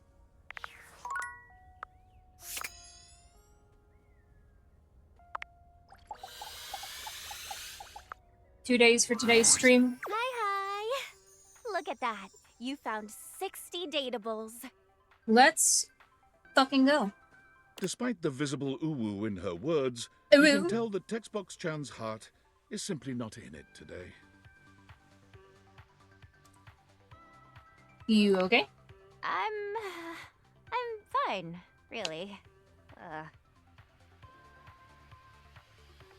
You've been doing a lot of running around the house dating, huh? You're Yeah. really flying through those text screens. Over 60 now. Impressive, honestly, and so much text to transcribe. I was just thinking, you know, it's very hard work following you around and transcribing all those different conversations. I'm so sorry. And it's my job. I do it happily. But you know, it would mean a lot to know I was doing my job properly. Oh. She looks at you hopefully, her yellow eyes shining. You're doing all right. No, you're doing great. Really? Oh, I'm so glad you think so. Ooh. You know, it's funny I ended up in this line of work. I was always really interested in reading and communication. I was just so in love with the power of the written word bringing people together. And UI really lets me do that, but everyone is always so concerned with, does it look cool? Legibility is the most important thing.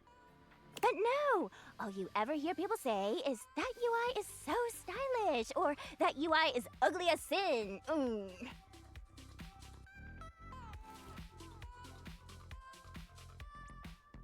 It's so unfair. It is, right?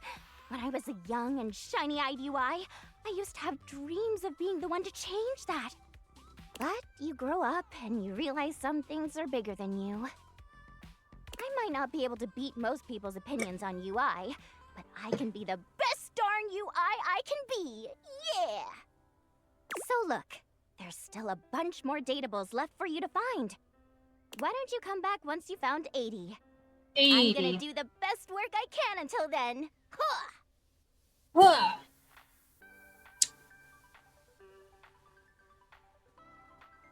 You're already doing great. Aw, thanks, Heart. See you later.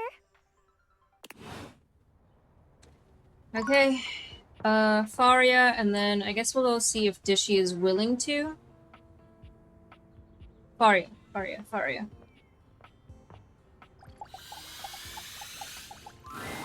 You're here! Oh, good! Well, after the fiasco I put us through last time, I have buckled down and I've been studying like a squirrel. Squirrel. And how does squirrel study? Diligently, of course. Ever seen a squirrel tucking away nuts for the winter? Imagine that level of industry applied to the medical school admissions test, and whammo, there's me. The long and short of it is that I simply don't have time to chat today. A bit more brushing up to do, and then I'll be ready for our Cracker Jack quiz night. Faria pulls out a small stack of textbook pages, waving them at you as she speaks.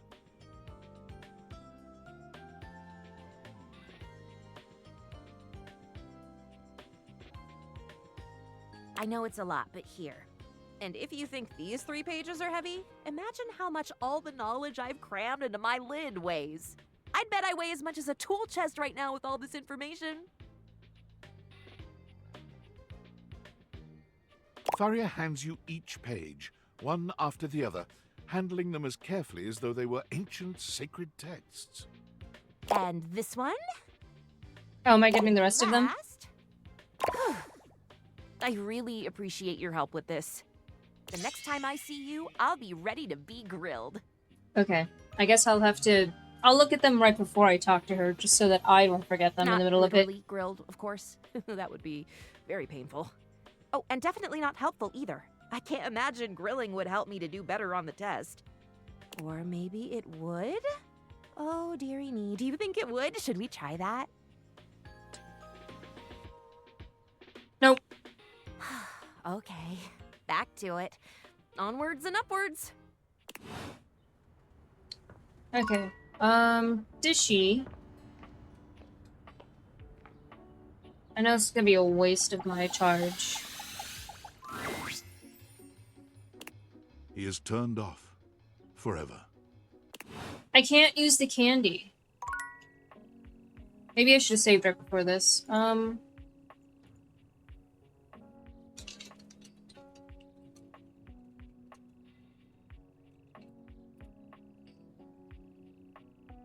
Ooh, hold on.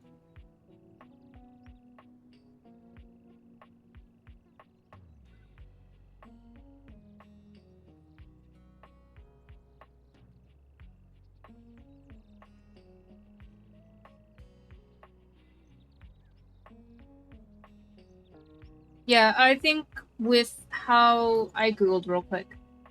I think with how because it's making it sound like there's multiple ways to have Dishy hate you.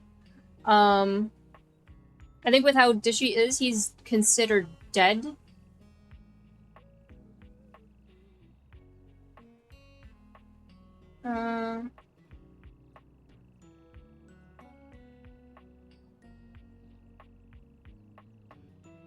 So it seems like you can't really give him candy. So, yeah. She, like, wasted one of my charges. Let's go talk to Jeremy. I bet you it's on a Wednesday.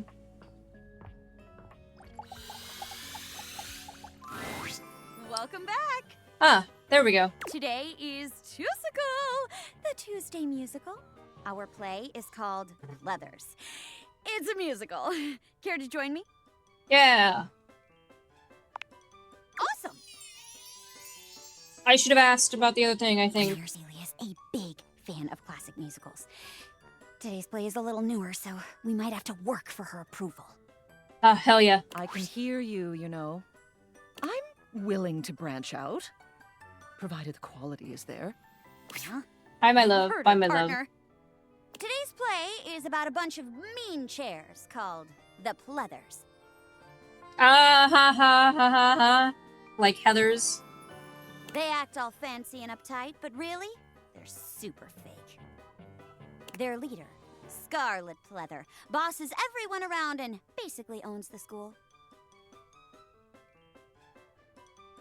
Oh my gosh, I just realized. I've never actually seen Heather's, now that I think about it. Important question. Are you comfortable singing? Improvising play is one thing, but musical improv is pretty tough, especially if you're new. I won't force it if you don't want to. Since I don't have to actually, I'm gonna say yes. I can give it a try. I'm sure you'll be great. Okay, in that case, you can play Scarlet because she gets to sing a lot. Rude. Just be a big jerk and own it, and you'll be fine. Be a big jerk? Own it. I'll play Sky, the nerdy girl that the Pleathers like to bully all the time. I just bumped into you in the cafeteria and things are about to turn ugly. Oh no. Lights up! Jeremy acts as though you just bumped her, spilling her imaginary books all over the floor. Ow! My books. That's what you get for trying to read, nerd. You're so mean, Scarlet. Why do you always pick on me?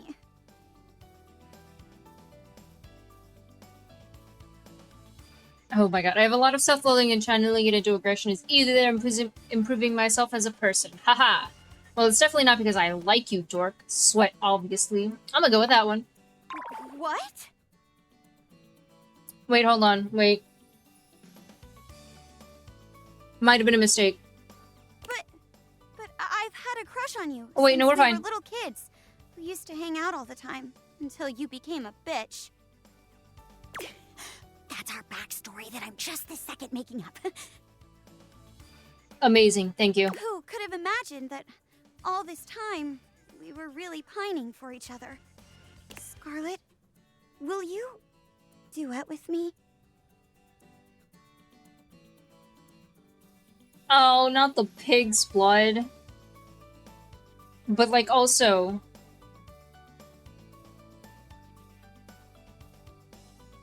No, I can't. I can't do it.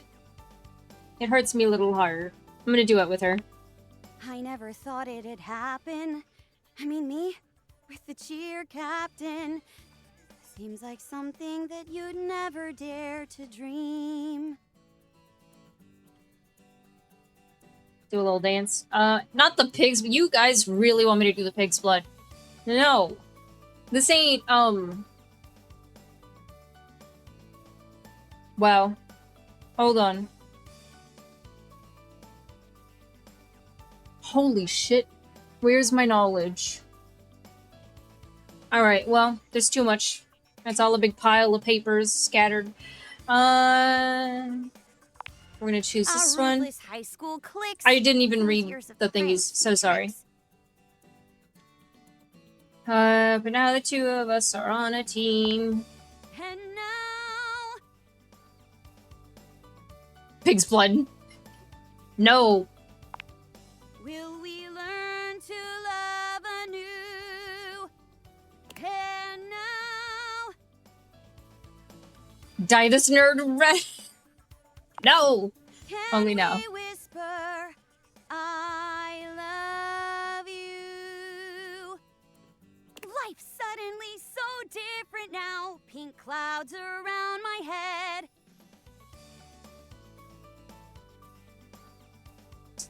Oh my god, that almost got me.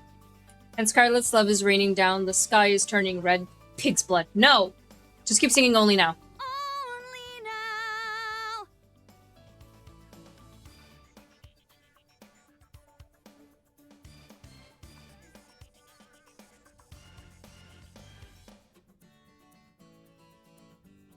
Only now. Only Now. Only now.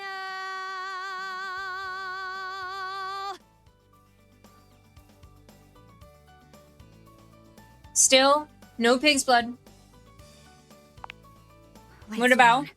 Because I think it's too forward to be kissing her. Well, bravo, you two. Thank you, Celia. What the fuck was that little flash of darkness? The lack of any sort of onstage conflict was a strange, if not bold, choice. I'm not doing the pig's blood thing. But I do respect your ability to come up with a duet on the fly. Ah, yes, a duet where I had one real line that I didn't even read out loud because I forgot. And the rest of my singing quotes were Only Now. And I'd be lying if I said I didn't have a soft spot for an unlikely romantic ending. After all, I'm sure you know I'll be right here again tomorrow for Wedding Wednesday. Wedding Wednesday. Thanks, Celia. Ta-ta. Bye, Celia. Oh, fantastic work, as always. Come back on another day if you want to try out another play. Or even today, if you want. You're so much fun to play off of. I'm really looking forward to it.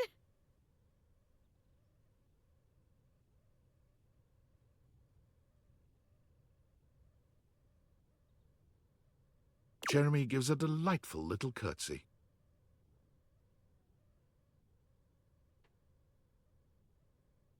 Delightful little curtsy. Carrie. I knew it was a C word. Couldn't remember. It's Carrie. I'm not pulling a Carrie. Alright, let's try this again. Holy crap. I've been thinking about you. I'd love to play. Don't worry. I'd never play with your heart. Blah blah blah, here to realize you. Crit. That's outstanding. I take it you have the required stat allocation? Sorry, but chance can't be realized just Nope. yet. Do not fucking try. I wonder what the what the story is for Dishy that requires chance to pop up. Anyways, It looks like he might need to be there for Dishy. Dishy hates me. And you don't want to maybe make things better? Girl, he's dead. Your choice. Chance, let's start your next campaign. He is deady dead. Cannot fix that relationship. Stop it. The spectral energy flows through your Dateviators, and what was once merely a 20-sided die becomes... He would have like a robe. It is pretty cool though. Holy crit! Will you look at that? I've taken on a new form. I wonder what my new movement speed is. You look fantastic. Oh, why, thank you. I owe this new adventure to you and your kindness. Oh, thank you. Chance vowed to keep the love of G&G alive, and he went out LFG. Looking for a group? Upon entering human society, he noticed something peculiar. There were children who did not know the joy of creating worlds and working out the complexities of life through play. There were adults who were stuck in their own misfortunes, but didn't have the tools of imagination to work through them. It seems I have a quest of my own. Chance quickly enrolled in classes for psychology, literature, and creative writing, building up his stats with one mission in mind. After graduating with a few certifications, he opened up his table again to those who seek adventure. Wow. Dedication. Except this time, he used the game of G&G to help those who have experienced hardship process and grow from their experiences. Whoa. He went on to create the largest tabletop therapy clinic in the city. Wait, hold on. I want to join the tabletop therapy clinic. Please, sit down.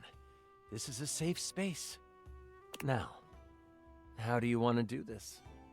Many entered his doors, and all left feeling a little lighter, a little braver, and just a bit more critical. Wow. Alright, that is our last one for the day. We're gonna do one more day.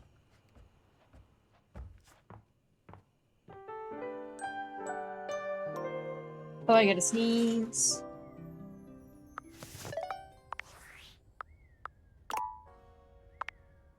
Save.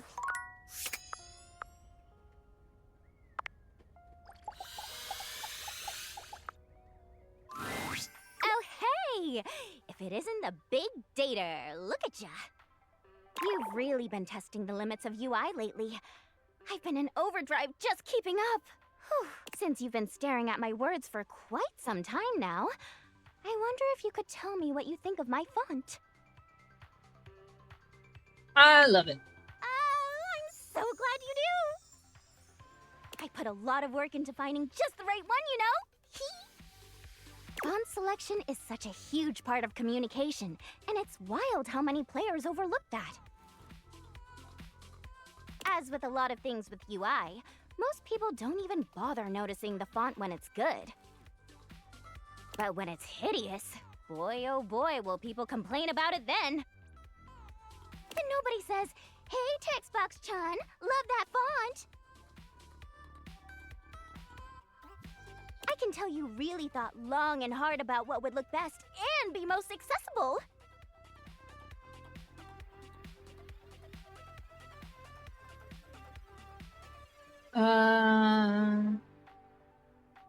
How do you figure out what works best? There's a few different things to consider, really. You should be looking at things like font size, how distinct letters are from each other, whether or not there are unnecessary decorative elements. It doesn't mean you can't make your font look nice, of course, but sometimes people use completely silly or overly ornamental fonts when they don't have to. You gonna give us any And examples? it really just excludes a whole group of people from whatever it is you're trying to get across. Even the color you're using can make it harder for some people to read the text. I could go on about this all day, honestly. The point is, there is so much information that goes into UI, and gosh darn it, I am trying!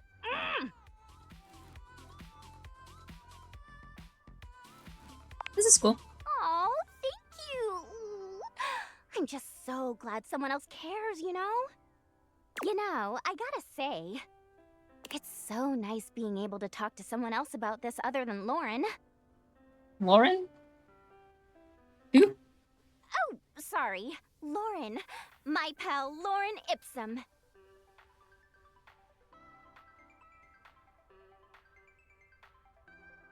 I'm not hitting that other one, so Lorem Ipsum? No, I mean Lauren Ipsum. Wait, what am I saying? I should just introduce you guys. Hey, Lauren! Come over here for a minute. A strange little creature appears from the ether somewhere, settling just above Textbox Chan's hand. I kind of hate this. Lauren Ipsum Dolorsit Ahmed consector ad episking elect. Dona vera magna ut quam varius palentesque plubinar nisi consector. Is this Latin? Quisque ad latinia ligula eu consequat orsi. Nullus ad neglectus. Proene terdum enim sit amet fugiat velit. Oh, God. Okay. Isn't she just the coolest? What's she saying? Nobody knows. I mean, not literally, but Lauren and I just really kind of communicate with our hearts, you know? She always knows just what I mean, and I know what she means too. Her job is to display text so people can make sure their layouts and fonts and all that good stuff look right. None of the things she says make any actual sense, but nobody tests layout and design quite like she does. I'm so proud to call her my BFF. High five!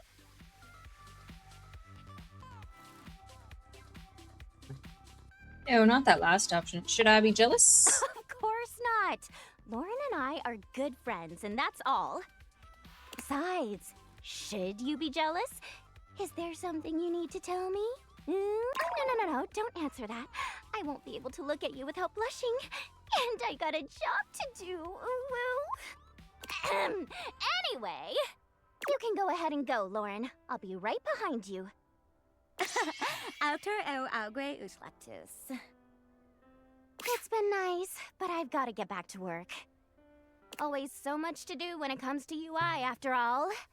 Whoosha! I think we're really getting to know each other. You can come by anytime. I, might be ready to take our relationship to the next level. Hell yeah. I'm up for it, baby. That's the spirit. See you later. Bye. Alright, Faria.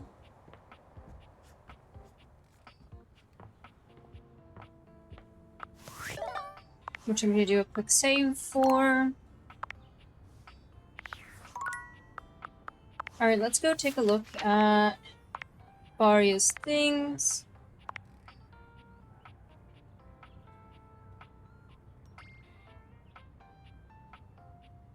Yeah. So, let's see. Collectibles. Bones, 206. Immobilize the joints above and below a fracture. Airway, breathing, circulation. Oh fuck, how to diagnose. Diagnoses are made via the twin paths of symptoms which a patient reports to a physician and signs which are gleaned from examination. Allografts. Sometimes a patient's skin isn't healthy enough for grafting. An allograft, skin from a corpse, may be used. Oh, that kind of freaks me out a little bit. And brain surgery. Well, these are like... These go from super simple to... Get fucked. Patients may be awake for brain surgery in order to provide verbal feedback during the procedure. This lessens the chance of damaging vital brain areas. Okay. Did I hit the save before this? I'm gonna hit save. Now, will I remember this shit? I don't know about that last one. I don't know about any of this. I don't have good memory. Time. Oh my goodness, I am so ready.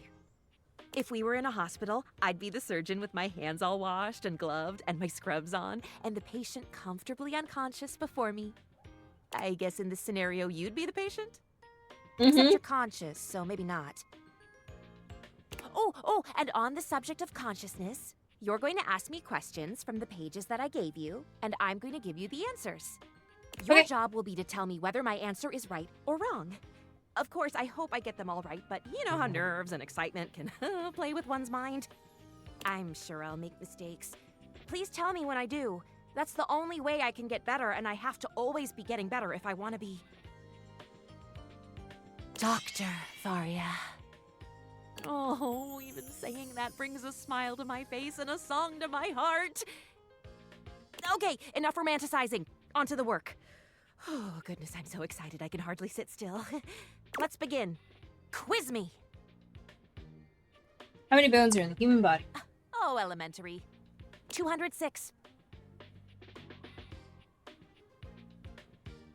Correct. Excellent. Next question. Where should you splint a fracture? That's obvious. You splint at the site of the fracture. Ah. Okay. Yeah. Above and below. Oh no. This is all going horribly wrong. I hope the next question is simple. I have infinite bones because I stole all of them. Well, shit. Can you give me some good ones? A spine, perhaps? What do the ABCs stand for? This one sounds simple. It's amputate, bind, compress. Wow. Sorry, that's not the one. Well, which one is it? Airway, breathing, circulation. That sounds familiar. Next, always next. What are the main ways to arrive at a diagnosis? Symptoms, of course. Uh-huh. Do I say not quite? Because she's missing half. Not quite? Not quite. What would the other ways be?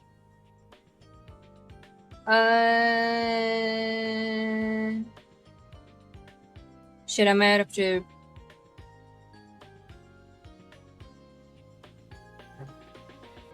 Physical examination? Signs and symptoms, of course. Signs and symptoms. There we go. Okay. It's just, it's worded differently, so my brain was like, panic. Almost panic. done here. What do you have left? Just true or false, can you take... Oh no, we have two more. This one and then one more.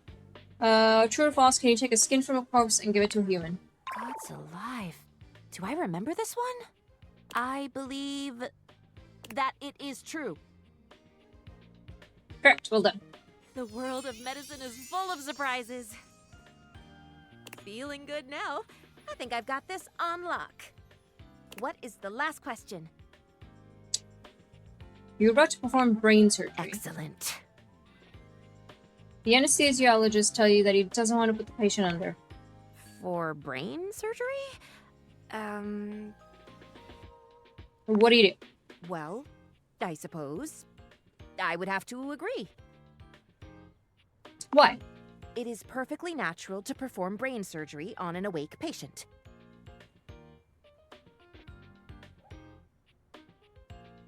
Correct. Of course it is! My studying was not for naught.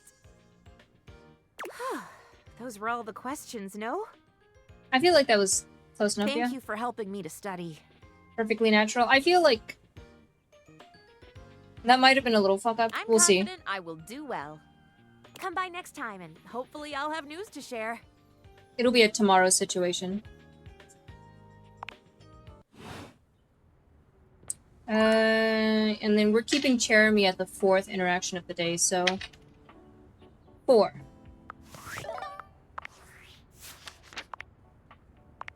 Get this out of here. Status, Beverly. We're gonna go realize Beverly. Over here. Hey, you. I missed you. Come in. I always have a seat saved just for you. You ready to get so drunk we end up passed out on the floor while holding hands? Not holding hands. Wow, it's the first option, which is throwing me off. I can serve drinks to real people? Not that there's anything wrong with my customers here, but there's a lot more people out there than things in here. You sure you can do it? Yep. Cheers to you, Bev. The spectral energy flows through your Dateviators, and what was once merely a minibar becomes...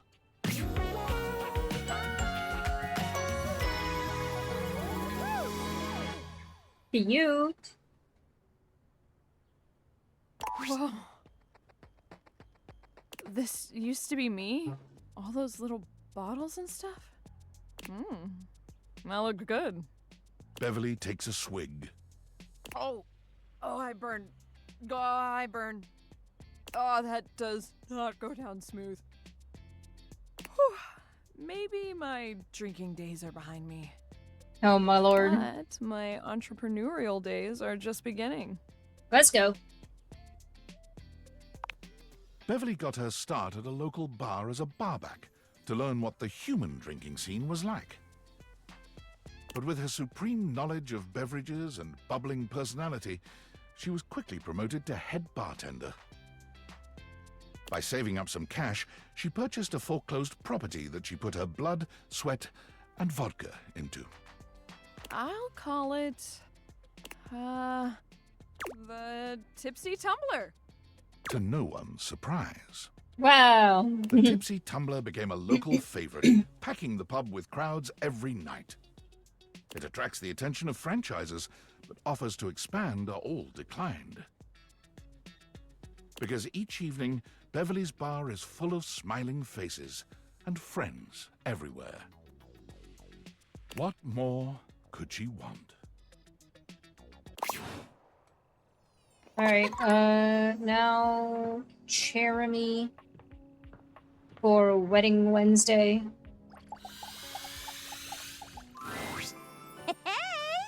If it isn't my favorite scene partner. Today is Wedding Wednesday. Our play is a romance called Marquis More Kiss. Care to join me? Sure. Heck yeah, friend. Hey, just so you know, I think I've gotten used to playing off of you by now. Uh-huh. If you wanted to try something a little more, I don't know, intense, well, I wouldn't say no. I'm down for whatever. Okay. Doors are open for dalliances. No. Just thought I'd say that up front. Okay. Sorry. Kind of weird to pause like that.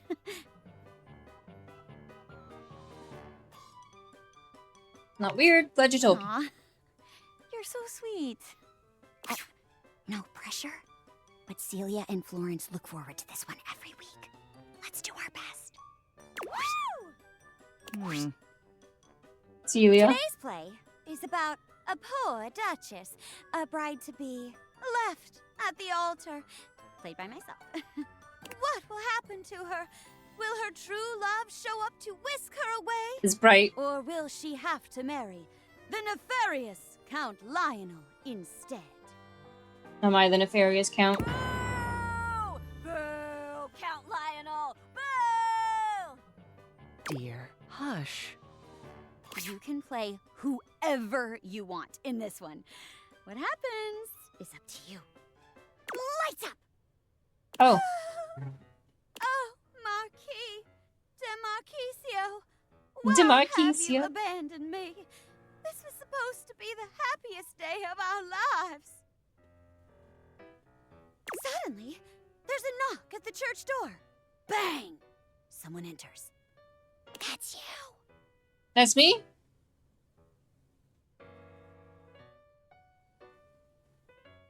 Ah, shit.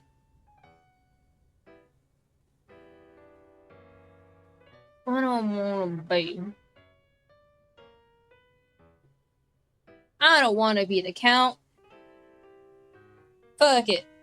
DeMarquisio! Oh, thank heavens! Darling, where have you been? We were supposed to be married hours ago. I feared you'd left me at the altar. Let's see. I'm sorry, my dear. I was waylaid by highwaymen. The Count's men accosted me at every turn, but in the end, love has triumphed, and I am here. Cherubel, my dear Esther Cherubel, the truth is I fall in love with someone else. No. Is it the Count? It'd be so fucking funny if I can make it the Count, but no. I want to go with that first one. I'm so happy! Come, DeMarquisio! Let's get married right away!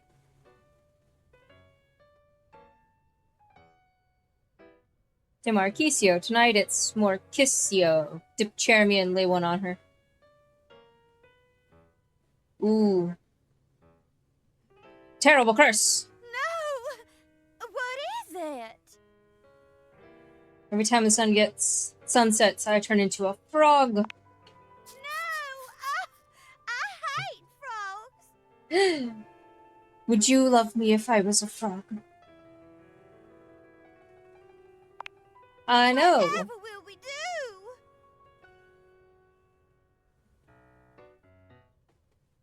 do? Maybe we could. No, it's too late. I can already feel the curse taking a hold of me. It's sunset already? Cherubel, I love... You... love... Ribbit.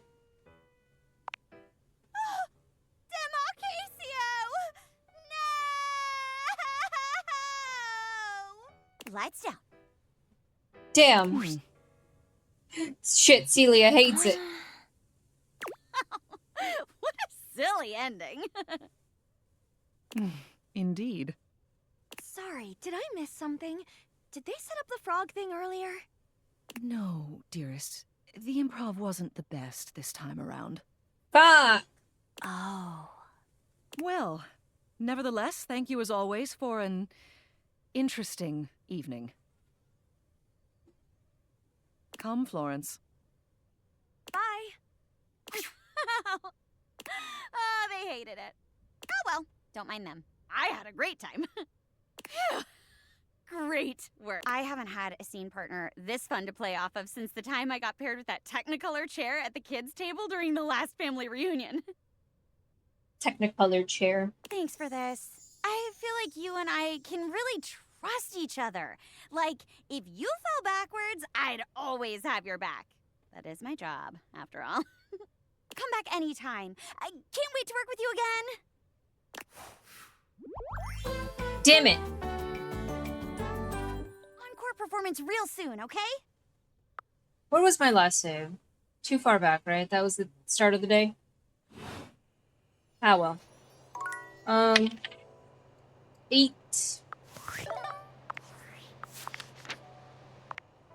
Jeremy, Beverly. Okay, the status.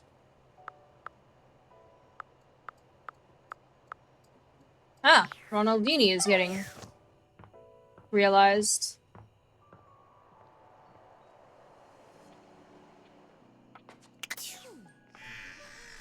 I really should have just, like, planted a kiss on her. Fuck.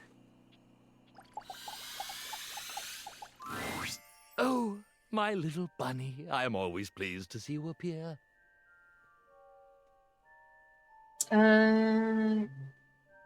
See, now it's the bottom option. Ha! Now you are the one playing tricks. For if you truly meant it, if you truly meant that you were going to realize me and make me human, well, then this would be the most exciting day of my whole existence. And when I woke up this morning, I was by no means prepared to have the most exciting day of my existence. So... I'll get prepared. By all the holy starch and pleats! Yes! Let's do this! Ultimate magic trick begins! Here we go. Abracadabra! I, Ronaldini! The spectral energy flows through your Dateviators, and what was once merely a fold-out ironing board becomes...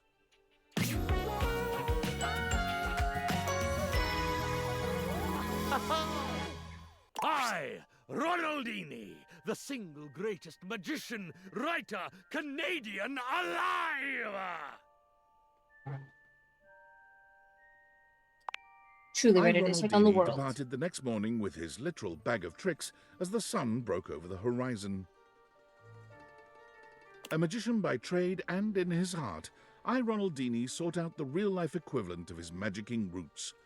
But unfortunately, he quickly proved to be rather clumsy as a human. Damn. So he got himself a job in a high-end magic shop with a secret back room where he learned about real mysticism and the real occult. Naturally, his interest was instantly piqued, and he thought, at last, I have found the calling of my new life! oh dear, he thought so. But he proved to have very little skill as a true occultist either. Damn. I, Ronaldini, became despondent. If I cannot be a true magician, and I cannot even pursue the mysteries of the occult, what is there for me? My God, what am I? What shall I do? One cold and rainy Tuesday afternoon, as he depressedly restocked the shelves in the magic shop, one of the true occultists entered in a terrifically rumpled blue velvet cape. Almost without thinking, he slipped it from her shoulders. His fingers seemed miraculously to regain some of their former dexterity, and it was merely the work of a moment for I, Ronaldini, to make that cape look new. Better than new. It looked splendid. And that's when he finally realized it. This was it. By the very next week, Ron was prepared to launch his company, Magiflat. Magiflat. I sell complete magical clothing press kits that will make even the most delicate or complex fabric shine like new. You want to look your best? Then you use the best. Good for him. In short order, I, Ronaldini, was no longer working in the magic shop, no longer despondent, and no longer doing the ironing by himself. Success was so resplendent, the money so plentiful, that it could only be ascribed to magic.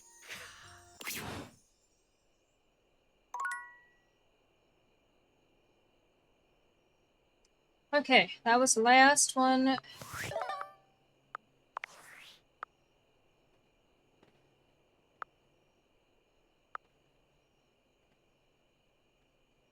Yeah, that was like the start of the day, I think. I'm not taking it in. Sorry, Jeremy. I did plan for more, but... I'll fucked up. Well, be nice. What's up? It's Dave. I'm here in Augusta, Missouri on the wine trolley, drinking by myself. Ah, yes, Again. Augusta. Really can't believe none of y'all showed up. Not even the people I thought liked me. Looking at you, Brad. Real lame. Looking at you, Thought Brad. You guys were my friends. I thought we were a family, but I guess I was wrong. First Franklin ditches me, and now everyone else. And the worst part is he was right about everything. He was right that we'd regret partnering with the feds. And he was right that I would drive the company to the dirt. He was right that I'd miss him. Oh, thinks he's so perfect. What an ass. Oh, and by the way, effective immediately, I'm canning our team development facilitator. Can't even put on a dumb corporate retreat successfully. Don't even know what his name is. Harry? Larry? Anyway, you know who you are. Pack your junk and get the hell out. Screw it. Brad, you're fired too. Damn. Post out. Could you imagine being fired this way? Fed. So now we just have Faria and Textbox Chan. Right? Well, you came back just in time for me to be leaving.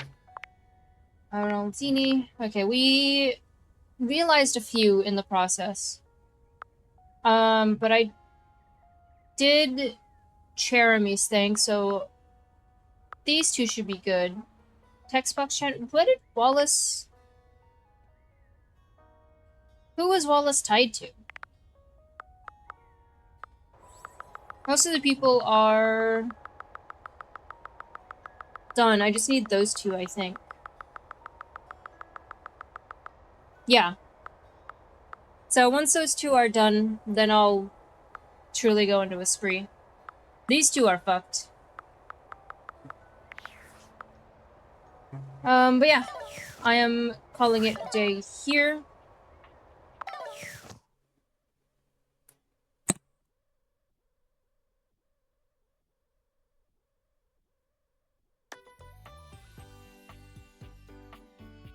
Anyways. But yeah. Tomorrow, looks like we'll be doing just those two. We're at like the very end of their storylines, and then it'll just be a spree. And I'm thinking tomorrow we should be done. And oh no! Sorry, tomorrow we're doing Phasmo. Wednesday we should be done, and then next week we'll start a new game. I almost forgot about Phasmo. Apologies. But yeah, that's it for today.